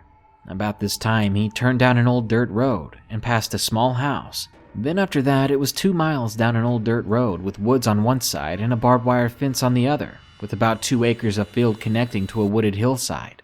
Nothing else to light the night except the full moon above us and the clear, starry sky. After what seemed like forever, he stopped the car and told us all to get out. We did as he asked. He walked us to the side of the car where the fence, field, and wooded hillside were. He looked at his cell phone, which his phone and mine had no signal. This was 2003 and this area had no cell towers. But he looked at his phone and said it was 11:57 and told us all to watch the middle of the hillside. Even at complete dark, I could tell this was the same field and hillside from the picture. 2 minutes go by and nothing has changed. Then at exactly midnight, a small light flickers on in the middle of the hillside. A chill runs down my spine as the 4 of us watch this small light, which to me looked like an old kerosene lantern beginning to move, sway back and forth. We sat down and watched in complete silence for what seemed like several minutes, when I finally spoke up and asked what the story behind this was. Bob replied that he did not know, but locals had told him that at midnight every night this lantern will light up and sway back and forth through the woods until the sun comes up, and that's when it disappears. Nobody knew what the story was. At the time, I was a 19-year-old guy who did not think anything could scare me or hurt me. So since we were there with no houses around, I yelled out to it, "We see you! Wow, you're so scary with your little lantern." Then Bob shushed me, but it was too late. My wife suddenly screamed and pointed. I was laughing, but my laughing stopped as I looked to the hillside to see the lantern swaying back and forth. It was now moving down the hillside to the field at an unhuman pace. Gliding, it began to speed across the field towards our car. We didn't stick around to see what it was, because within seconds we were in the car and flying down the dirt road back to the lake. We looked back to see the lantern moving slowly back up the hillside to where it first appeared.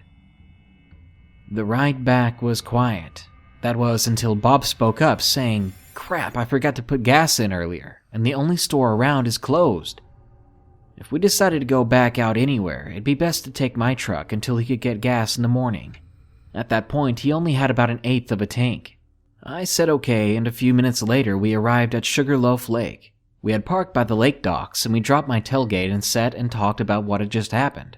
Bob's girlfriend was pregnant at the time and told him she was hungry. He told her we had brought some snacks, but she said she needed actual food. But since the local store was closed, he asked if we could take my truck to the next town to get some food, because his car would not have enough gas to get us to that town. I obliged. We shut our cooler, put the tailgate up, and loaded into my truck. I turned the key, and nothing happened.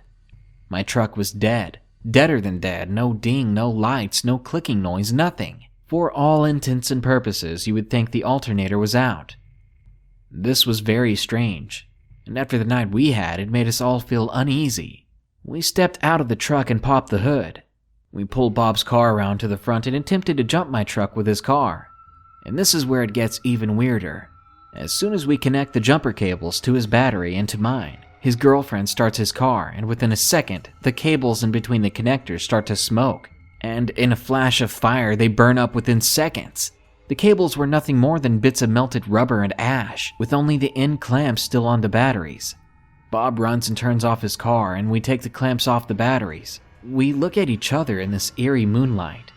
Now, there are not any light poles around either, and we both get a bad feeling at the exact same time, as we suddenly realize we had been hearing a distant noise in the lake that was getting louder. It sounded like a boat motor.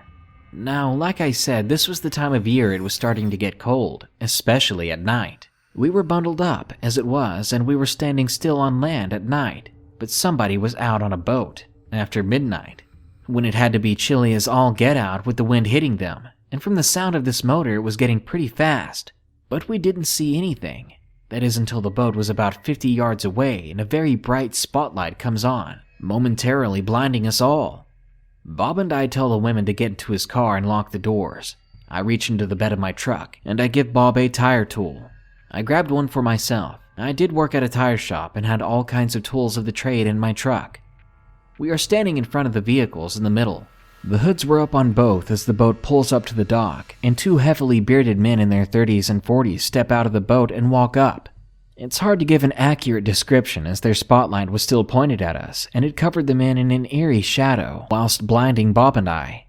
They looked at us and at our vehicles, and one glances in the direction of the car at the women, then back at us. He lets out a small chuckle. "You fellers got some sort of car trouble?"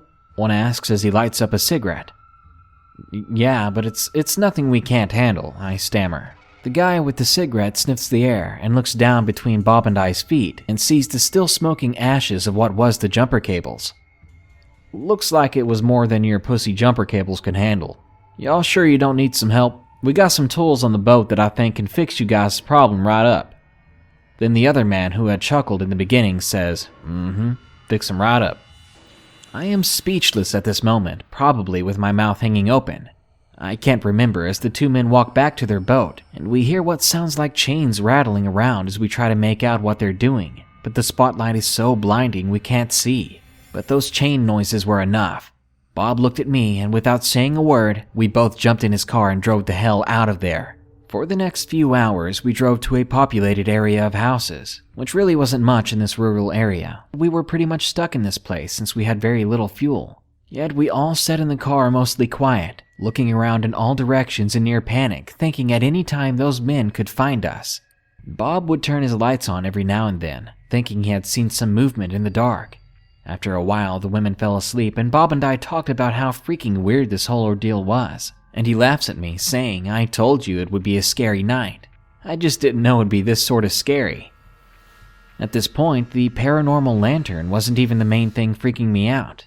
But the men never showed, and eventually the morning was on its way, and it was about 20 minutes until sunrise, and Bob asked if I wanted to go see the lantern, to see if it really disappears at sunrise. I asked if he was sure he had enough gas, and he said yeah, the local store opens up in about an hour, so we should be fine.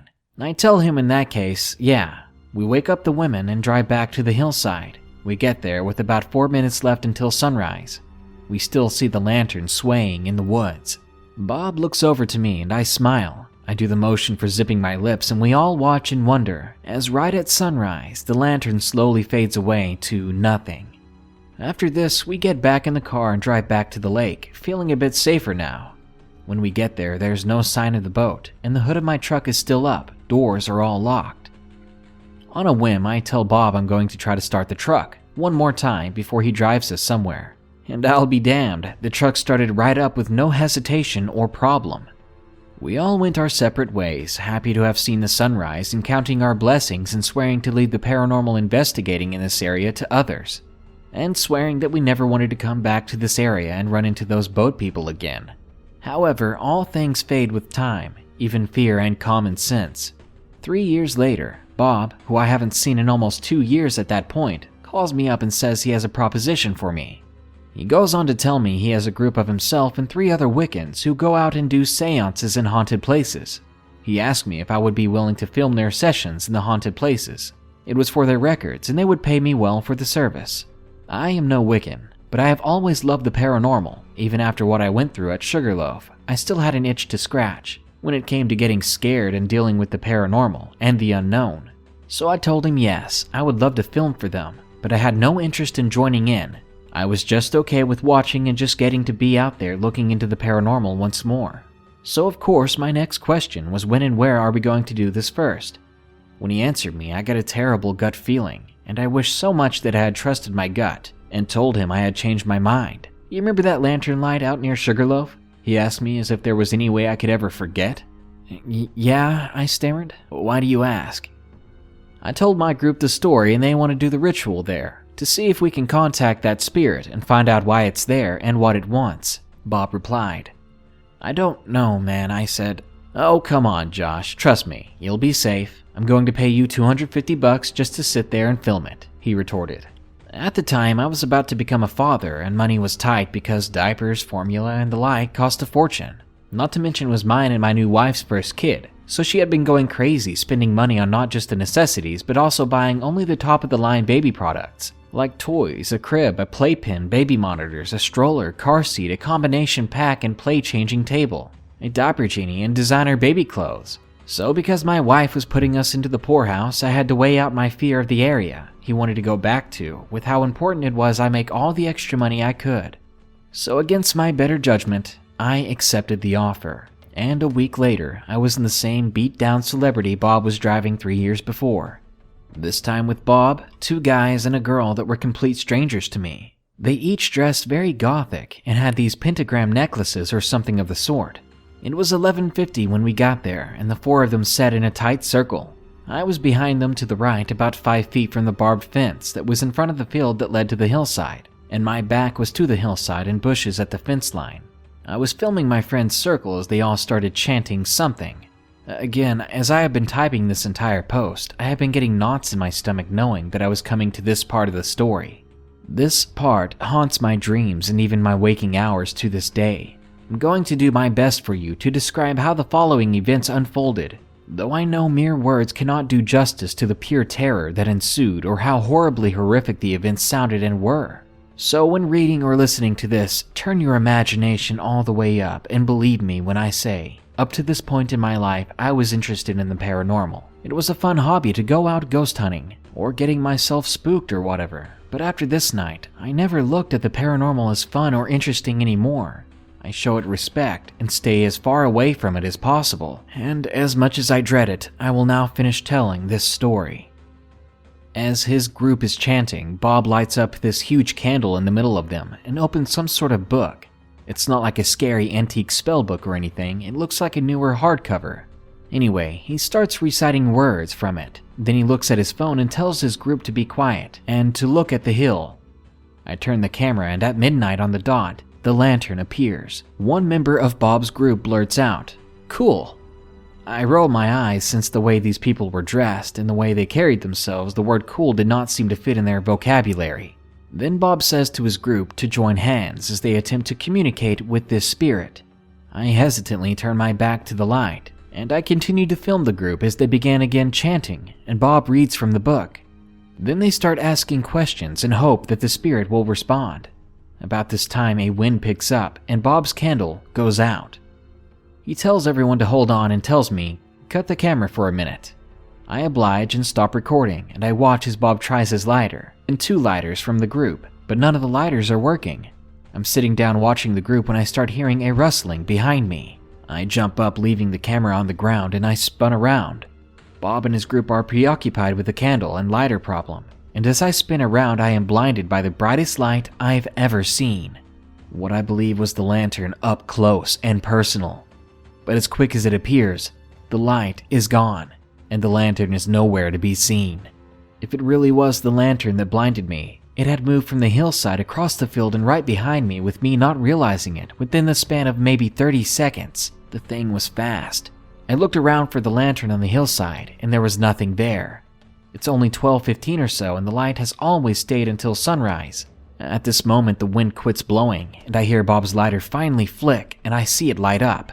And I mutter to the group, "Guys, did you just see that?" They all turn around and ask what I'm talking about. But before I can answer them, we are all stopped dead in our tracks by a distant laughter. It's coming from seemingly nowhere and everywhere around us, but distant at the same time, like far off. This is no ordinary laughter. This laughter sounds like the laughter of hundreds, maybe even thousands of children. It haunts me this very moment. As I type this, I'm looking around the room I'm in. Whenever I think or talk about this experience, I can vividly remember that terrifying sound and hear it in my head. And I can't help but think about how, if you add the word S at the beginning of laughter, it spells slaughter. The best way I can describe this laughter is for you to imagine listening to a large group of kids singing "Row, row, row your boat." You know how one kid will start and seconds later another will join in, starting at the beginning of the song and so on and so forth. Well, this sounded like, I said, hundreds or thousands of children laughing, as if one would start laughing and seconds later another would, and that pattern went on in an endless loop. I'm not saying the laughter sounded like the song Row, Row, Row Your Boat. I'm saying they laughed in unison and around, just like kids do when singing that song. It kept going, and the laughter was only getting louder and closer. There was sinister laughing, goofy laughing, giggling all around us, coming in all directions. I was so scared that I was shaking. I couldn't run. I was spinning around and around, looking off into the distance. This couldn't be real. This sort of thing does not happen in real life. What the hell was happening? Then I scream at Bob and the group that we need to get the hell out of there. But they are already running for the car, leaving their Wiccan book and candle behind. Without hesitation, I run after them, and I jump in the car just as the laughter is becoming deafening. We haul out of there and drive about a mile up the road, and we pull over as Bob is in no condition now to drive. We are all just freaking out. We all get out, pacing around the car, asking each other if we really just heard what we just heard. I tell Bob that I'm sorry, I left his camera behind. He says he doesn't care and that he's not going back for it. At this point, I got my hands on my knees, panting, trying to catch my breath, as I have never been in my life so terrified. That's when all of our chatter stops, as we once again hear the laughter off in the distance, very quietly at first, but slowly and surely getting closer and louder, until once again it becomes deafening. We jump back in the car and speed away. We drive about 6 miles, and for the first 3 miles we can still hear the laughter in the distance, with our windows down a little. We all start to calm down by mile 4 when the laughter can no longer be heard, but we have no intention of pulling over again, and Bob's friend is in the passenger seat with his phone, desperately waiting for a signal to pop up. And at about mile 6, Bob's friend says, "Hey, I got full bars," and he hands the phone to Bob. Bob calls a friend of his who is into the occult and well versed and educated in it. As we are driving, he is describing what happened.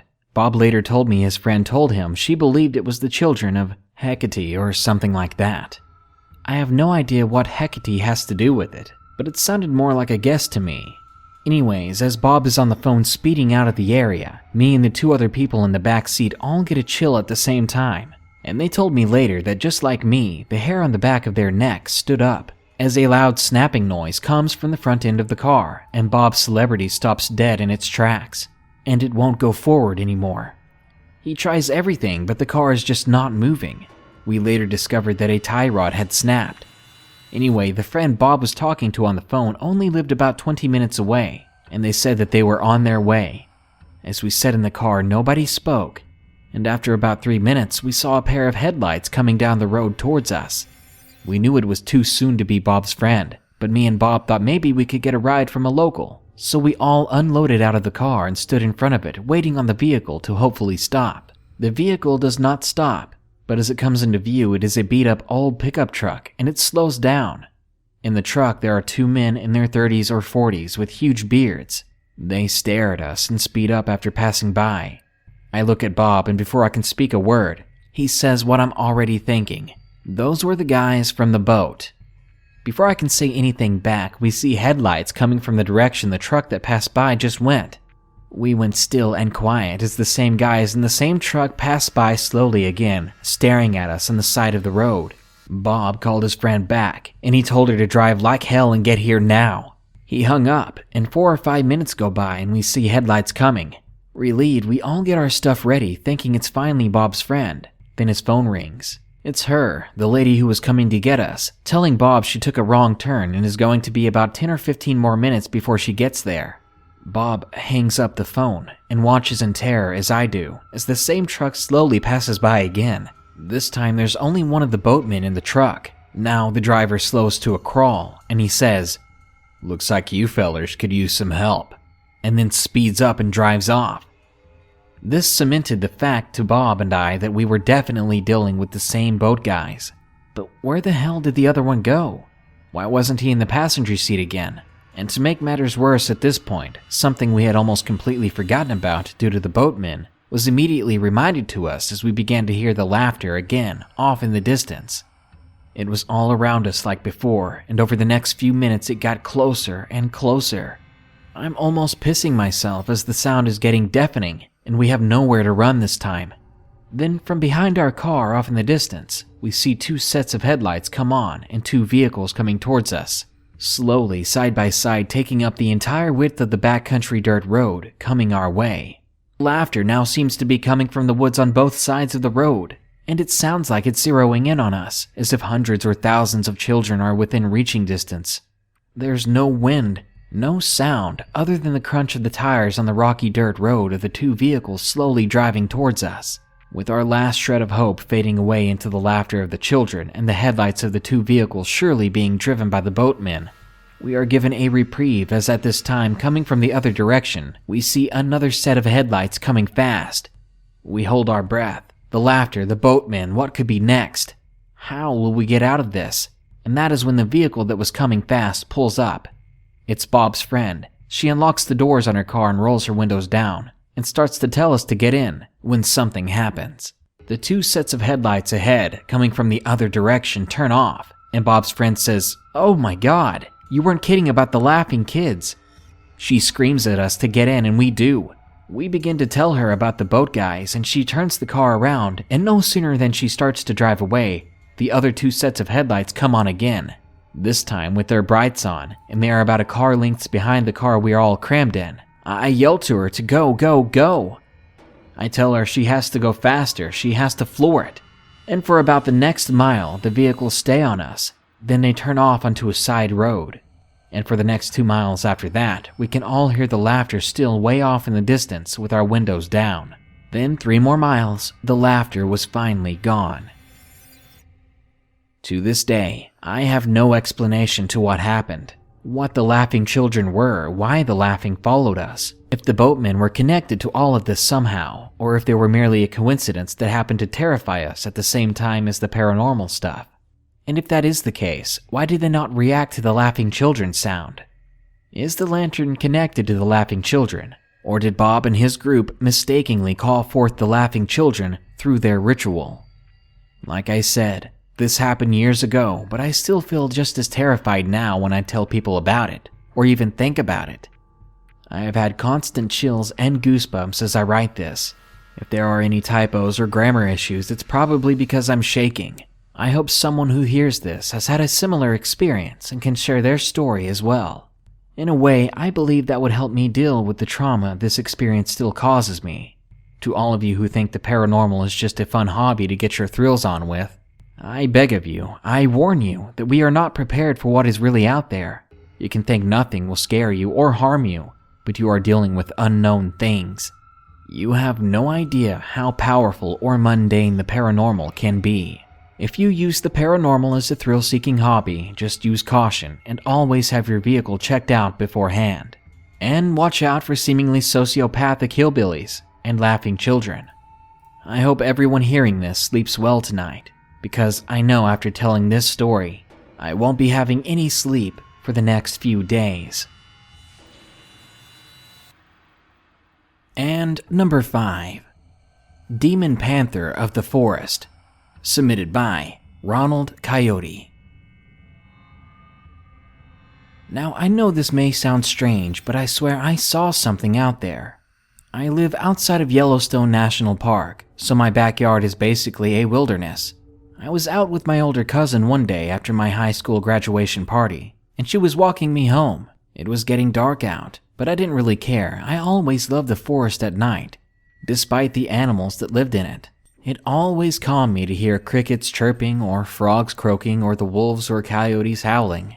However, that day would change my life forever. As we were walking home, we began to hear small things begin to crack, like twigs. We thought it was either a deer or a mountain lion, maybe even a coyote. We kept walking, but we kept our eyes out just in case to keep ourselves safe. Before we reached our house, my cat named Cheetah came running out of the bushes, his fur bristling with fear, and he jumped into my arms. We thought he had encountered something larger than him and he had run to safety, so we just shrugged it off. But I began to think, Cheetah was a large and tough cat, and he had faced other larger predators before. He had always been pretty fearless. Now this scared me. I had a feeling that this was no ordinary predator or animal. Within a few minutes, we started to hear low growling, and it didn't sound familiar to any of the animals that lived in the area. It was only barely similar to the big cats in the area, but it was in no way one of them. 8 minutes later, we still hear the growling, and finally we reach the house. My cousin's neck was hurting from constantly looking over her shoulder. After saying goodbye, Cheetah and I walked home, and maybe 10 minutes away from my house, the growling returns. It keeps on until I'm only a few yards away from the house, and I hear the growling get even louder. I turn my head to see what is making that noise. Now this is something I have never seen before. At first I thought it was a large bear, but then I realized it had a very long tail. It had huge rounded ears, a lean, narrow, and a large cat-like head and muzzle. It obviously was no bear. Then another thought came into my head, something that I did not even think would come to mind, but it could have been a leopard. This creature resembled a leopard. It had pitch black fur, a common mutation in the spotted big cat world. But there was no way this was a leopard. Not only were we thousands of miles away from the nearest leopard-inhabited continents and miles away from the nearest zoo, but this cat is probably as big as a car, and it had one thing no other cat or animal in the world possesses: unnaturally glowing, huge red eyes. After what seemed like 2 minutes, the panther moved closer and I started to walk backwards, slowly keeping enough distance between me and the big cat to make sure that it would not charge. My cat Cheetah was long gone, already standing on the porch. Then this creature let out this very loud, god-awful roar, and I did the stupidest thing you could ever do during a big cat attack. I ran away. This is a terrible idea, because these big cats are much larger and faster than people. And as I was running, I was saying in my head, I must be out of my freaking mind. It only took a few seconds for me to hear those paws hitting the dirt. I was so close to my home when I turned and I saw the big cat charging at me, claws and teeth baring. The thing was roaring and snarling at me as if I was a helpless deer or antelope, and then it jumped towards me. Luckily, I reached the door in time, and me and my cat both ran in and shut the door and locked it. The ravenous creature outside started to claw and bite at the door. It literally felt like the beast wanted me dead. It sounded like it was ripping chunks out of the wooden door. The growling became more intense, even though this was a very thick door. I feared it would give in soon. After a painstakingly long moment, the sound stopped. I found myself opening the door. I know it sounds stupid, but there's no window on the door or in the living room, so I had no idea if it was still outside, and I just could not feel safe unless I knew. When I opened the door, I noticed that the thing was gone. There was no trace of it, no sound. I thought it was my imagination, but after seeing the damage on my door, I realized that this was no hallucination or pretend. The next day I went out cautiously, and I looked around the woods where I had been. I found paw prints of the thing on the ground, unusually large paw prints.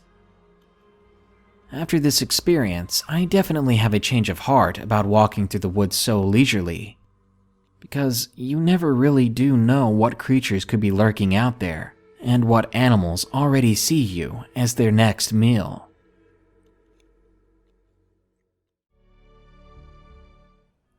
Number 1. 11 Days at Cadet Camp. Submitted by JRG 962. This was something that happened to me when I was 10 years old. I was living in a market town in mid-Wales when this occurred. To give a bit of backstory, I'd been living in mid-Wales since 2001, but moved back to England in 2011, so 10 years was how long I lived there. It was a market town between Welshpool and Barmouth. I was in the cadets in Wales, and in 2007, there was a trip to Portsmouth, which is the only island city in the United Kingdom. I was at an encampment, which was around 20 miles from Portsmouth, where I, along with the other cadets, were put in dorms, and there were about 10 of us in these 2-story buildings, and around us were forests. My bed was a camp bed, with a small metal cabinet and a small but very old slide table. And then there were 2 other cadets on either side of me. We did the usual exercises you do as a cadet. For example, we did a full 2-hour march, and we stood at attention. Then afterwards, we grabbed our lunch from this very small and run-down hut, which was mostly always overcrowded, and you were only allowed to eat around the area of the hut, which kind of annoyed me as I like to keep to myself. Now, here's where strange things started to happen. I was out in the middle of the woods with some cadets and our assigned drill sergeant, and we were told to learn about cover and hide, which is sort of the equivalent of being taught how to set up an ambush and where to either hide or find appropriate cover. I was briefly lost after everyone split up. When I was attempting to hide, I heard twigs snapping, and right away I thought it was one of the other cadets on my team, or perhaps the opponents we were to ambush. But when I looked, there was nobody there. I brushed it off as being probably a deer or small animal that ran away. This area was quite rural, trees everywhere. The wildlife was green and overtook the land. I went back to trying to find a place to hide before the opposing team saw me and I ruined everything. But then again, I heard the noise. This time it was closer than before. I looked again, but I still saw nothing, although this was during the early afternoon, so it was broad daylight. I should have been able to see what was making the noise. I was starting to get curious and freaked out, which caused me to be a little less stealthy and run back to where the place of meeting was, only to ruin the activity. The other cadets were annoyed at me, and I told my assigned drill sergeant about what happened and what I heard. But of course he brushed it off as my imagination. Well, what did I expect? Kids that age can have very active imaginations. After that, we were then told we were setting up camp for the night, and I was a little more comfortable knowing people were around. I was told who I was camping with, and it was a couple of other boys from other cadet units. On that night, we were being given a lesson on the way the army set up camps in the woods when they're in the middle of a battlefield and for recon as well. I happened to glance off into the distance at the forest. Under the dimly lit moonlight, the trees and the grass and everything, it looked like it was something from a painting. I wasn't paying attention to anything else. I could barely hear the lieutenant talking to us, trying to teach us new things. I was so distracted. That's when I saw the outline of a shadowy figure walking across the grass from one side of the forest to the other. At first, I thought it was probably a reflection off the trees and the moon, but it was in the form of a silhouette of a man. He looked towards me even, and in a sort of low, echoing voice, the silhouette spoke to me, or called to me. When you die, you will burn in hell. My eyes widened so far, it felt like my skin was going to rip. I couldn't breathe. What I was seeing and hearing was so terrifying. I thought I was living a nightmare. I trembled and gasped, causing one of the sergeants to look at me and saw me looking out of the camp. She came over to me, worried, and asked me if I was all right. Now, I was a quiet and sensitive child. I could get upset fairly easily. Out of the sight of the other cadets, I was weeping my eyes out as I was overcome with emotion and fear. But I was able to make it through the rest of the lesson. Afterwards, I found my dad and spoke to him, and he told me I was just being overreactive, that I needed to calm down and think about what I thought I saw. But I couldn't. I told him I wanted to just go home, but I had missed that opportunity. A former friend of mine went home earlier with his mom. They lived in the same region, and I could have hitched a ride. But now I was stuck here for the 11-day stay. 2 days later, there was a party in the hall of the complex, and I was there for a couple of hours, as it wasn't really a disco party with a DJ and a bar, just a drink stand and a CD player hooked up to speakers, playing some new albums. I then headed back alone to the dorm I was sleeping in, while the others were at the party or around the complex having a good time. My dorm was on the other side of the complex, and I knew I had a walk ahead of me. As I headed back towards my dorm, I saw a woman in a cadet uniform looking away from me near the girls-only dorms. I asked her if she was all right, to which she replied to me in a similar, echoey sort of voice. "You shouldn't be here." And if that wasn't enough to scare me out of my mind again, that's when I saw it. Her bottom half was almost entirely invisible, transparent, see-through. I started to panic, freaking out, making a run back to the door, pounding at it, until finally a cadet who I spoke to let me in, and I went straight to the dorm, staying there the entire night. I didn't catch any sleep that night. Can you blame me? It was the 10th day, and the final night before I went back to Mid-Wales. I was relieved and decided to make this day count as it was my last day. That day was fairly relaxed, like a reward ceremony and a raft trip, including canoeing and rock climbing. The day flew by, and it was almost night. I walked back to my dorm feeling happy it was the last day, and that everything went by much more smoothly and less horrifying. When I got back to the dorms, I saw that the other kids, to my dismay, were having a go at a Ouija board session, and they even invited me along, which of course I said no. I've had enough of strange things happening, no thank you. So instead I just went to sleep. Over 2 hours later, after falling asleep, I woke to the noise of footsteps on the wooden floor and tapping on the walls, which I thought was the other dorm being in a wind-up mood, as they had shockingly shared a spliff although they were between 12 and 14 years old. So it wouldn't have been a surprise if they were making all that noise. But when the noises just kept going, I looked outside the door only to see the door closed, so they were in bed as well. It made my heart skip a beat, but I decided not to overthink it. The trip was almost over.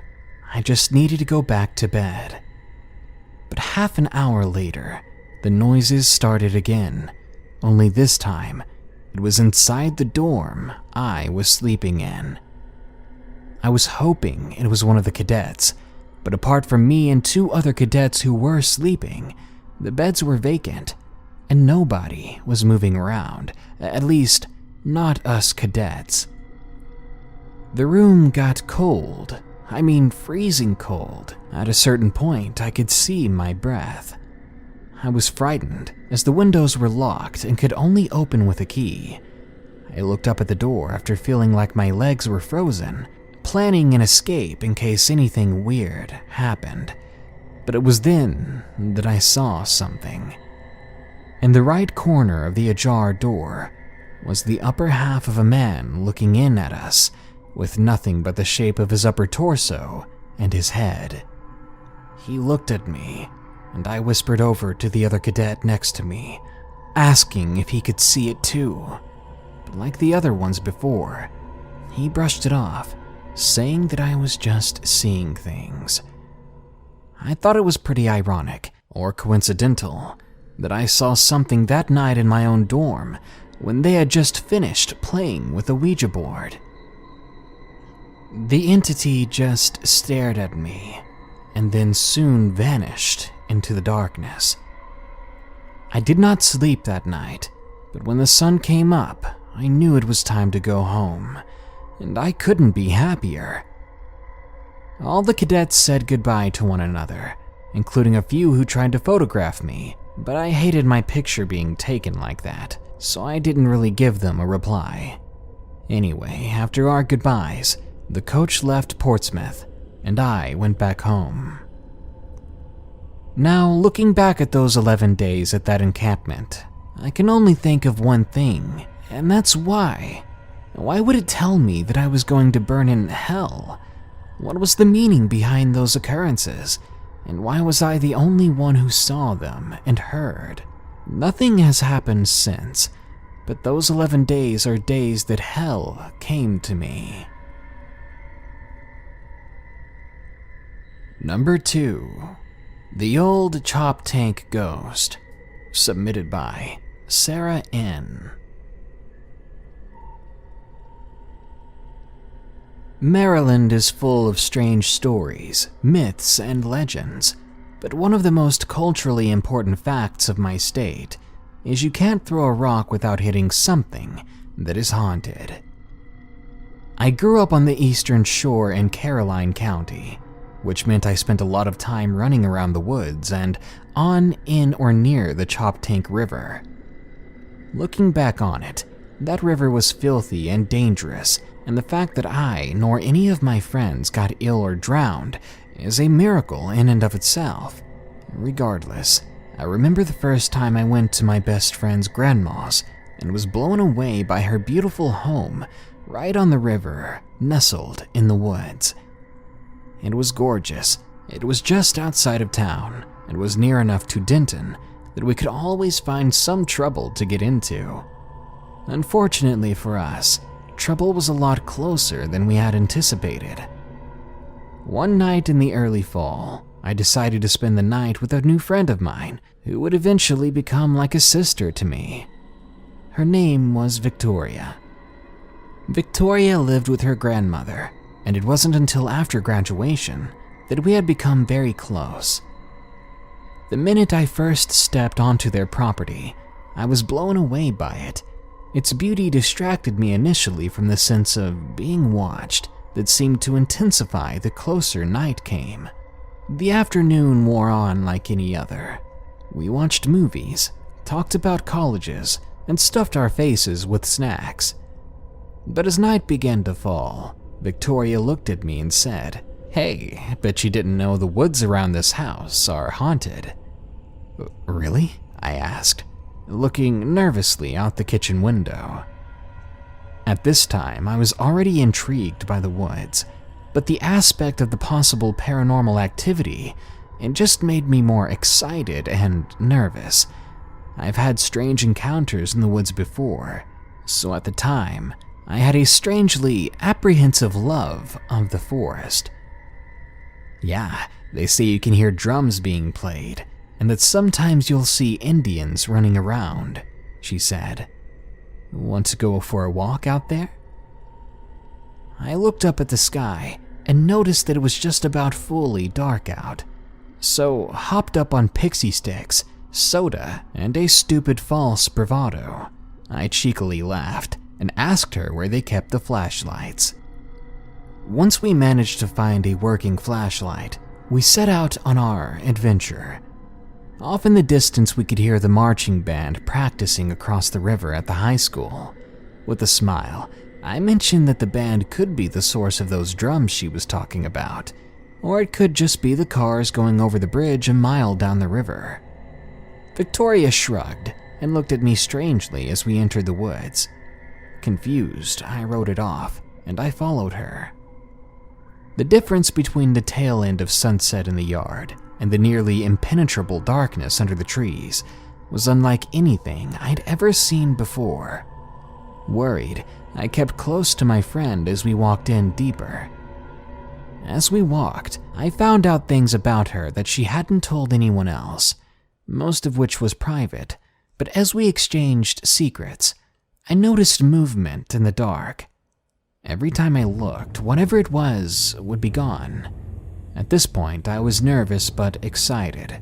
I pointed it out to Victoria, who said she was seeing it as well. We pressed farther in when I began to hear something.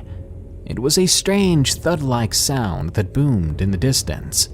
I listened, trying to hear the rest of the band, but other than the distant booming noise, the woods were eerily silent. I looked at Victoria, who kept looking around even more nervously than before. Finally, I asked her, "What's wrong?"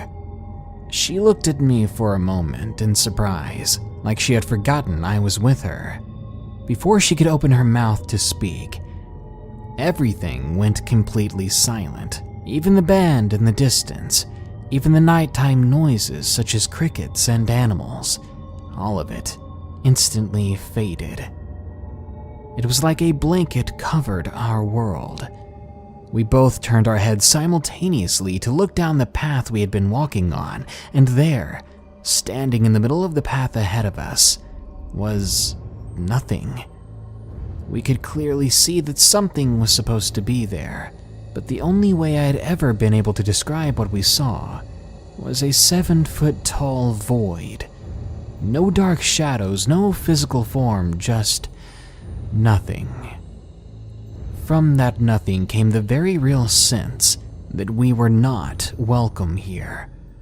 I could feel this thing getting angrier by the second, so finally, I leaned over to Victoria and asked her, "You see that too, right?" "Yeah," she said, her voice barely a whisper. "We need to leave." To our credit, we didn't run. She and I simply turned around and began to walk back the way we came. After we walked for about 10 minutes, we were only 20 meters away from the head of the trail, and we could see the light of the yard lamps in front of the house, when Victoria stopped suddenly. I turned to look at her. She was hunched over, her whole body convulsing as she mumbled under her breath. I didn't look back up the path to see if the thing had followed us. I instead focused on my friend. "Victoria, what's wrong?" I asked again, putting my arms around her shoulders to try and pull her forward. If you've ever dunked your arm into an icy pool in the middle of winter, you have some idea of what the air felt like at the back of Victoria's neck. She panicked and thrashed a bit as I yanked my arm back. Don't, he doesn't want me to leave again," she said, shivering and crying. Determined, I reached over her again and tried to pull her. Victoria was a tiny thing, barely a $120, and I, being much taller and stronger, could have easily moved her on any given day. Except that night, Victoria didn't budge. She didn't stumble or even lean forward. I may as well have been trying to move the oak tree next to us. She cried out again, and I removed my arm. "He's angry," she said, before she started mumbling to herself again. I stood there, unable to help as my friend tried to free herself. Feeling at a loss, I simply stood next to her, pressing my arm against hers and trying to give her whatever support she needed. When I did that, I could feel a looming pressure at my back, that cold and icy feeling slithering down my spine like cold acid. But I refused to move. After what seemed like an eternity, Victoria stumbled forward, almost as if she had been pushed, and I jumped into action. I grabbed her arm and steadied her as we ran the remaining distance to the head of the trail. Once we were out under the stars, we relaxed a bit and slowed to a fast walk as we made our way back to her yard and the safety of home. Victoria was so out of breath and exhausted, she looked as though she had run a marathon. Whatever it was had sapped her of her strength. Curious, I glanced back into the woods, and to this day, part of me wishes I hadn't. Behind us, about 10 paces back, hovered a tall column of smoke. In it were tendrils of red that danced like fire. I could barely make out a face in the smoke, a face that glared at me and shook me to my core. I stared for a moment, unsure if the thing was going to attack or not.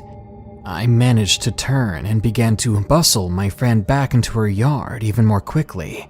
I tried to take her into the house, but she refused and instead ran to her car.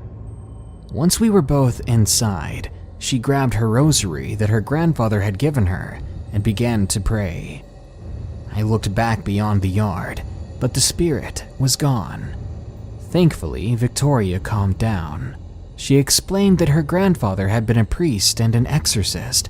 When she was little, she'd had issues with the spirits in the woods. In order to protect her, her grandfather blessed their property and told her to stay out of the woods. And until now, she had. Fast forward about 10 years, and I find myself sitting in a car outside those same woods. I had told some of my friends about the encounter, and they were eager to have an experience of their own. I, though, was reluctant to go back. I hadn't been back in these particular woods since the incident, despite spending a lot of time on the property and growing close to her family. When we parked, I got out of the car and froze. That same feeling of, "you're not welcome here," hit me like a ton of bricks, and I stared at the head of the trail Victoria and I had taken so long ago. It was black, pitch black, and off in the distance I could hear the thud-like booming sound of what I can only assume were drums. I got back into my car, made a fool of myself in a panic, and happily watched the tree line fade away in our taillights while my friends grumbled in the front seat, having been denied their adventure.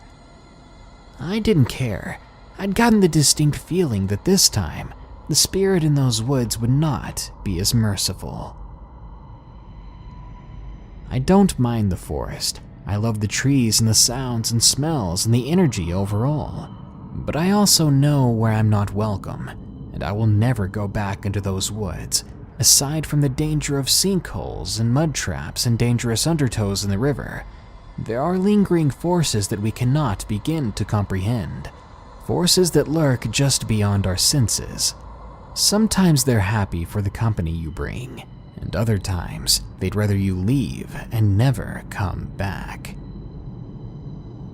Number 3. The Whistle in the Forest. Submitted by Ash 5000. One day, me and a friend of mine went through a forest to some swings near my house. It was something to do, since I was usually bored at home at this time and had no life. But anyway, we got to the swings. We swung and chatted for a long time, when out of nowhere, we heard something I can only describe as a scream like whistling. My friend is the type of person who gets scared easily, but I told her it's just some sort of weird bird. She tried to calm down, but then we heard another whistle closer to us. By then, she said she was ready to go. I said no, it was just her mind playing tricks, and I said that I wouldn't let anything happen to her. But she persisted, and eventually we decided to go home. We weren't even halfway through the woods, and then there it was, another creepy whistle. This time, it was deafening, because it was much, much closer. That's when we started running. The whistling sounded again, and every time it drew closer, no matter how fast we went. We luckily made it out of the forest, and that's when the whistling stopped. The moment we set foot out of those trees. We felt comfortable enough to walk, though we were basically panting by then. We looked at each other, and I asked, "What do you think that whistling was?" And she said, "That didn't sound like a whistle to me. It sounded like someone screaming right in my ear." I don't know if she heard something differently because she was so scared, or if it appeared differently to both of us for some reason. I just want to know what it was that was following us, what it was that wanted us out of those woods so bad. Number 4. Driving in the Forest. Submitted by Ozymandias 111. I was about 21 at the time, and I was in the Navy. I got leave for a while around Christmas, so I went back to my hometown in northwest Louisiana, right next to the border of Arkansas. A few days in, I decided to visit my friend's house in Arkansas. He lived across from a lake that was part of a national forest. I drove to his house around 9 p.m. in my old Chevy S10. I drove through the woods and around the lake to his home. We started drinking and catching up on things that had happened since I went to boot camp. Around 1 in the morning, I was drunk, and I decided I should drive home. Yeah, that's a bad idea. But I didn't say I was the smartest person. When I was driving, I got past the lake and into the forest, and I started swerving and decided that I should stop and just sleep it off. I got past this spillway and I turned onto the dirt road. I got to a place that seemed to be an old oil rig or something like that. I pulled in the opening and turned my truck to where it was facing the road. woods completely surrounding everything. I locked the doors just in case. I was thinking I was in the middle of the forest at night, so no one should drive past me or anything like that. So I laid down on my seat and went to sleep. I woke up not long after with a very bad feeling. I sat up and turned on my light, shining it on the forest, when I saw what appeared to be a man, but everything was black. Every inch of him was completely black, blacker than the night that surrounded him. The figure stopped in front of my truck. My light had absolutely no effect on him. He remained just as dark as before. He looked at me, or at least I think it was looking at me. Then it walked into the other side of the road, back into the tree line. I noped the heck out of there and drove all the way back to my grandmother's house, almost offing myself in my drunken stupor the whole time. I don't know what it was that I saw in the middle of the forest that night. I probably never will. I'm out of the Navy now, and sometimes I drive down that road, but every time I do, I get a feeling that someone is watching me. And number 5, The Lonely Piper, submitted by Dutch Scout 13.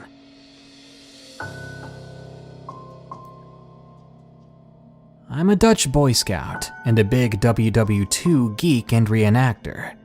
I reenact the 15th Scottish Division. My friends don't get why I'm interested in it so much, but I don't mind. They always hold a summer camp during summer vacation, and last year in 2016 we went to Belgium, near the city of Brugge, by train. I had a great time there, but one thing happened that I found strange, and I'm still terrified of it today. We arrived at the station around 12 o'clock in the afternoon. Our campsite wasn't ready yet, so my friends and I went to check out the village near our campsite. We were walking around looking at stores when we stumbled upon a trail that led to a cemetery in the woods. It was morbidly beautiful. I heard that some Scottish soldiers had been buried there, so I went over to take a look. One of the graves was very special.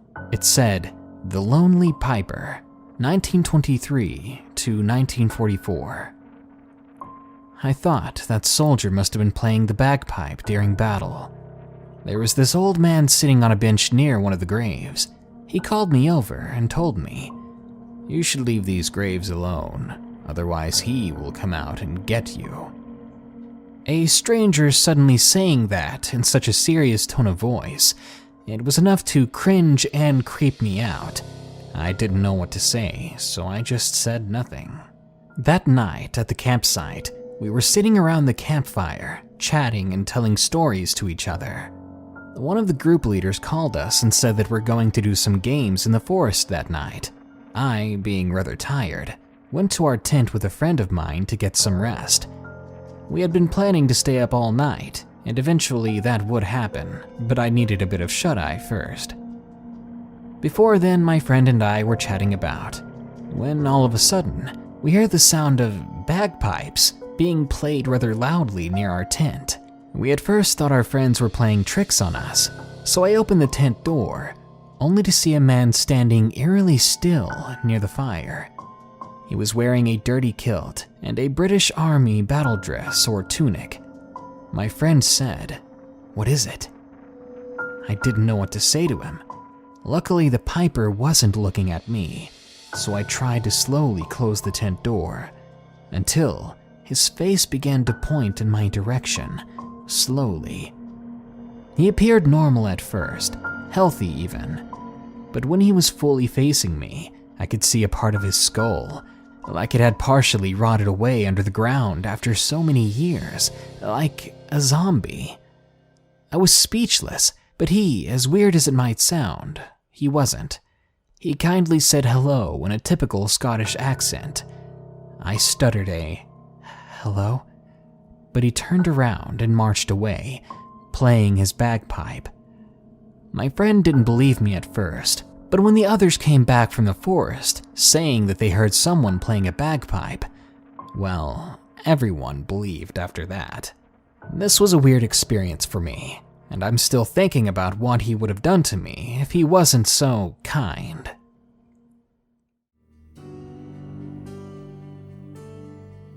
My middle school field trip horror story from Anonymous. I live in Canada, Ontario. I was 12 years old. I was going on a field trip to this place called Taquania, and as soon as we arrived there in the school bus, I had this terrible vibe about the place. When you drive in, to your right is a small wooded area, taking at least 5 minutes to run to the end of. To your left, though, is a building the size of a small school. It sounds big, but it really isn't. Beside that is a field, and past that is an even bigger forest. The first thing that happened was when me and my best friend, O, were playing a game. Our whole class was joining in. The game was called Predator and Prey. The prey wore green pins and the predators wore blue. The prey is supposed to hide from anything that's not wearing the same color as you. Now, me and O were taking selfies on my phone. We were prey at the time, so we were hiding behind a tree. Another one of our friends, named H, found us and took us to this hiding spot at the far back of the small forest. This spot was really hard to find if you don't know where you're heading. When we got there, it was a nice little spot to hide in, a perfect little hideout. It was surrounded by tall grass and wheat, and there was a huge pile of hay that looked like a huge nest. A couple of minutes passed since we made it to the spot. We were beginning to get bored just sitting there and decided to head back. We weren't even sure if the game was still going. The way we came, we see someone in the distance. Now still wanting to play the game, we figured they were coming to find us, and we didn't want to lose. So me, H, and O turned the other way to run. But two other friends who had found us, N and E, caught us and told us the game was over. When I asked them who was the person we saw in the distance, N answered, confused, "I don't know what you mean. We're the last predators. Everyone else went back." That was definitely odd, especially when I looked back a second later and the figure was gone. It shouldn't have been able to disappear that fast, whoever it was. After this, we were all having our free time outside, exploring, talking, or playing other games. Well, we ended up playing a similar game called Manhunt. I'm hiding in the small forest. I'm in a little row of trees to the left of the forest, just walking and trying to stay covered, until I suddenly hear leaves crunching behind me. I jump because it was so sudden it startled me, and I thought that I was caught. But when I turned and looked behind me, I was alone. I turn around and start speed walking to get out of there, but the moment I turned away, the leaves began crunching again. Every time I look, there's no one there. After this happening a few times, I'm terrified. I start running, and that's when the crunching sounds speed up, as if whoever or whatever it is following me has started running too. I'm being chased by something that I can't even see. I run until I'm out of the forest. The moment I break the tree line, the crunching footsteps go silent. It was so strange and creepy. A little bit after this, I decided to rejoin the game as it was still going, and I'm beginning to feel better after that event. I begin walking back to the forest when I see someone up ahead of me. Someone still wearing a blue pin, even though we weren't playing that game anymore. I suddenly stop, and so does the figure. I remember cocking my head to the side in confusion, and the figure did the same thing. After a few more movements that it shared with me, I realized that this person or figure was just mocking what I did, mirroring my movements perfectly. I turned my head for a moment to see if anyone was around me that I could show this bizarre thing to. Then I turned back, and the figure was gone. Suddenly, W, a friend of mine, comes walking out of the bushes, and I ask him if that was him. He looks at me funny, saying that he had just been found in the woods, so he was coming back since he was out now. To make things even better, we began to hear what sounded like an old man screaming for his life. It erupted from the middle of the woods. Both W and I got chills, then began to make our way back to the main building. Strange things continued to happen on that field trip the entire time we were there. More noises, black figures at the edge of the woods, more people being in our group when we played than were actually there. Something was hanging out with us when we were out there. Something was toying with us, or maybe it wanted to play too. It was absolutely eerie.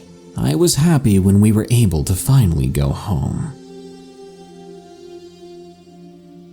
Denmark Ghost Story from Anonymous.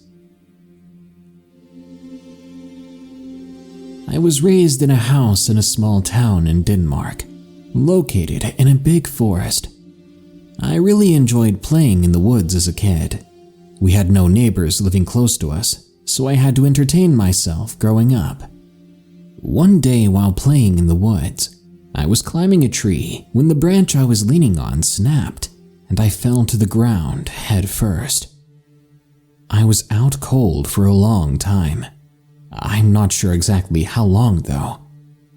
When I woke up, the sun was down and everything was dark. I was scared, and I immediately knew my parents would be worried. I usually came home long before dark, so I began to head back to my house with a headache. As I stated before, I often played in these woods, so I became quite uncomfortable when I realized that I didn't recognize my surroundings. I was lost. The forest seemed different, and even though I wasn't used to being in the woods after dark, I didn't think I recognized this place at all. It was like I woke up somewhere else entirely. I began to realize that the forest was unusually quiet then. At night here, you'd expect to hear birds or bugs or both, and usually quite a bit of wind. But I heard nothing, not even the sound of leaves or branches crumbling under my feet. I couldn't smell anything either. I enjoyed the scent of the forest immensely, but I couldn't smell a thing. I attributed this to my head injury, making me worry even more about my own health. However, I could feel a constant cold breeze, even though the breeze made no sound of movement through the forest. As the breeze blew over me, I felt a desire to go back to the tree that I had fallen from, but I had no idea why. I kept walking and soon saw a light in the distance. At first it was dim, but as I drew closer, I saw that it was the light from our house. I was overjoyed. I would have run to the house then, if it weren't for my aching head, making me feel dizzy. I made it past the tree line and immediately felt another eerie cold sensation rush over my body. I panicked then, ready to just get home. I stumbled as fast as I could to my front door, and when I was just outside it, I heard a noise behind me. The first sound I'd heard the entire time after I woke up. It was coming from the woods that I had just left. I turned, and what I saw horrified me. I saw myself standing at the edge of the woods, just 300 feet away from where I was now in front of my door. But that didn't make sense. It couldn't be me. So who or what was it? I felt so disoriented. I was unable to move. I wanted more than anything to turn and run into the house, but I was paralyzed. The other me was staring right at me, and every fiber I had told me to go inside now. I mustered all my strength, but all I could do was lift my left hand slightly. I could not stop gazing towards the other me. It was like I was drawn towards it. I saw that it mirrored what I did, lifting its left hand slightly as well. I felt sick and terrified then, and then it happened. The other me began to walk towards me. It began sprinting right at me even though I still could not move. I could only stand there and watch it get closer to me. It stopped the moment it was about 6 feet away. It looked exactly like me. It even had a red spot on its forehead, exactly where I'd hit the ground. But there was one major difference. Our eyes. His were black, empty, like it was soulless. Like it was just my body, without anything meaningful inside. It stared at me for a while with its totally empty eyes. I began to tremble then, tears running down my face, but no matter how much I wanted to scream or move, I was unable to do so. Then it sprinted towards me, jamming right into me, and everything turned completely dark. When I came to, I was below the tree that I'd fallen from earlier. There were no sounds and scents just as before, and it was still dark. Luckily, the thing that attacked me was nowhere to be seen, and I could right away see the dim light of my house far away. Flooding with fear, I picked myself up and began running towards the light. When I crossed the tree line, I could see my house in full detail, and when I made it to the door, I reached for the doorknob, but I could not open it. The knob just kept spinning around. Then I heard the sound again. Footsteps. The doorknob turned and the front door opened. I saw my mother, and I was so relieved. I tried walking towards her and in through the threshold, but my body could no longer move. I tried to talk to my mom, but no sound was escaping my mouth. I looked at her, but she did not seem to recognize me. Actually, she didn't seem to notice me at all. Instead, her eyes were scanning the perimeter behind me, beyond me, before she closed the door in my face. I tried opening the door again, but the doorknob kept spinning just as before. I heard my father yell angrily from inside. I couldn't make out the words, but he sounded upset. I felt so confused, so afraid. What was happening to me? My house, my parents, and everything I knew seemed to be in another world, yet so close. I walked over to the window of my own room, hoping that I could climb in through it. When I reached the window and I looked inside, I saw my empty bed with a lot of pictures of me lying in it, and then I saw a candlelight in my room. I'm from Denmark, and you only put those kinds of candles in a room if the person who had resided in it was deceased. I felt nauseous. I wanted to throw up. What was happening? Why couldn't I get into my own house? Why did they think I was dead? Why didn't they come looking for me? All of a sudden, I noticed that I couldn't see my own reflection in the glass of the window. I looked tensely into it, desperately looking for my own reflection, when I saw a figure instead. The figure was standing further away than I was, so this wasn't my reflection. Chills running down my back, I turned around to face it. Standing in the tree line was a tall, human-shaped figure with a cloth covering its entire face. The only thing visible were two glowing red eyes. The thing must have been 7 feet tall, and it began walking towards me. No, it didn't walk, though. It floated. I ran from it, knowing that whatever that thing was, it wasn't right. I ran for what felt like years, and then I woke up. I was on the ground in the woods again. I turned over, vomiting my guts out on the ground. I picked myself up and began to stumble again, walking towards my house, towards that dim light in the distance. I knew deep down that when I would turn that doorknob, it wouldn't move.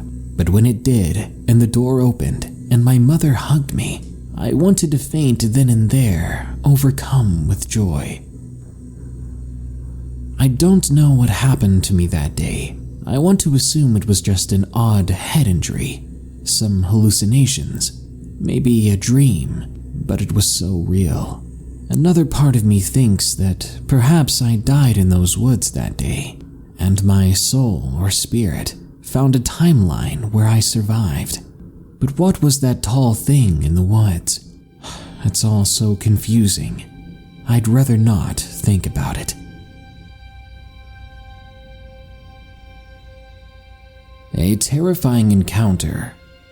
From Anonymous. Sometime in the beginning of 2018, I considered myself a skeptic at best of anything paranormal. That all changed quickly after my friends and I had an idea of some fun. Now, despite my skepticism, I've still always been interested in the paranormal and occult.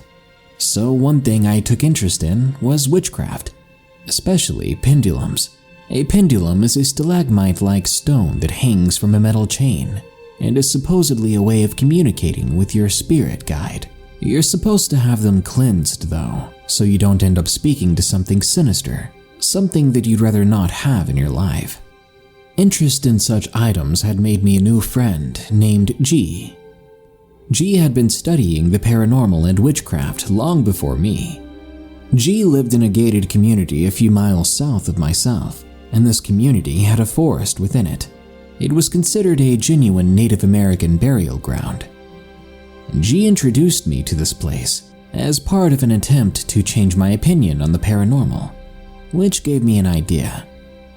Now also at this time I met a girl on Tinder. She was also very interested in witchcraft. Her name was B. So B, G, and I all decided to meet up around 10 p.m. one night with all the witchcraft and paranormal related equipment we had, ready to speak to spirits in G's little haunted forest. G and I had another lovely friend named T who we brought along as well. The lot of us met at the local train station, did some introductions, and took a little walk. After that we split up, taking B's car and my van to G's house. We arrived there around midnight, and after prepping our equipment, we set off for the short walk to the burial ground. Before entering, B lit up a palm-sized bundle of sage and told us that if the flames enlarge at any time, it means a spirit or entity is within a certain proximity of us, and we may need to leave it alone. I raised an eyebrow at this, but I was all the more curious. Not even 10 minutes into the walk, the little bundle of sage practically torched itself within seconds. We all stopped right there when B told us frantically, That's a demon." Now G was a little bit of the cowardly type, so he grabbed T out of instinctive fear, while B and I glanced at each other and slowly backtracked toward the forest exit, G and T behind us. We didn't want to cut our journey short though, so we went the other way in hopes of something less intimidating occurring. B proposed that we approach this in a more cautious manner, placing her at the front of the group and myself in the back, as I was considered the more capable one at the moment, being lightly armed, and could keep a lookout for us. Another few minutes into this journey, G proposed we stop and talk so he could try to ease himself of the anxiousness he claimed to be feeling. As he was ranting about whatever it was he felt was wrong, I glanced back where we came from and noticed a short, child-sized figure that was darker than the shadows cast by the trees, standing not 10 feet from me. My immediate reaction was to blink rapidly and squint, thinking that the shadows were being altered by the wind. This wasn't the case, as I continued to stare at it while it stared back at me. I'm not much of one for spastic reactions, so I calmly turned around, abruptly interrupting the group's conversation and informing them of what I just saw. B told me to take out my pendulum immediately and speak to it. Reluctantly, I did so. As the pendulum does not utter words, only yes and no based on a certain motion attuned to the user, I asked this entity if it was displeased with us for being here. It seemed to say yes. B told me to ask it if it would like us to leave, and despite me being the user and B simply relaying the question, it spun in a rapid circle, signaling another and more aggressive yes. We all simultaneously began rapidly walking back to the exit, not wanting to be harmed by whatever this thing was. Unsatisfied with the events, we discussed what we might do next in order to satiate our curiosity. I remained in the back of the group, feeling that something wasn't right, occasionally glancing back at the forest as if it were a necessity. When we were roughly 200 yards away, I took another look behind us and froze. I noticed a bright orange light that was similar to the light of the sun rising over trees in the earliest of the morning. Considering it was just past 1 a.m., that would be impossible. I strained my eyes in an attempt to make sense of what I was looking at, while informing the group about it. They stopped as well and looked with me. Puzzled sounds came from their mouths. By the time I realized what it was nearly too late. It was the same entity I alone spotted before, running full sprint at us at an impossible speed, except it was increasing in size as it got closer, reaching around 8 or 9 feet by the time it was 15 yards from us. My immediate reaction was to scream "run" and bolt past everyone else, not wanting to be grabbed by this phantom monstrosity. G began crying, while him, T, and B quickly attempted to sprint away from what would most likely be our end. We did not stop running until we got to G's house and decided we had enough for the night. This encounter definitely changed my feelings and opinion on the paranormal, and I've got a newfound respect for the entities that inhabit it.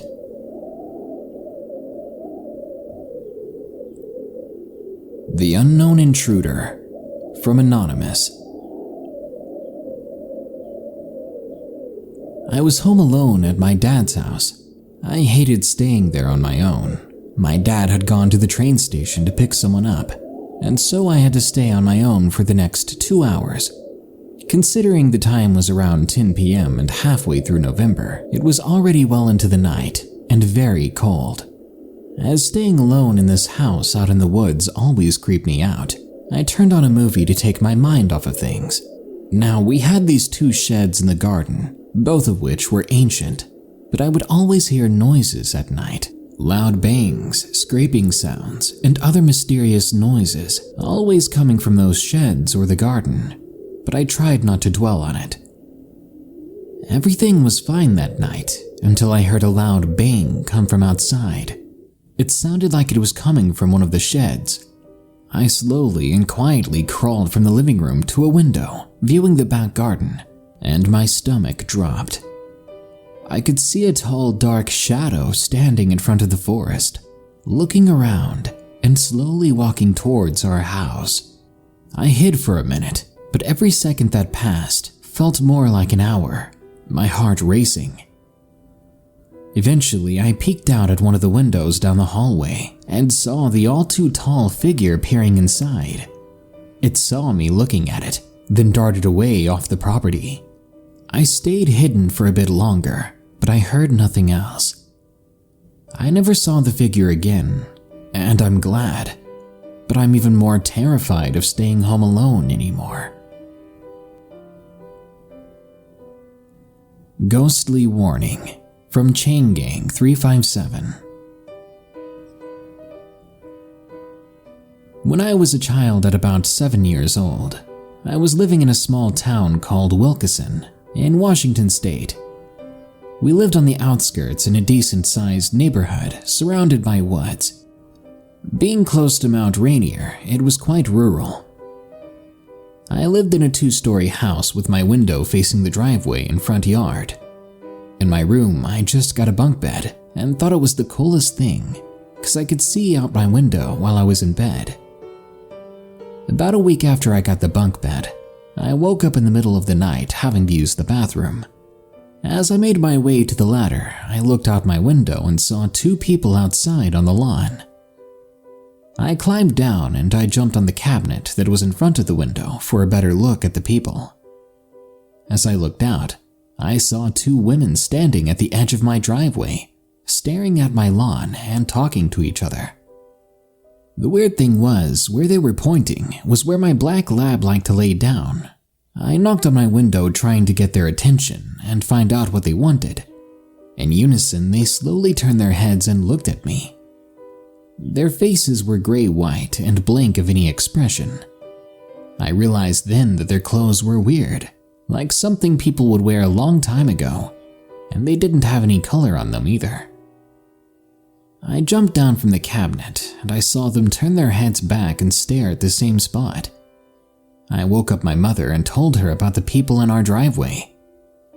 We were outside in a couple of minutes, and by then the ladies were gone with no trace of them at all. Fast forward 3 weeks, I woke up again in the middle of the night.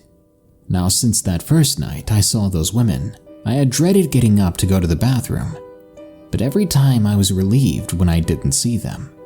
One night, however, I got up and I saw them again. I climbed up on the cabinet, and this time they were already looking right at me. Both of their faces were different this time. Their eyes were solid black and they were both frowning. In unison, they lifted up their arms and pointed at my lawn. There in the lawn was my lab. He was sleeping. My dad had let him out when he left for work. I ran and got my mom and told her about the ladies and my dog. We went downstairs and opened the front door. My dog had just started barking when we walked out on the front porch. The ladies were already gone again, but this time a guy was running at my lab with a stick trying to hit him. When he saw us, he turned away and ran. After that day, we made sure my dad didn't let my dog out, and I never saw the ladies again. It may have been scary to see those ladies, but maybe, just maybe, they were actually looking out for my dog. Encounter with a shadow being in the woods, from Snowman 185. It's taken a long time for me to come out and be more public about this experience in my life, as I've repressed it due to a terrible and traumatizing experience. This experience happened in Hartington, Nebraska, during turkey hunting season in 2015. The specific plot of land that my friend Jackson and I were hunting on was labeled private because the hunting was really good there, and the owner of the land is notoriously mean and tight with who he lets hunt on the land. Luckily, and unluckily, Jackson is friends with the owner of the land we hunted. Since remembering this experience, it permeates in my mind with horrifying clarity. It was 5 o'clock in the morning when Jackson and I arrived at the beginning of the land, so that we could get to the spot where turkeys roost. Now, for folks who don't turkey hunt, these creatures are pretty intelligent, and the slightest sound you make might spook them, so you have to get to your post before they wake up with complete silence. Immediately, when I set foot on the land, I had a very uncomfortable feeling, but I eventually ignored it. I hadn't been back here in a year, so it felt much less familiar to me, thanks to the time gap. The process of hunting and getting our turkeys went very well, just like many times before in the past. After we both shot our turkeys, we picked them up and went to Jackson's grandparents' house to butcher and clean up the kills. After we got all that done, it was roughly 1 in the afternoon, and since Jackson wanted to go back to check his trail cam later at night, we decided to go get another memory card. The day after that was uneventful. We just did the same busy work at his grandparents' farm until dark. The whole time, I had this feeling in my stomach that I couldn't really pinpoint, and yet again, I chalked it up as random stomach problems that I often have throughout the day. Once it was dark outside, we began to make our way back to the plot of land with the trail cam. As we drove over there, I saw a flock of crows fly past. I took this as a bad sign, which made my stomach pains even worse. I turned right to Jackson, and I told him that we should probably go back. We could change the memory card another time. Jackson, being a generally rational and hard-headed person, insisted we go to the camera, because he wasn't going to be up in this part of the land for another 2 weeks. I reluctantly agreed, but I felt my stomach turn as we pulled up next to an abandoned corn crib. We began to make our trek up some hills to reach the camera. We discussed how lucky we were to bag our turkeys as quickly as we did earlier that day. We hopped the barbed wire fence and made our way up the hills. The woods were alive with forest critters doing what they do every day.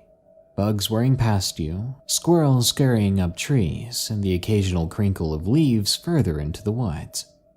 Coming up to about halfway to our destination, Jackson turns to me and says he has to go to the bathroom. Now that I thought about it, I had to go as well. We go our separate ways to do our private business. While walking through the trees alone to get away from Jackson for a moment, I couldn't help but notice that all the normal business of the woodland creatures all but ceased in a matter of moments. The moment I noticed this, the hairs on the back of my neck stood straight up. This prompted me to turn around and shout for Jackson to see where he was, to see if he noticed the same thing. I call 3 times at the top of my lungs, but I do not receive a reply. I end up deciding that I'll stop right there where I am, use the bathroom real quick, and speedwalk back to Jackson. When I was carefully laying the guns I had on my back to the ground, I heard rustling in the woods to the left of me. I brushed this off as there are many deer in the area at the time of the year. I forgot to add that we both had headlamps with adjustable strengths of light due to it being nearly pitch black outside. After laying my guns down, I adjusted my lamp to the highest setting for maximum clarity of my environment. While I was adjusting the headlamp, I hear my name being called to the left of me. The way the voice sounded, it's hard to explain. It was like a mix of someone who smokes a pack of cigarettes a day, blended with nails on a chalkboard. Instinctively, I turned to my left, hoping it was Jackson, whose voice may have cracked for whatever reason. He did smoke cigarettes pretty heavily. When I turned, I saw what caused me to repress my memories for so long. I can only explain it as an entity of some kind that measured about 8 feet tall.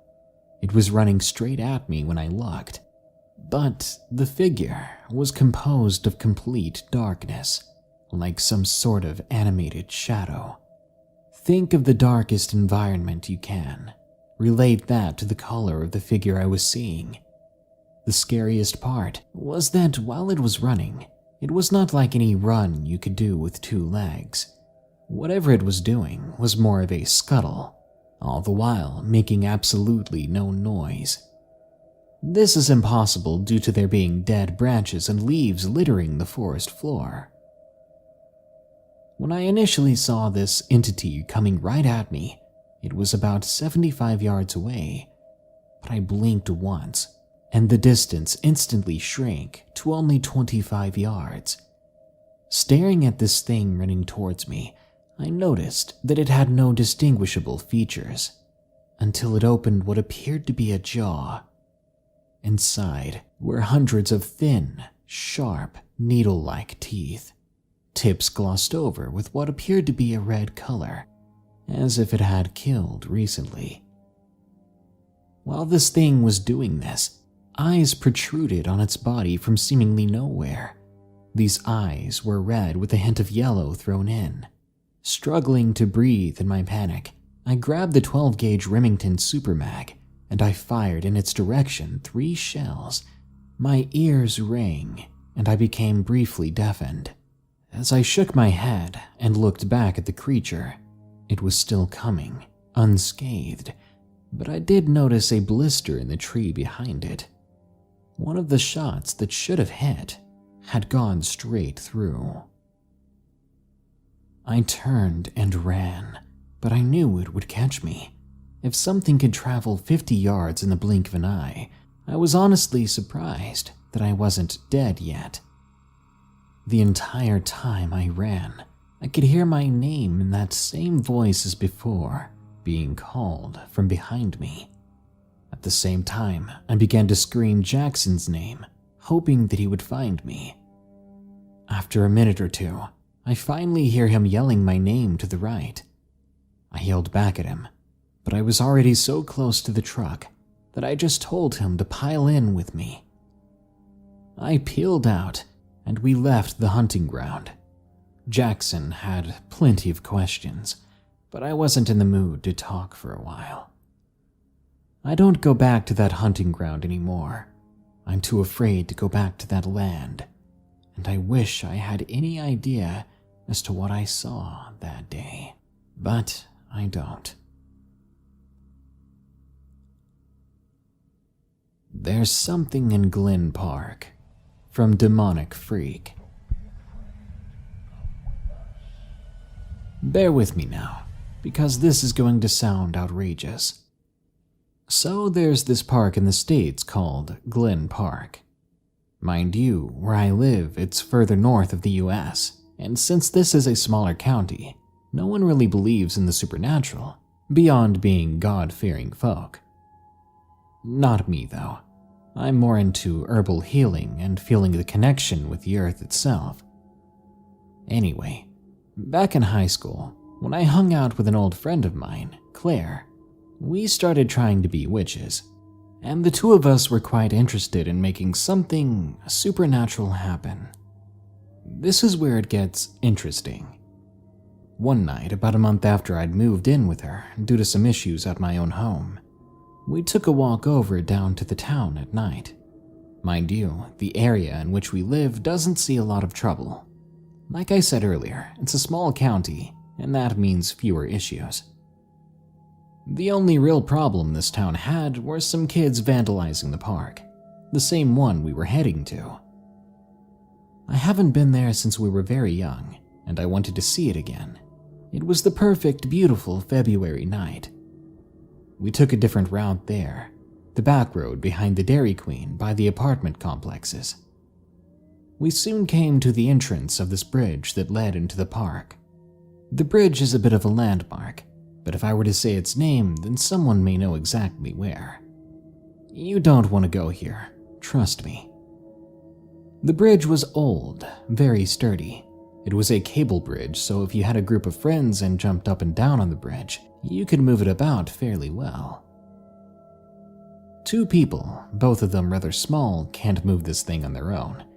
Trust me, we tried to. That night was rather good for February. Still a wee bit chilly, but what bothered me was how dark it was. I'm not too fond of the dark, due to an incident I had as a child, so I clung to my friend. We were just talking as we headed across, but when we both were watching ahead of us, we saw something odd.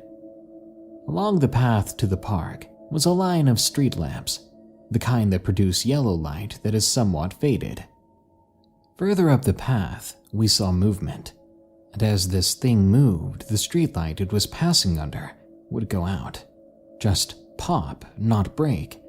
It would go out suddenly like the electricity was shut off.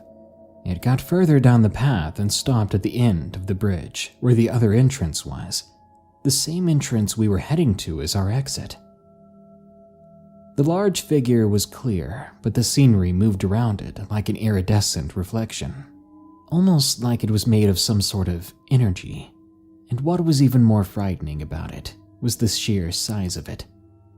The archway where it stood was about 10 feet tall, and where its head was just beneath the cement arch. Both of us were speechless, frozen, scared out of our wits. Or at least I was. I couldn't take my eyes off of the thing. I wasn't sure how long I was staring at it for, but it stepped forward, and as it did, its 1 foot alone shook the bridge we stood on. By then, I heard Claire bolt away and run, leaving me there. I was frozen solid. I couldn't move, I was so scared. But yet, I felt strange. I felt more shocked at what I was seeing versus fearing what it would do to me. But that was when I felt a hand on my wrist, and I was pulled back into what was going on. Claire had come back, grabbed me, and forced me to run with her. As we ran, the bridge shook, and we heard a low, hollow roar coming from behind us. We ran and ran until we ran past the DQ and back onto the main road, where there were streetlights again. Claire let go of my hand and continued to stomp off back home. By the time we made it to her house, I had asked a few times why she was so mad. She turned around and yelled, "You nearly got me killed." I didn't say much, but I was more insulted that she was only worried about herself. The only thing I did do was head down to the basement, where I stayed for the night. I stayed up wondering why I wasn't afraid of it, and more so stunned by what it was. Was it even real? It's been 7 years since then. I'm still practicing healing in the power of 3, and since that encounter, I learned something. There are creatures and beings in this world that we don't understand. I doubt we ever will. But we need to respect them, because if we try to disrupt the balance, they will remove us if necessary. A Whistle in the Woods, from Kim Yoshiya. I've never done something like this, but after I told my classmate this story, she recommended I share it here. This story happened the summer of 9th grade. Me and 5 of my friends, G, S, A1, A2, and Big Juicy, were there. We called him Big Juicy because of a Snapchat story, sort of an inside thing. It was around 10:30 or 11 p.m. We were downtown walking past the cemetery and through the woods. We were really excited because we had just left another one of our friends' houses. We were headed to the mall because it was Friday night, so the mall didn't close till 1 a.m. We were deep in the forest, following a shortcut S had showed us. We were walking and having a good time until A2 stopped us. She said she heard something, so we all stopped and went quiet. A2 pointed straight ahead of us, at something with gray hair, and then I could see blue eyes and sharp nails. This odd animal was much taller than Big Juicy, the largest of our group, who himself was an enormous 6'7". It had a dog-like head but a human-shaped body. G told us that it looked like a bear of some kind, and it only appeared big because it was further away. Everyone else disagreed with him and wanted to turn around immediately. We looked back in its direction, and we saw the thing was gone now. The rest of us kept going, but me, G, and Big Juicy went back. We were walking when we began to hear heavy breathing behind us. A1, A2, and S ran towards us. They had seen the thing again and gave us a better description of it while panting. They honestly made it sound like a werewolf, but that's impossible. It's definitely just a bear, I thought. Big Juicy was mad, so we all followed him back to the spot the others claimed they saw it. When we went back, you'd probably expect me to say that it was gone again. It was still there, and now it had something in its mouth. Big Juicy started yelling and throwing things at it. He would later admit that this was a bad idea. The thing ran towards us. Of course, we panicked and began sprinting out of the woods. We hadn't even run a few yards, though, until we looked back, and it was gone again. We continued running, eventually making it back to the highway and to the mall, where we gathered to catch our breath and tried to debate at what we'd seen. That wasn't the end to this story. On our way back to S's house, we passed those woods again to see a dead animal of some kind. I have no idea what kind it was. We made it home safely, but we told S's 2 older brothers about what we'd seen. S's older brothers laughed in our faces and said they'd go check it out themselves to prove that we had just seen a weird-looking bear. By that time, it was almost 3:30 a.m., and S's brothers had just left. Half an hour passed when they rushed back in trying to get their dad's gun. We asked them frantically what happened. They told us that what they saw was this sort of giant wolf dog-looking thing. This was confirmation that what we saw was unnatural, and that we in fact did escape something that could have ripped us apart. We were sort of relieved, though, that we weren't crazy and someone actually did see what we saw.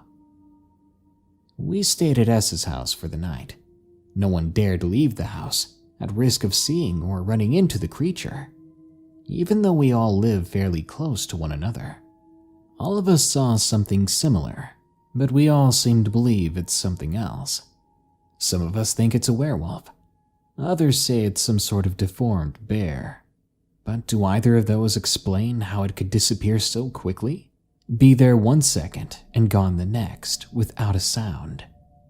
I think it's something more ethereal, but definitely dangerous.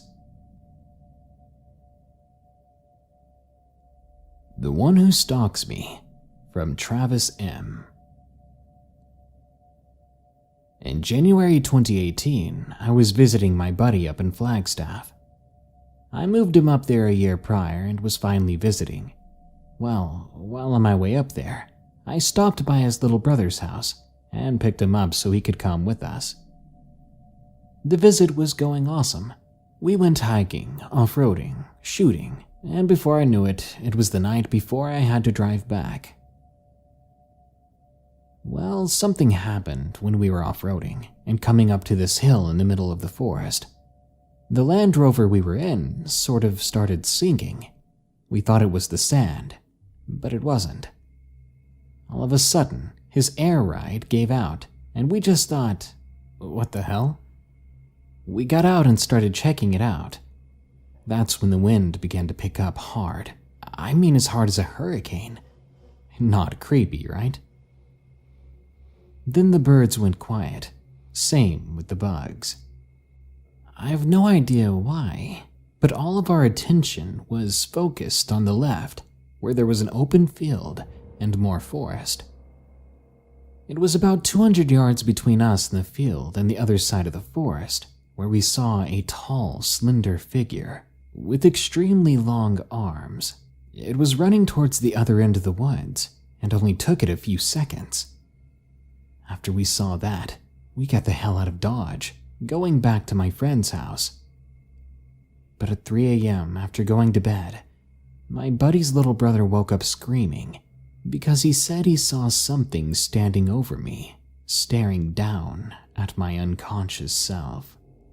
I'd never left a friend's house so quickly, and never have I been so terrified. Paranormal Experience at Nerd Camp, from Venus Violet. I attended an academic stay-away summer camp in North Carolina every summer for 6 years, despite living 500 miles away. In my second to last year, the camp had moved one of its programs to a different college campus. This college was a private Baptist school. The college was established in the mid-1800s and has some questionable history. It's notorious to the area, as many established KKK members attended the school and burned down an all-black elementary school in the 60s, killing several children. At the time of this event occurring, I was not aware of any of the questionable events of the past. Due to my personal circumstances, I actually arrived a night before the program began. There were plenty of staff members at the college, but my counselor wasn't one of them. She had car troubles earlier that day and wouldn't arrive until the next morning. This meant that I would be all alone on my floor. The girls that year would be staying on the 4th floor, the boys on the 3rd, the staff on the 2nd.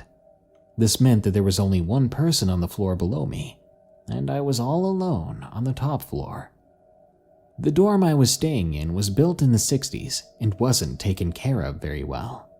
Most things were stained yellow or faded from being over 50 years old.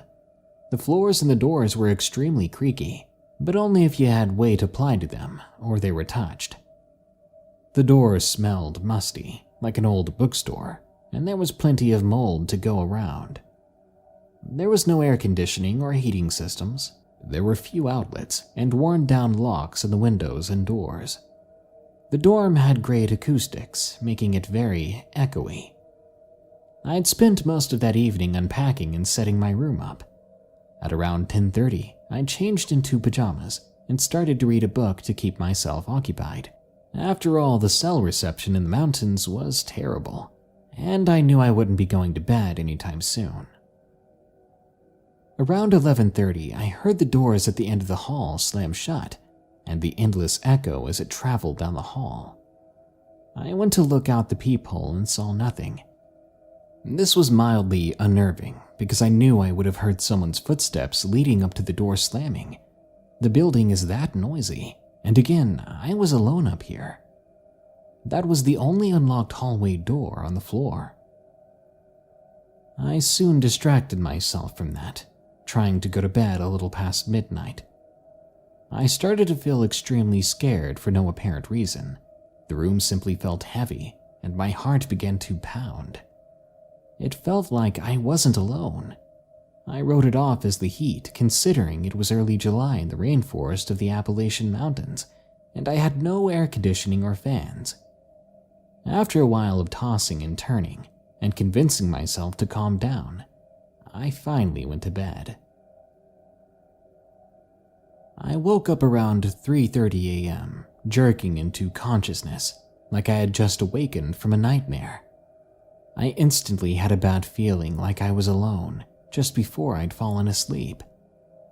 The room was extremely heavy and I could feel someone else's presence. My chest was extremely heavy, and I could not find an ounce of courage in me to get up. I was paralyzed with fear, finding myself staring in the corner across from my bed. There stood a dark figure, which seemed to be of a frail person crouched in the fetal position, rocking back and forth. The entire time I remained in my bed, I couldn't take my eyes off of the figure. During this experience, I refused to move and took only shallow breaths. I knew I wasn't experiencing sleep paralysis, because I had experienced it before. I was able to move, I simply refused to. I was also being taken over with fear like nothing I'd experienced before. It felt like I was going to die, like I was hiding from someone else, being hunted by them. Looking back, I believe this was energy being exuded from that dark figure in the corner. It was oppressive. After laying there for probably an hour, I finally had the courage to get up. I darted into the bathroom and locked both doors, one leading to my suite mate's dorm. I sat in the bathroom for another hour and a half, pried between the wall and the toilet until the sun had risen entirely. I think it's important to mention that I was 16 at the time. Prior to this, I was skeptical of the supernatural. Ghosts, demons, spirits, you name it. I was raised atheist, raised by a family that believed in everything scientific. I had several friends growing up that were firm believers in ghosts and the supernatural. They'd often tell me about their experiences, but I never truly believed them due to my upbringing. I thought that they were highly imaginative and that they didn't always think about what the most rational explanation was. Yet, there I sat, questioning everything, feeling more fear than ever. After this experience, I was hesitant to even mention it to any of my friends at summer camp.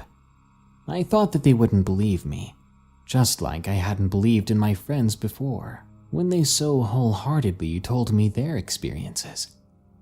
After a week or so, I'd finally mentioned the occurrence to my friend. She was native to the area and had shared some of its unfortunate history with me, all of which I mentioned before. Something didn't sit right with me, though. The campus made me uneasy, especially the dorm I was in. Once I returned home, I did some research on the college. I simply looked up deaths associated with it. Like plenty of universities, there had been deaths occurring at the college, most of them being from alcohol poisonings, suicides, or car accidents. But there was one that truly stuck out to me. The case of a woman who had been assaulted and murdered in the mid-70s. The cause of death was from internal bleeding caused by falling from a height or being projected through a car window during an accident. The woman had been violated, and her body was dragged onto a nature trail located directly behind the dorm I was in. To this day, her murder remains unsolved. I firmly believe my experience was linked to her spirit. I believe the fear and hostility I felt in the air that night was the woman reliving how she had felt on her last day. I pray that this woman's soul reaches peace and that she is laid to rest, eventually given the justice she deserves.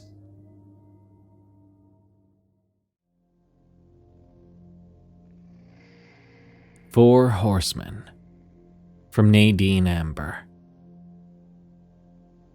This story took place around 1989 and 1990. I grew up in a very small town, about an hour north of San Francisco, along the Russian River. There was never much to do around there for those under 21, so when my parents went out of town, I had parties at my house. Lots of people, loud music, and alcohol. What else are kids supposed to do in the sticks? Well, I lived far enough off main roads that people often had a hard time finding the house. I wasn't going to ever share this story, as it seemed so fantastical that no one would believe me. But my best friend experienced this too. One such night around midnight, I guess, or bar time, maybe 2:15 a.m., my bestie and I went to meet a friend and headed over to the nearest main crossroad. We got to the meetup spot early. I'd like to state that when I had parties, I never drank. I stayed sober and took everyone's keys. It's too dangerous to drink and drive anywhere. But out here, it's not just an accident. It's twisted metal around redwood trees. Anyway, we sat there in the dark waiting for our friend. Looking up the road toward the highway, waiting for the telltale headlight glow that would signal they were coming over the hill soon. As I watched, I saw something moving. I dismissed it as trees, but there was no wind. As I looked up the road, for reference, the top of the hill is approximately 0.5 miles from where we were waiting, I saw figures, very large figures at the top. They weren't just tall, they towered over the trees, eliminating the possibility it was trees themselves I was seeing. They were taller than the apple trees and above the few redwoods that grew near the highway. One figure looked to be a leader figure, with a big hat, broad shoulders, and a long trench coat or duster. The other figures moved in unison with him. Honestly, all I could think of was Kurt Russell in Tombstone, with them all walking together to the OK Corral. If they were 15 to 20 feet tall and solid black, that is. I watched as they crested the hill and started down, toward where we were waiting. I looked at my bestie and noticed she was staring intently in the same direction. I spoke up, saying, "Do you see what I'm seeing?" She replied, "I don't know. Do you see a few huge men coming this way?" "Yep, looks like Wyatt Earp and the gang," I said. About halfway from the top of the hill to where we sat, there was a small intersecting road. We agreed if they reached that road, we were out of there, friend or no friend. It was a few seconds, and they hit that road. We took off back to my house, trembling. I think about this event often. I don't share it because of these circumstances. Middle of the night, a big party. I figure people would say I was high or drunk, which I was not. Plus, we both saw it. I speak to this particular friend on occasion, and it always comes up. Neither of us have forgotten that night, and both of us wonder who or what the heck they were. I figure they were the Four Horsemen, but why in the world would they be there? What did they want, and why could we both see them? I later joined the military and left this small town for several years. Now I'm back, living in the same house. My mother lives in a small unit next door that we built.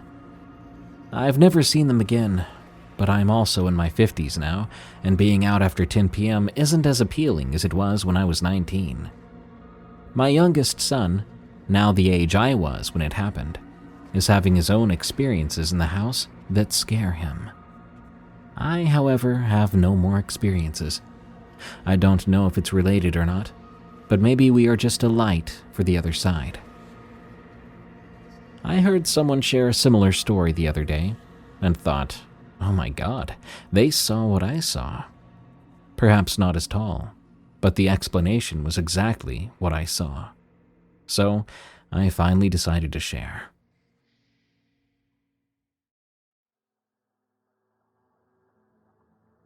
East Tennessee Getaway Nightmare from Southern Fisher 777. My wife and I go camping every year for her birthday.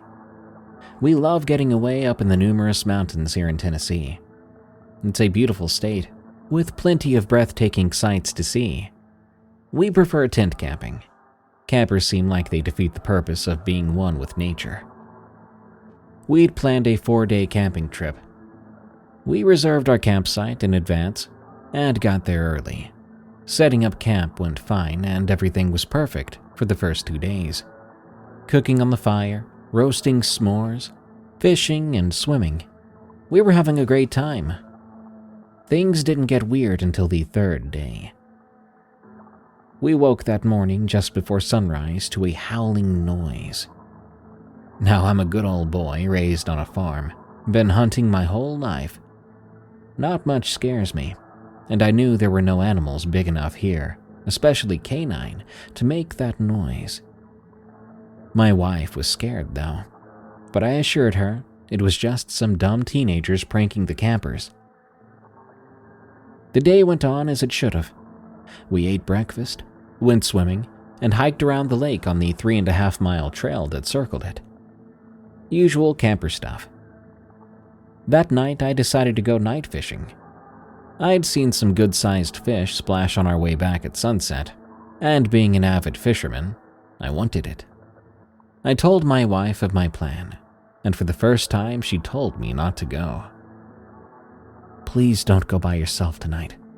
I have a really bad feeling about it," she said, a look of fear overcoming her. I smiled to reassure her and said, "Baby, come on now. Afraid something's gonna get me? I'll bring the gun if it makes you feel better." Her face still hadn't dropped that look of fear. What if that thing that howled was a bear or something? I just don't want anything to happen to you. I laughed and replied, "Babe, I've lived here my whole life. Bears don't howl, and there aren't any wolves out here. Coyotes don't get that big either, and they don't howl like that. It was just some stupid teens." We went back and forth a few more times before she finally let me go, after making me promise to bring the pistol with me.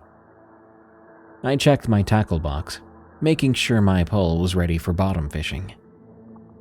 I made sure I brought my flashlight and my good knife too. I headed out to the trail that circled the lake. The moon was nice and bright, so I didn't need to use my flashlight to see where I was going. I made my way until I saw the perfect fishing spot, a part jutting out into the lake covered by trees. But the moonlight hit it perfectly at the exposed end. I set up my chair and cast my line out.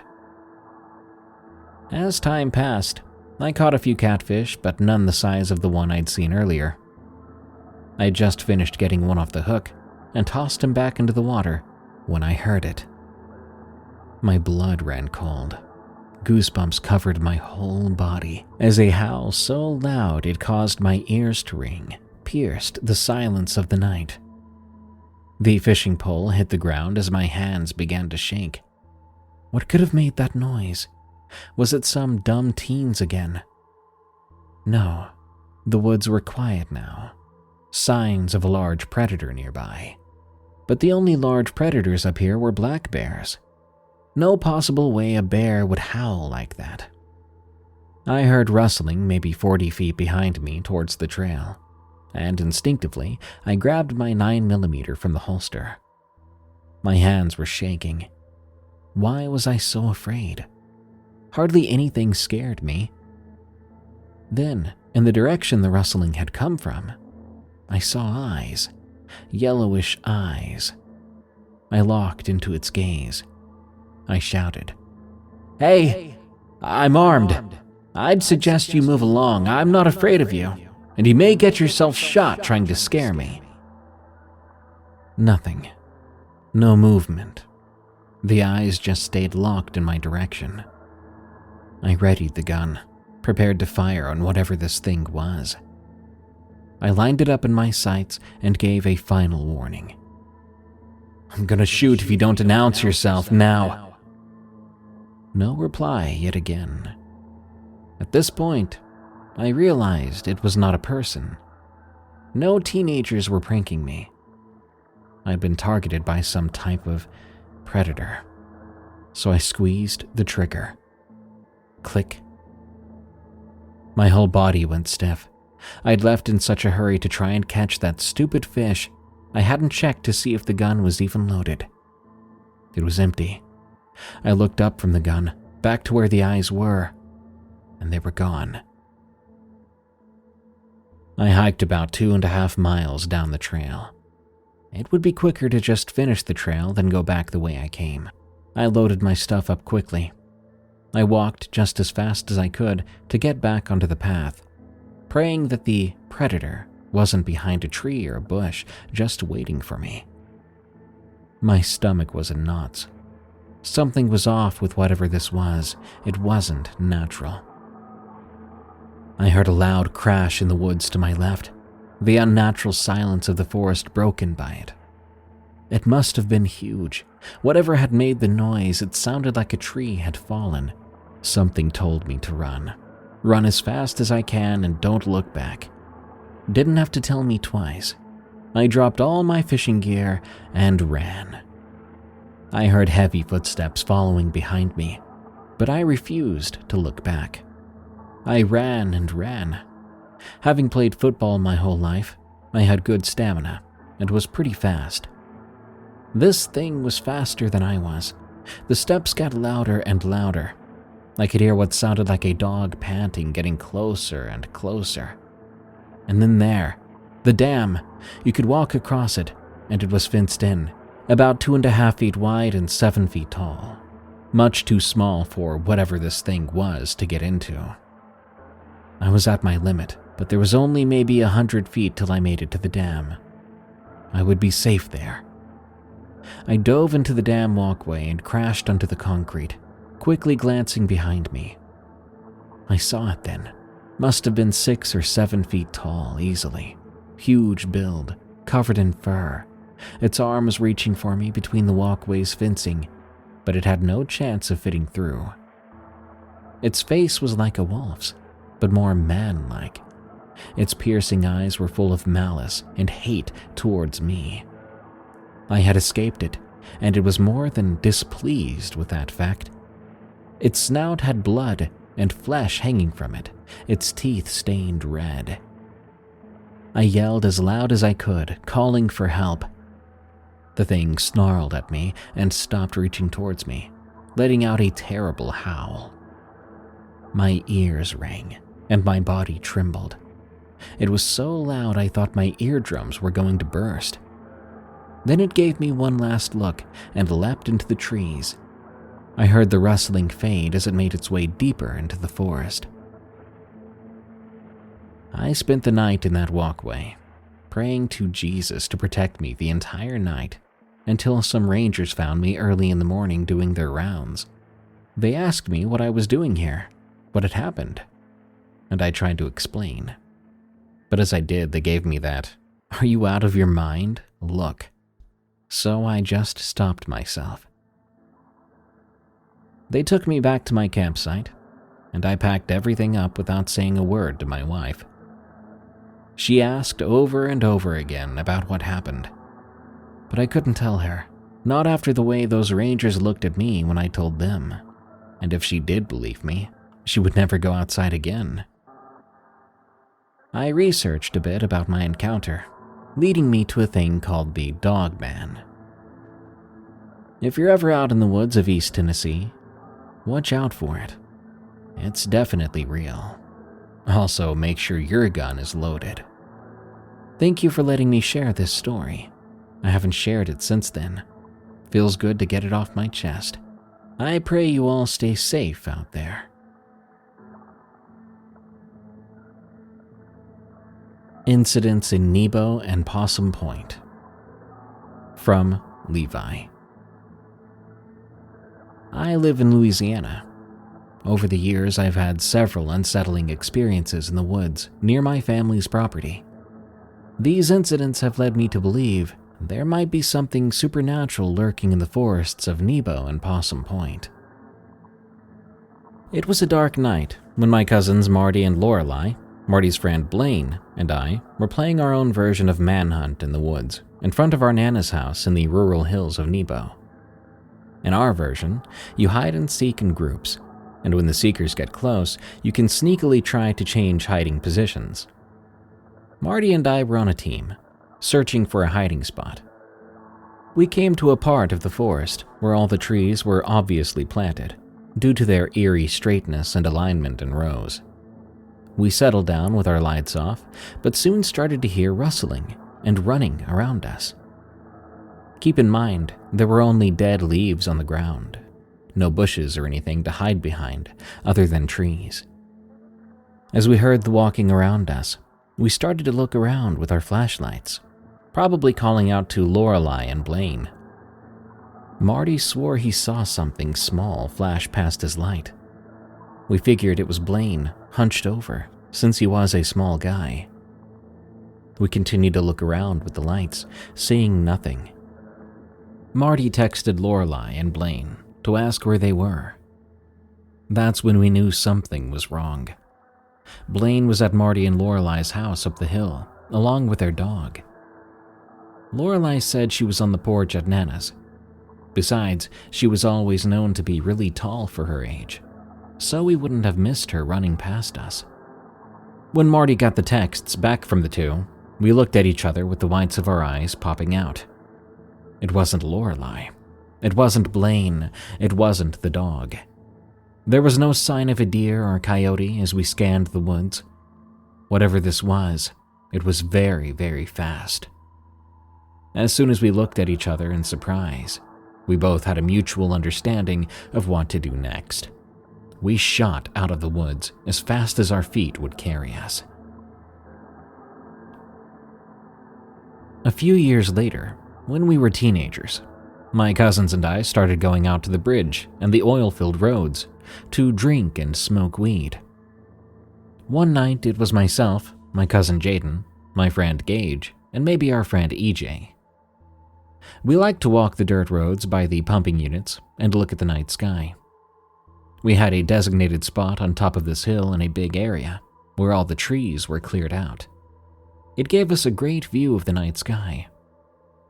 As we walked back to that spot, I was slow and cross-faded, so I dragged behind, weaving from side to side.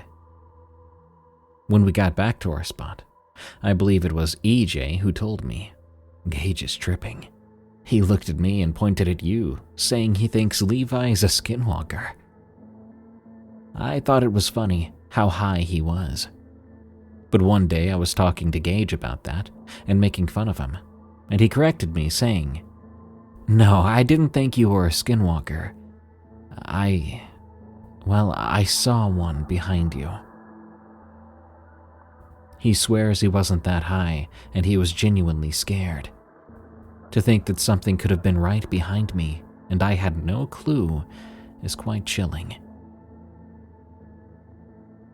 My sister Georgia takes after me when it comes to some things.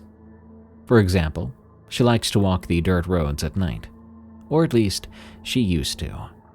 She's not into folklore and stuff, so she has no reason to make this up. She doesn't even know about skinwalkers. One night I was staying at my parents' place in an even more secluded area, near Nebo, called Possum Point. I convinced Georgia to walk with me that night and smoke a blunt. She had this sort of reluctance though, and I eventually said to her, "I thought you liked walking out here at night." She explained, "I used to, but not really anymore." When I asked why, what she told me had me surprised. She said she had been walking the same road one night with the outside cat. The cat meowed, but then she heard a second meow behind her or off in the woods in front of her. There was only one cat at her house at the time. It was like the second meow was an exact copy of the cat. She went right back to the house after that. Upon telling me this, I immediately told her what I thought. I know about skinwalkers. I know that the stories say they can mock animal sounds and even people's voices. I told her that I think that might be what's out there. I don't think these incidents are coincidences. They all happened in the same general area of a few miles. The place has always had a mysterious feel to it. I can't help but wonder if there's something out there. I still camp out in the area to this day. Who knows, maybe one day there will be more to this story. Or maybe I won't come back from those woods.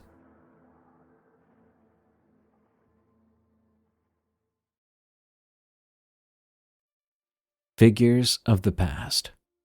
From Frank. When I was younger, I immersed myself in a lot of fiction and read many books above my age level.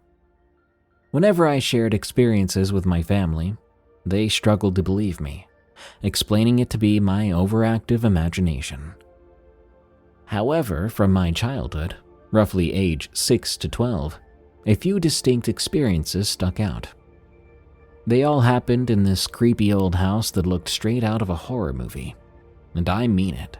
Creaky floors, dirty, shadowy walls, and one big old cotton willow that stood guard, as I liked to believe as a child. To give these experiences more depth, I should explain the layout of my old house. It was a big 2-story house with a basement and a subcellar. When you walk by the staircase, there's an office with a bathroom at the end of it. The door to the living room is to the right side of the staircase. Behind that is the kitchen with a dining room and glass sliding doors leading to the deck. On the left side of the kitchen was the front entrance. Our yard was that of an old farm. It had a huge 2-story shop, which we were always repairing vehicles in, and to the side were 3 small granaries. Opposite the granaries was a quonset, which for those who don't know, basically looks like a grain bin on its side with a couple of doors in it. My first experience happened on my way to the office one night. I had always had an eerie feeling around that old office. It was like I could sense a presence, but it never showed itself. However, late at night when it was dark, I had to go to the bathroom, and there was no upstairs bathroom where I slept. I crept down those rickety old stairs and was just going through the dimly lit, dusty old office, which we didn't use, by the way. My dad was a farmer, not a businessman. As I was creeping through, I heard a whisper. However, it was a weird whisper, almost like a female, but at the same time male. One person, but also many people surrounding me. I looked at the far end of the office and saw 3 shadowy figures. They just looked back, as if surprised at the breach between my realm and theirs. As a few seconds ticked by, it was like we all finally processed each other's presences. And then, with the slightest whispered shrieks, the shadows came at me. I locked myself in the brightly lit bathroom and did not come out until my mother woke me from the cold, tiled floor the next morning. My next experience happened in my upstairs bedroom. Upstairs, there were 2 bedrooms. One of them had a small walk-in closet. The other had 2 walk-in closets that ran the length of the room on either side of it. The room with the 2 closets was mine. One night, not too long after the shadowy figures incident, I awoke to what sounded like a woman's scream outside. Now, at the time, I lived in rural Manitoba, whereas now I live in northern Alberta, so I knew it wasn't a cougar or anything like that. I thought it might have been a fox's mating call, as I know they sound like humans in distress. However, I got out of bed to check, just in case. As I walked over to the one window in my room, a sudden chill ran over me. This extremely uncomfortable sensation that I was not alone upstairs came over me. I second-guessed myself and eventually peeked past the curtain. Just then, 2 sharp raps, sounding as if someone was in either closet, knocked once firmly on the wall at the same time. At that, I was well and truly spooked, so I leapt from my bed and pulled the covers over my head. Just then, what felt like a long bony finger poked the underside of my mattress 3 times. Fed up and shook out of my mind, I ran to seek shelter in my brother's room, which was the other room upstairs. After I entered that room, I felt safe once again and slept like a baby. My most disturbing experience I saved for last, like all good things should be. On the north end of our yard is a decent-sized dugout. One day, my cousin X, for the sake of privacy, and I were out one night exploring. As we were walking by this dugout, we heard a loud splash. We were fairly sure that there was no aquatic creatures or ducks, as we'd never seen them on the dugout before. After all, it is quite dirty due to the previous owners dumping old cars in it. We were spooked, but I went back to the house and grabbed a large scythe. After that, X and I felt quite protected. A little later, we were exploring some of the granaries I mentioned, when a loud splash from the left distracted us for a few seconds. I told X to stay behind, as I investigated with my scythe. Once I got there were no noticeable disturbances. I started to head back when X ran out from the cluster of granaries, and he said one word once our eyes locked. "Run." I dropped the large scythe and booked it back to the house with him. Once we were comfortably safe under the covers, X told me what happened. He was in the first granary of the cluster, screwing around, waiting for me to finish my search, when he heard what he thought to be my voice from 2 granaries over, telling him to come and check something out. He had timidly peeked around the door and started creeping towards that granary, but then a subtle movement caught his eye. It was a pale, dry, bony hand receding into the 3rd granary's door. After witnessing this, he barreled out of the granary, meeting me in the yard. The next day, when we went out there to get my scythe back, which I had dropped in our frantic dash back to the house, it was missing. I never did find that scythe again, even after countless hours of mowing and cleanup. That's all the stories I have. If anyone hears this and can explain these happenings, leave a comment. Thank you for your time.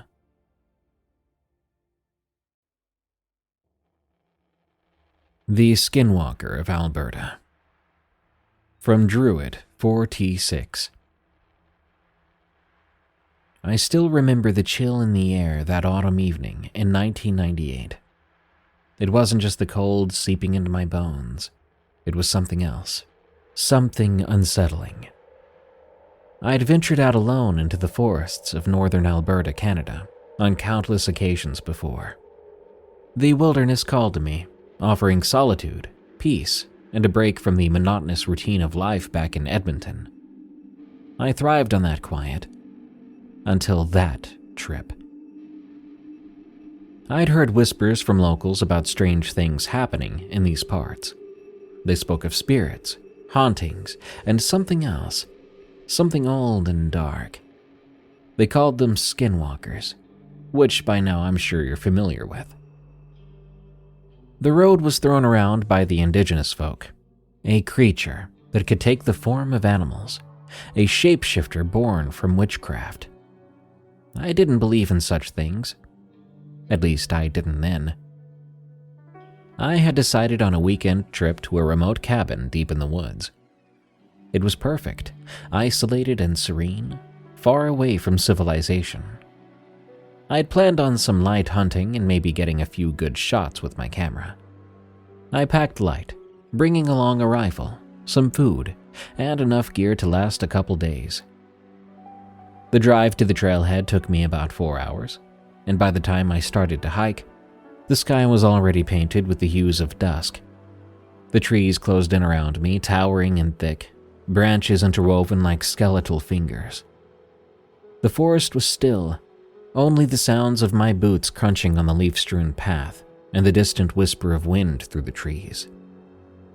I should have arrived at the cabin before dark, but the trail was more difficult than I had anticipated, and the sun was rapidly sinking below the horizon. As I pushed further into the woods, the silence became unnerving. Normally, the forest was alive with the sounds of nature, birds and squirrels, the occasional rustle of a larger animal. But tonight there was nothing. It was as if the woods were holding their breath. Every now and then, I thought I heard footsteps behind me, quick and light, but whenever I stopped to listen, all I heard was wind. It was full dark by the time I reached the cabin.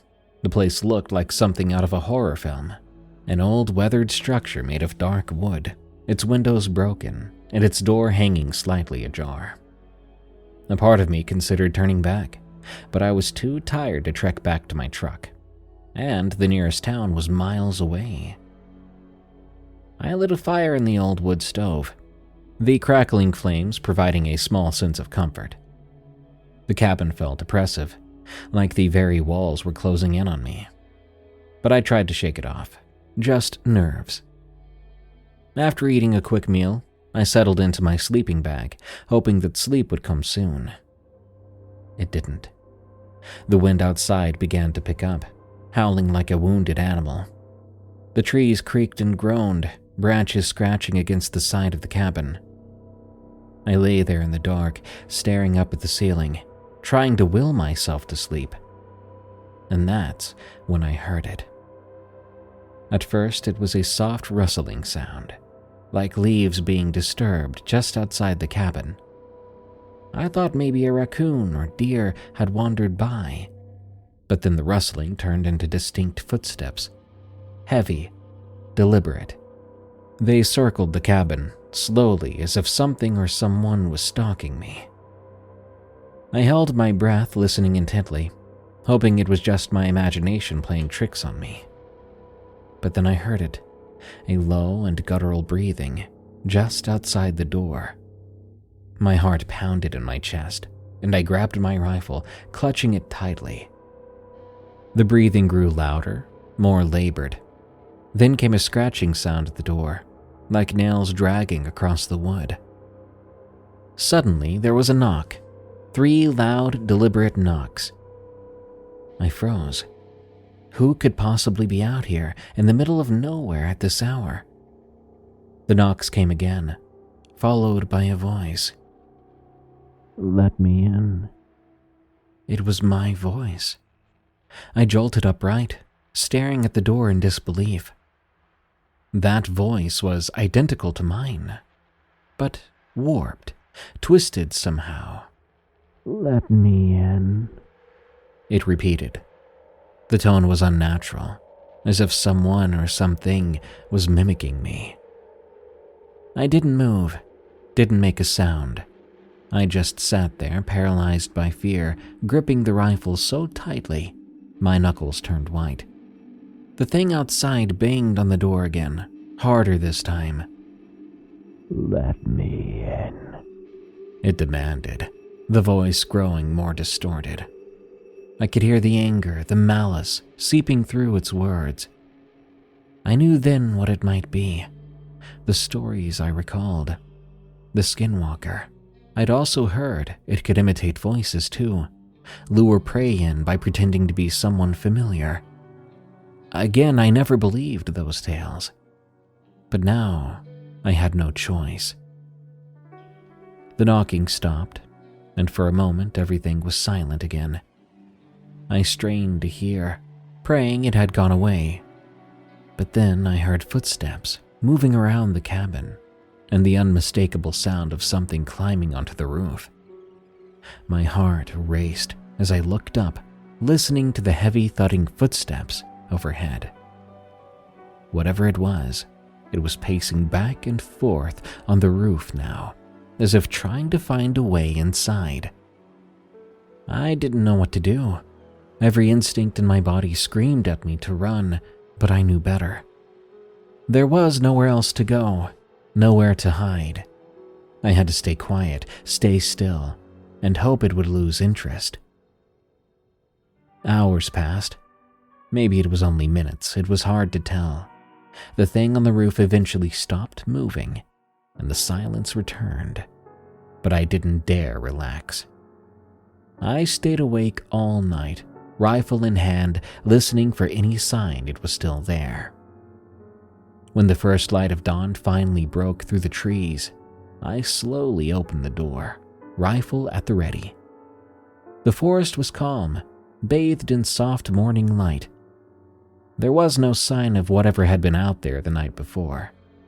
But when I looked down, my blood ran cold. In the dirt outside the cabin were deep, clawed footprints, and next to them, a set of human ones. I packed up my things and left that cabin as fast as I could, never looking back. I never spoke of what happened to anyone till now. I'll never forget the voice, or the thing that walked in my skin, trying to get inside.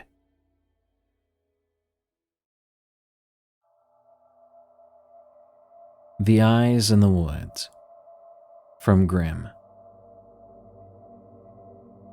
About half a year ago, I went to a friend's birthday party. It was a pretty typical celebration in our village, held at a grill but deep in the forest. We always have these gatherings a bit out of the way from the village center, mostly to enjoy the peace and quiet of the woods. The night had been fun, filled with laughter and the smell of grilled meat, which still clung to the cool air by the time I decided to head home. There are 2 routes to get back to the village. The first is the main road, a bit longer but well lit and safe. The second is a narrow, dark forest path that cuts right through the woods. It's much shorter, and honestly, I've taken it countless times since I was a kid. I've always been comfortable in those woods. That night, I didn't think twice about taking the forest path. Once I left the lights from the grill hut behind, the darkness of the woods swallowed me up. The thick tree canopy overhead blocked out what little moonlight there was, and I pulled out my phone to turn on the flashlight. But as luck would have it, my phone was dead. No battery left. "Of course," I muttered. Luckily, I did have a small keychain flashlight. It wasn't much, but it would get me through. I switched it on and started to walk. The path was familiar, but the deeper I went, the more the trees seemed to crowd in on me. Their branches swayed slightly in the wind.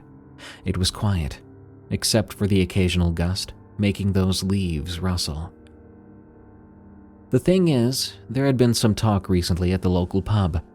A farmer had mentioned seeing large footprints in the forest. Footprints akin to a dog's, but much bigger. Some thought it might be a wolf. Wolves are rare around here, though. I didn't take the rumors seriously. But that night as I walked, I found myself picking up the pace a bit, mostly because of the chance of rain. At least, that's what I told myself. The path winds near some old castle ruins that overlook the village. It was when I reached that point that I realized how still everything had become. The wind had died down, and the usual nighttime sounds, from the birds and rustling leaves to even the insects, were gone. The only thing I could hear was my own footsteps. It felt strange. Something about the silence put me on edge. I stopped for a moment, and I listened, straining to catch any noise. But there was nothing. Still, I had this feeling, a gnawing sensation, that I was not alone. I swung my flashlight around, hoping to catch some movement in the trees, but the light barely cut through the dark. And then, just at the edge of its range, I saw something. 2 small glowing points in the darkness. Eyes. At first, I froze. I tried to reason with myself. This had to be a deer, maybe even a wild boar. Animals like that are common in these woods. I shouted, hoping to scare it off. "Get out of here!" But the eyes didn't move. They stayed put, fixed on me, staring and watching. I felt my heartbeat quicken. I grabbed a small rock from the ground and threw it in the direction of those eyes. Even so, nothing happened. There was no sound, no movement. The eyes just remained, unmoving and watching me. That's when I really started to feel afraid. Whatever it wasn't scared of me. My hands were shaking now. I tried to pick up another rock, but my hand was trembling so much that I dropped it. The small noise from the rock hitting the ground was enough to snap me out of my frozen state. Without thinking, I simply turned and ran.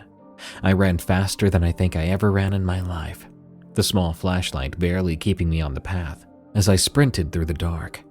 The only things I could think about were those eyes behind me and what they belonged to. By the time I reached the hill that leads into the village, I didn't stop. I ran down the slope, only slowing when I saw the first street lamp ahead. Gasping for breath, I stopped under its light and finally turned around. But there was nothing there. The forest was still, quiet, and dark. The eyes, whatever they were gone now. I stood there for a long time, trying to catch my breath and make sense of what happened.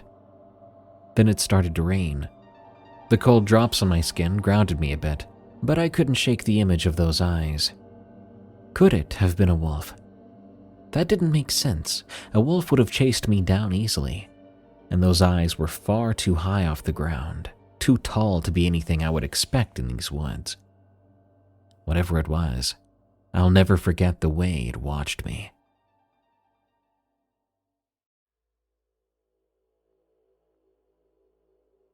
Dad's Farmhouse. From J. Ion. My dad purchased a small farm on the edge of the woods several years ago. This farm has a tiny farmhouse, which my dad decided to make his permanent residence. However, my mom and sister chose to continue living in the city due to my sister's schooling. So mom and dad made plans to have overnight visits every month. The very first time my sister and mom arrived for their overnight stay, it was in the middle of a heat wave, and Dad had to utilize his specialized sprinkler system for his crops. The land on the farm had been so dry that even the creek flowing next to the farmhouse completely disappeared. Cracks were formed on the dirt around the base of the farmhouse. Dad was very worried about the weather taking a toll on his crops, so he watched the Weather Channel after dinner, while my sister and mom went into separate bedrooms to get ready for bed. My sister was lying on her mattress, texting a friend, when she heard footsteps. Initially, she thought that Dad was done watching TV and was getting ready for bed too. But when she heard the footsteps repeatedly shuffling between her bedroom door and Mom's, she thought it was very strange that Dad didn't open the doors or knock. So she got up and opened the door to take a look. The moment the door opened, the sound of shuffling footsteps stopped. She saw Dad, who was still in front of the TV, already sound asleep and snoring away on his recliner. Mom's door was shut, and it didn't look like Mom had left the room. She closed her door and laid back down on her mattress. Just as she was about to text goodnight to her friend, she heard those shuffling footsteps again. This time she realized that the footsteps sounded wet, like someone who got their clothes and footwear drenched at the beach and was making that moist pitter-patter on dry, solid ground. She turned to look at the gap under the door, and with the illumination from the ceiling light outside, could see shadows from a pair of feet that were rapidly shuffling themselves back and forth between my sister's door and Mom's. She got up to open the door again, but like the first time, the footsteps stopped immediately, and all she saw was Dad comfortably snoring in front of the TV. There was no footprint, wet or dry, and no one else but Dad and her. She called out to Dad, trying to wake him up, but Dad was in such a deep sleep, he just continued snoring. My sister felt a little freaked out, so she shut the door, laid back on her mattress, and pulled her blanket over her head. She called her friend to talk so that she could drown out the sound of those footsteps and to provide soothing company until she fell asleep. The next morning, my sister asked Dad if he had heard anything during the night. Dad said he had heard nothing because he slept so soundly all through the night. She then asked if Dad had ever experienced anything strange while living in the farmhouse. But Dad said no. In fact, that farmhouse was the most peaceful place he'd ever lived. Then she asked Mom if Mom had heard anything, to which Mom also said she'd heard nothing despite being a light sleeper. When night fell, my sister decided to not go to bed after dinner. Instead, she wanted to accompany Dad in watching the Weather Channel so that she could stay awake to see what was making those footsteps. Just a couple of hours later, Dad, as expected, fell asleep on his recliner while watching TV. Mom had already gone to bed. My sister sat next to Dad, fully alert, watching and waiting for anything unusual. Then she heard those quick, soggy footsteps. However, this time, the footsteps were coming from the kitchen. She turned to peek into the kitchen, and to her horror, she saw a very tall, pitch-black figure pacing back and forth on the kitchen floor. She described it as so tall, it almost reached the ceiling. It was really skinny, like a stick figure that had been stretched out, with a narrow head that had no facial features at all, except for pitch blackness. Whatever ghost, monster, or entity that was, it just hastily paced back and forth in the kitchen, making those sopping wet footfalls. It didn't pay any attention to my sister, nor my dad. My sister, with her eyes still on the mystery figure, grabbed Dad's shoulder to try to wake him. But Dad just didn't budge. He stayed asleep and kept on snoring, as though he was in a drug-induced slumber. She then ran into my mom's room. Surprisingly, Mom, who has been a light sleeper her whole life, did not stir at all when my sister entered. Mom remained sound asleep, even when my sister jumped onto her bed. My sister kept her eyes on the bedroom door for the rest of the night, refusing to shut her eyes until sunrise. When morning came, my sister begged Mom to bring her home. Dad was disappointed because they were supposed to stay another night and help out around the farm during the day. My sister, who has a serious neurological disorder, told Mom and Dad that she was not able to sleep at all in the farmhouse, thus putting her health at risk. Eventually, Mom relented, much to my sister's relief. It has been several years since my sister witnessed whatever that was in my dad's farmhouse kitchen. My sister refused to spend the night at my dad's farm, no matter how late it got during their visits. She never told Mom nor Dad because she didn't think they would believe her. To this day, Dad lives in the farmhouse. So far, he has never reported anything spooky nor strange. Even when Mom stays overnight with Dad, Mom never experiences anything out of the ordinary. So, Darkness fam, what do you think that was? Hallucinations? Hauntings? Heat stroke? A portal to hell? Hysteria? Let me know.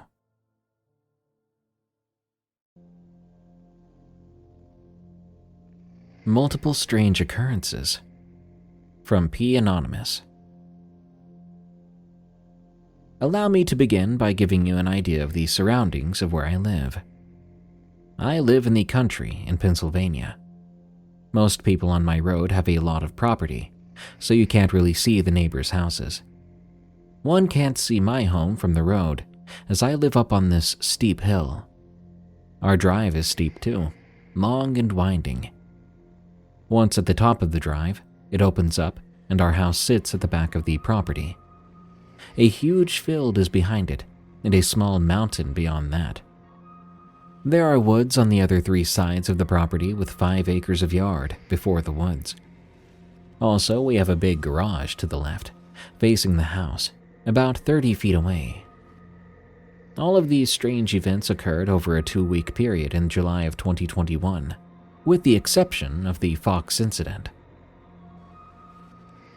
One night I drove up my driveway after work, just as the sun was setting, and I parked along the yard in front of my house. As I got out of my car, I began to hear a lot of banging noises, which stopped me in my tracks. It sounded as if someone was throwing rocks or bricks at the back of the garage, as hard as they could.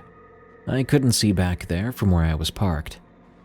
This went on for maybe 30 to 60 seconds or so, then just stopped. I stood there frozen, unsure of what just happened, then took a few steps toward the back of the garage and said, "Hello?"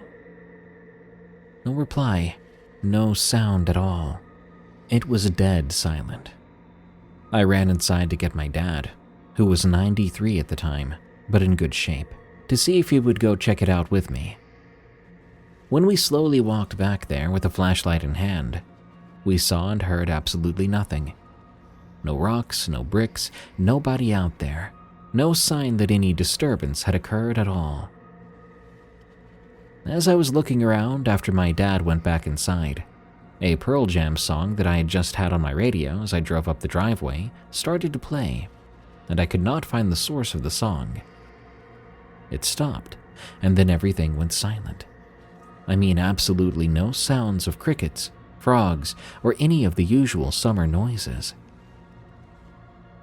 A couple of evenings later, I was sitting on our front porch, having a cigarette and coffee, when suddenly, it sounded like a stampede of about 50 to 60 cattle or horses was coming right towards me. I leapt up out of my chair and fell right down on my butt, with my pack of cigarettes flying one direction, coffee and lighter the other. I quickly got up, as it sounded like the stampede was getting closer. I looked around to see, of course, absolutely nothing. I grabbed my cigarette while I yelled out an expletive. Then I ran inside and peered out the screen door. The sound instantly stopped. 3 or 4 evenings later, I was outside once again, and I heard this humming type of noise, which began to grow and increase in volume. It seemed to be coming from the sky from the field behind the house. It grew louder over the course of about 20 seconds or so, until it was coming from over my head, and once again from behind the garage. There are 4 big old trees back there, and when I looked up, I saw what appeared to be some type of triangle-shaped aircraft. But it wasn't solid. It looked as if it was almost invisible, kind of like something one would see if looking way under deep water, with waves distorting it. It looked like it was moving through the tree branches. It was big, like the size of a jet, but I couldn't really see all of it all at once. I could loudly hear the humming as I watched it move slowly through the branches. It was all over in maybe just under a minute, and all was normal again, as if nothing ever happened. A few nights after that, I was driving home after dark at about 11 p.m. I was approximately 4 to 5 miles from my home, driving past another part of the big cattle farm behind our place. Something bright red caught my attention out of the corner of my left eye. I turned to look and saw about 2 to 3 feet above and over a large field of grass what looked to be a grid of red laser lights across the entire field. I looked up to see if it was coming from something in the sky, but I didn't see anything up there. My daughter said she saw the same thing a couple of nights later at the same time of night and in the same exact place. This next very strange occurrence happened about 1.5 years later. Over the winter, I had begun to feed dog food, dog treats, and leftovers to 2 foxes I often saw on our property. Foxy, a red fox, and Neo, a fox with a patchwork coat of tans and browns. One day as I was watching to make sure Foxy ate her food, a bright white beam of light came down around her and seemed to pull her up onto her hind legs. She began to sway back and forth and kind of around.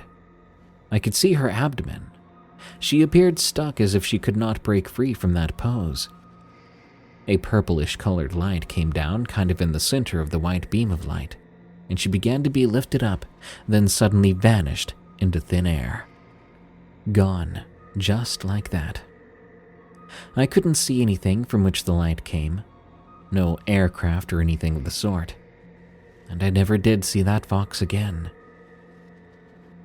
These are my very strange and crazy occurrences that I've been wanting to share for a long time now. I'm very interested to see what listeners think. Is it another dimension I'm experiencing, as veils are thin? Did a portal open up? What about the invisible aircraft, the grids, and poor old Foxy? I truly hope she's okay. I wonder who or what took her. I'm so anxious to see your responses. And again, every one of these things really happened.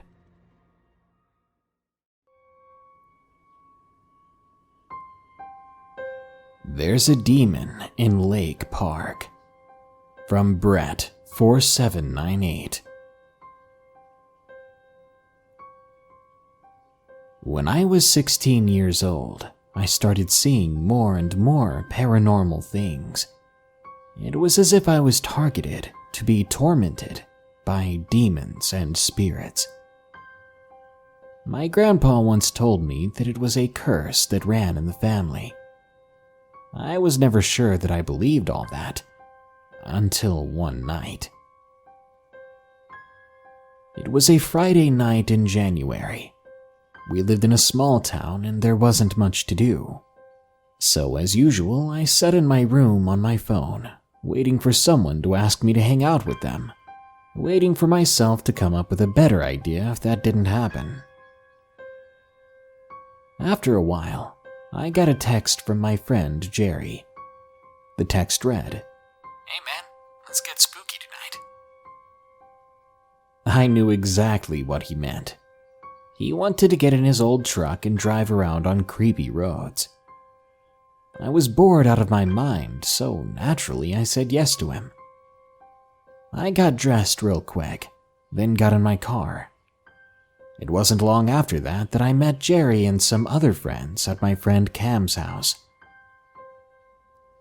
We sat around for a while, talking about Lake Park that's a few miles outside of town, remembering the urban legends about it, while we waited for my girlfriend at the time to show up. The most well-known legend about Lake Park was something about a guy taking, tormenting, and ending the lives of random girls. They say he preyed upon them at Lake Park a long time ago. Now let me get to the good part. The truck was full and my friend Jerry was driving with Tommy in the passenger seat. In the back seat was me, my girlfriend Maddie, and another girl named Mary. We drove down the path that goes to the back of the park. We drove under this light pole that supposedly was out of order and didn't receive power anymore. But the moment we passed under it, the light clicked on.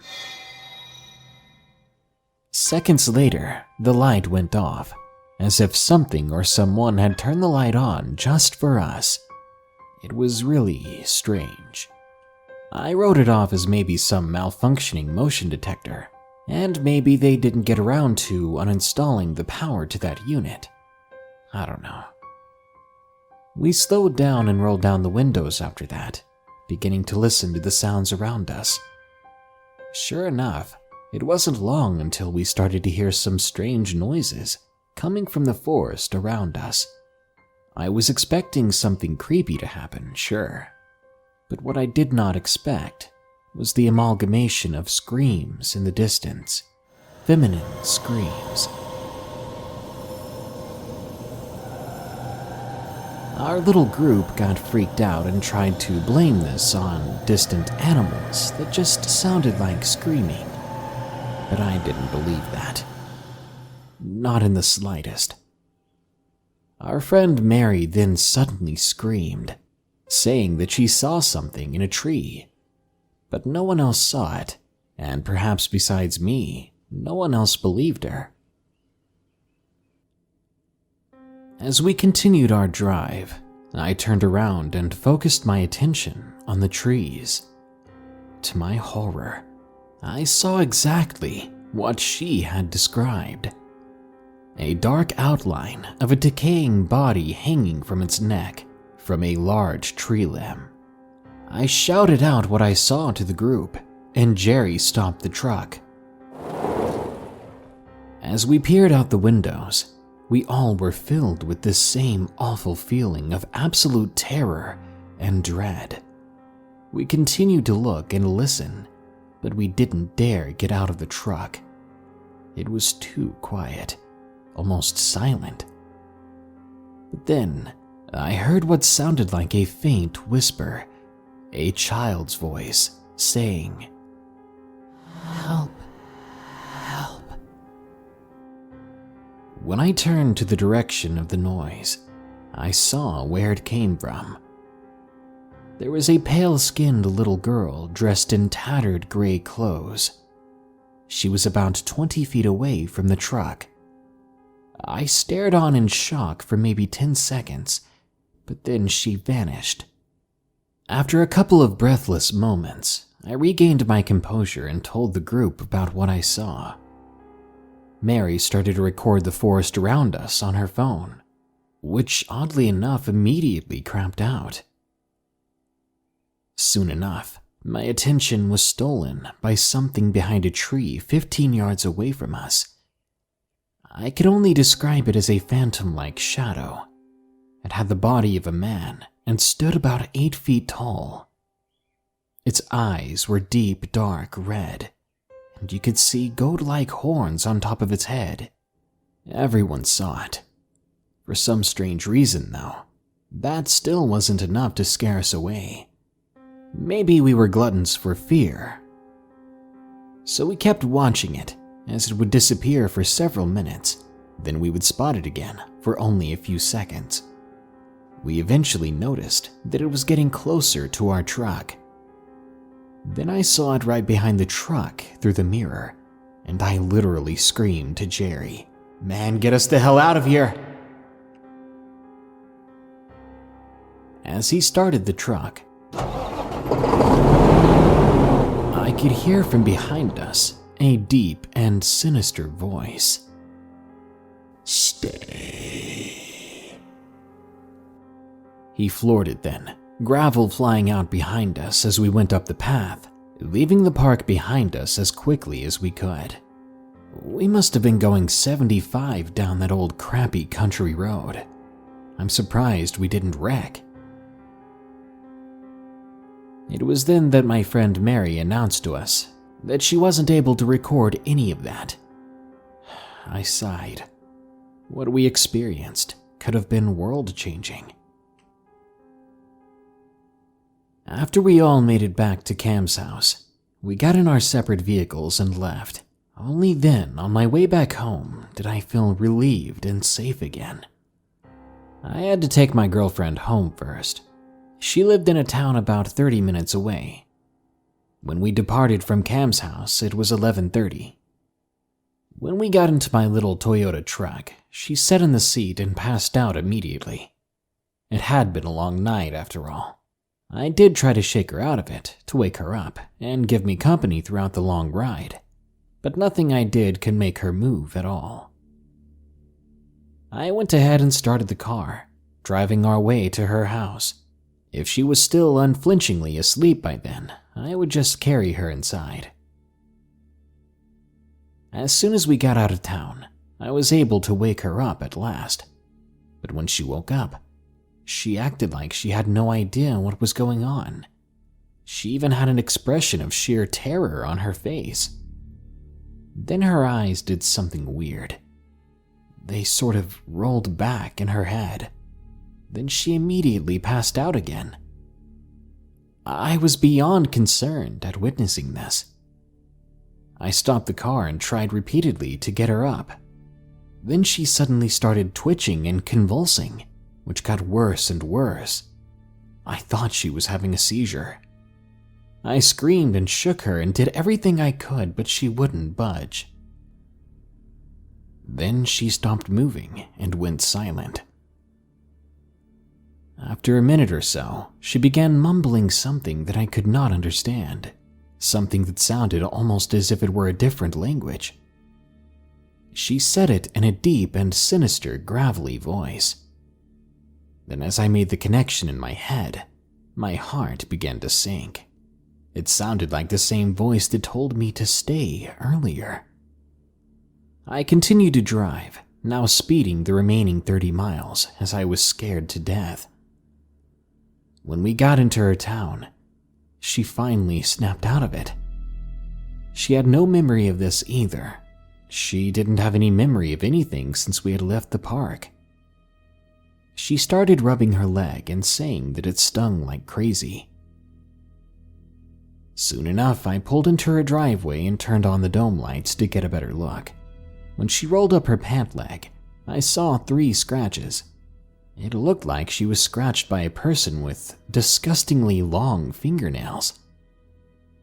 When I looked closely at the scratches, they were scratched into what looked like a VI, the Roman numeral for 6. Now, I'm no biblical scholar, but I do know that 6 is the devil's number, and that scared me even more. Later that night, I went to my usual church to talk to the pastor, since his house was right next to the church.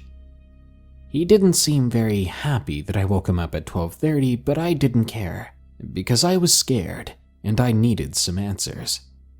He told me that the things we witnessed in that park were an omen of great evil. That's what I already thought, but this served as confirmation. I called my friend Jerry, and the 2 of us went back to the park. We took one look around, just to be sure that we weren't all going crazy. Yet plain in the day, in the middle of the park out in the open, I saw it again, those red eyes piercing me, followed by another monstrous growl. We left right away. Lately, it's been pretty quiet at that park. I've driven by it several times, yet nothing more has happened. That experience back then, it scared me pretty bad, and to this very day, I'll never go back to that park alone.